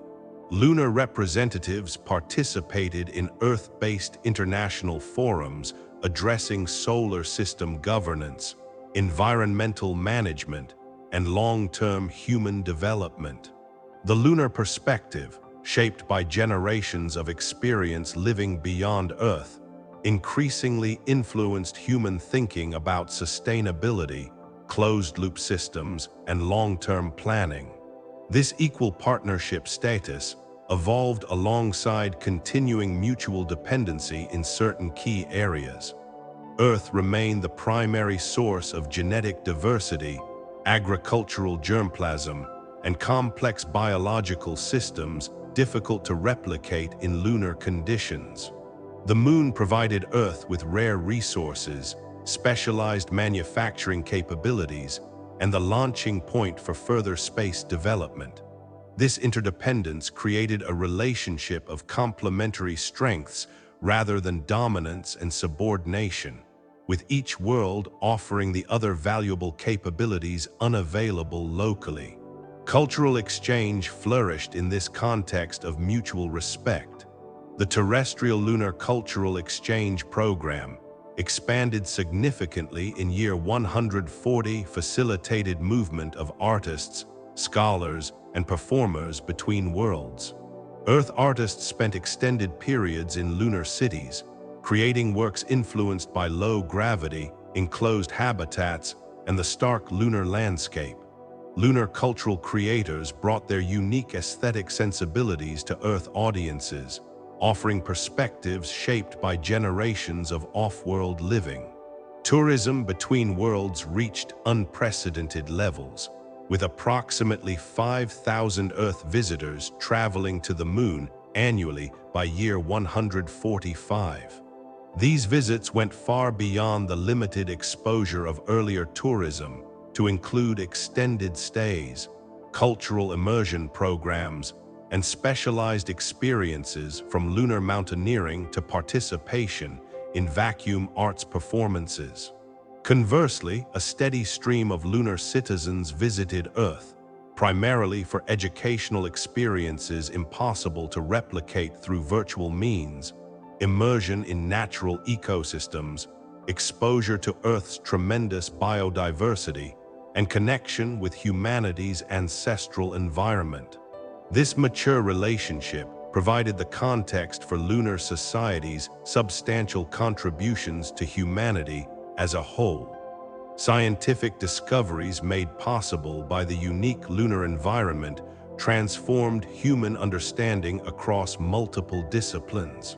The Cosmic Origins Observation Network on the lunar farside confirmed the quantum vacuum fluctuation origin of the universe in year 141, resolving centuries of cosmological debate.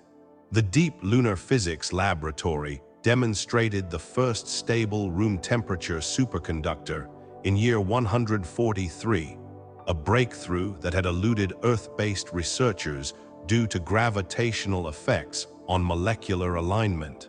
Biological sciences advanced dramatically through lunar research.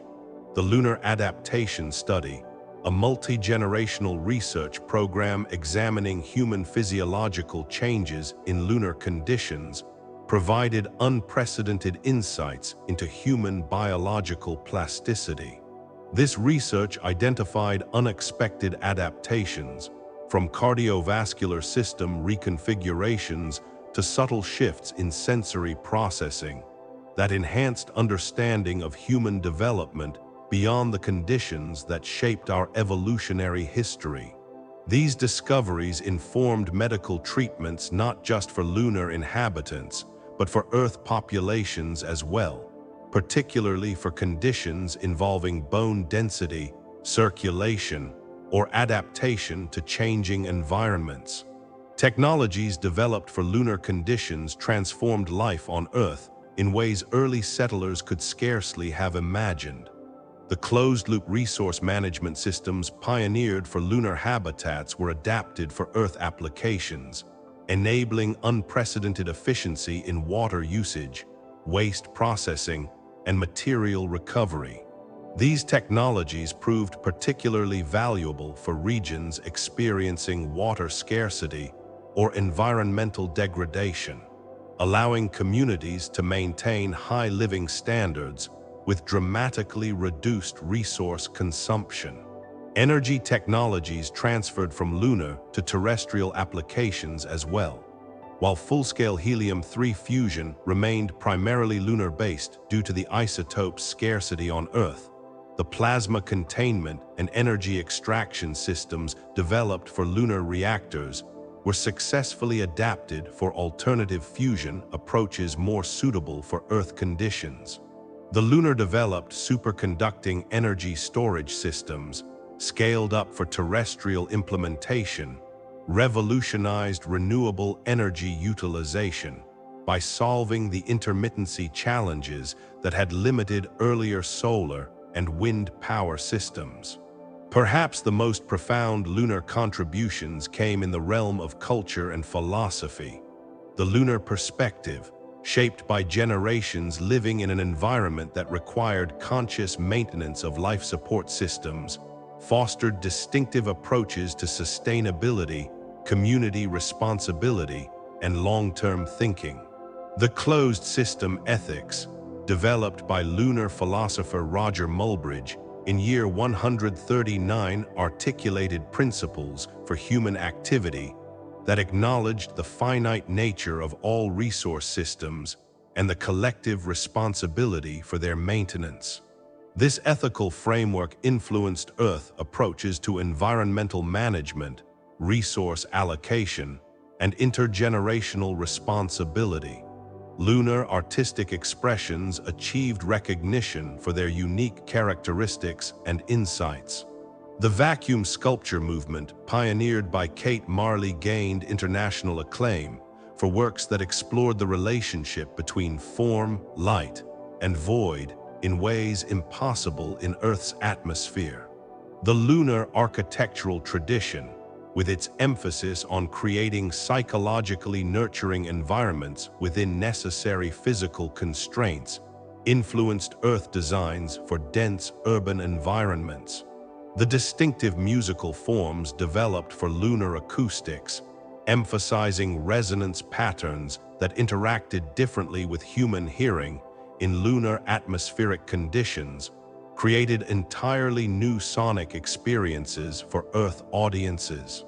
As lunar civilization approached its 150th anniversary, its inhabitants naturally reflected on the remarkable journey from the first precarious outpost to the mature society they now inhabited. The Sesquicentennial Commission, established in year 145, created programs to document, celebrate, and critically examine the lunar experience across its full historical arc. Oral history projects captured the memories of the oldest lunar-born citizens, whose parents had participated in the early expansion era.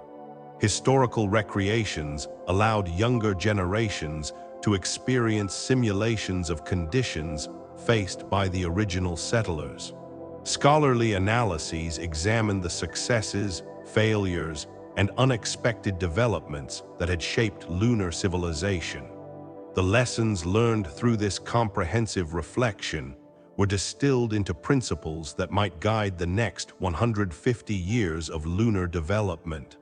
The continuity framework, adopted by the Lunar Council in year 148, articulated core values that had emerged through lunar experience: resilient systems with multiple redundancies, balanced relationships between individual freedom and collective responsibility, respect for the constraints of closed environments, commitment to intergenerational thinking in all significant decisions, and open exchange of knowledge with other human communities throughout the solar system. The Moon's role in humanity's continuing expansion into space remained central to lunar identity and purpose. By year 150, lunar civilization had established itself as the essential middle ground between Earth and the broader solar system, a bridge between humanity's birthplace and its expanding frontier. Lunar manufacturing supplied the components for habitats throughout cislunar space and beyond. Lunar educational institutions trained specialists in space-based industries and research. Lunar launch facilities remain the primary departure point for missions to Mars, the asteroid belt, and the outer planets.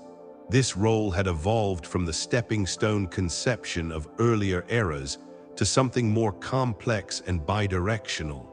The Moon was no longer viewed simply as a way station on humanity's outward journey, but as a mature civilization with its own identity that facilitated movement and exchange in multiple directions.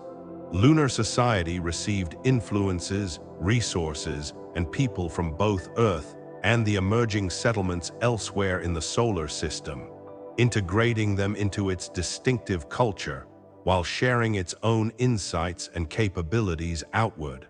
Looking toward the next 150 years, lunar inhabitants envisioned continuing evolution rather than radical transformation.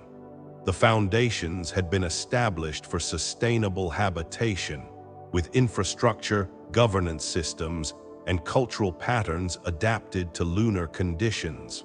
Future development would likely focus on gradual expansion of habitable area, continuing refinement of life support systems, and deeper integration with the growing human presence throughout the solar system. The most profound questions concerned the long-term trajectory of human adaptation to lunar conditions. After 6 generations of living in lunar gravity, subtle but significant physiological differences had emerged between lunar and terrestrial humans. These differences remained well within the range of a single species, but raised intriguing questions about potential divergence over centuries or millennia. Would lunar and terrestrial humans eventually become distinct subspecies, or would continuing exchange and shared genetic heritage maintain essential unity despite environmental adaptation? Similar questions applied to cultural evolution. Would lunar civilization maintain its distinctive characteristics shaped by its unique environment, or would increasing virtual connectivity and physical movement between worlds create a more homogeneous human culture throughout the solar system? The tension between environmental specialization and shared humanity that had characterized much of lunar history seemed likely to continue, requiring thoughtful navigation of both distinction and connection. The lunar sesquicentennial celebration in year 150 brought these reflections together in a series of events that honored the past while looking toward the future. The central ceremony, held simultaneously in all major lunar cities and broadcast throughout the solar system, featured representatives from Earth, Mars, and space habitats, joining with lunar citizens to commemorate humanity's first sustained venture beyond its home planet. The combined choirs of Luna City performed Earthrise Symphony, a composition that incorporated musical traditions from multiple worlds while featuring the distinctive harmonic structures developed in lunar acoustic environments. The keynote address, delivered by the Lunar Council chair from the historic site of the original Shackleton base, captured the significance of the moment. 150 years ago, we came to the moon as visitors from Earth, tentative and uncertain whether humans could truly live beyond our birth world. Today, we gather as lunar citizens, born of Earth but shaped by the moon, to celebrate not just survival but flourishing. We have built cities in the vacuum, created art in the airless landscape, raised generations in the silver light. We have transformed the moon, and the moon has transformed us. The path forward is neither simple extension of the past nor radical departure from it. We will continue to grow our cities, refine our technologies, and deepen our understanding of what it means to be human beyond Earth. We will maintain our essential connection with our terrestrial heritage while embracing our identity as citizens of the moon and of the broader human community extending throughout the solar system. The next century and a half will bring challenges we cannot fully anticipate and opportunities we can scarcely imagine, but we face them from a foundation of hard-won wisdom and proven resilience. When the first humans set foot on lunar soil, they came in the name of all mankind. As we mark this anniversary, we affirm that ideal in a new context, not as representatives of Earth visiting an alien world, but as humans of the moon participating in humanity's expansion throughout our solar neighborhood. We stand as both evidence of what humanity can achieve beyond Earth and contributors to what humanity may yet become among the stars. As the celebration concluded, lunar citizens returned to their lives in cities that their ancestors had built from the barren regolith, cities now filled with art, commerce, education, and community. Children born on the moon played in parks beneath transparent domes that framed Earth against the black sky. Scientists in laboratories developed technologies that might one day benefit humans on multiple worlds. Artists created works that expressed uniquely lunar experiences while connecting to the broader human cultural heritage. The moon had transformed from an alien destination to a home, from a hostile environment to a cradle for a new branch of human civilization. The journey had not followed the path envisioned by those who initiated it, encountering challenges, setbacks, and unexpected discoveries along the way. Yet it had ultimately fulfilled their essential vision. Humans living beyond Earth, creating societies adapted to new environments, expanding the realm of human experience beyond the planet of our birth.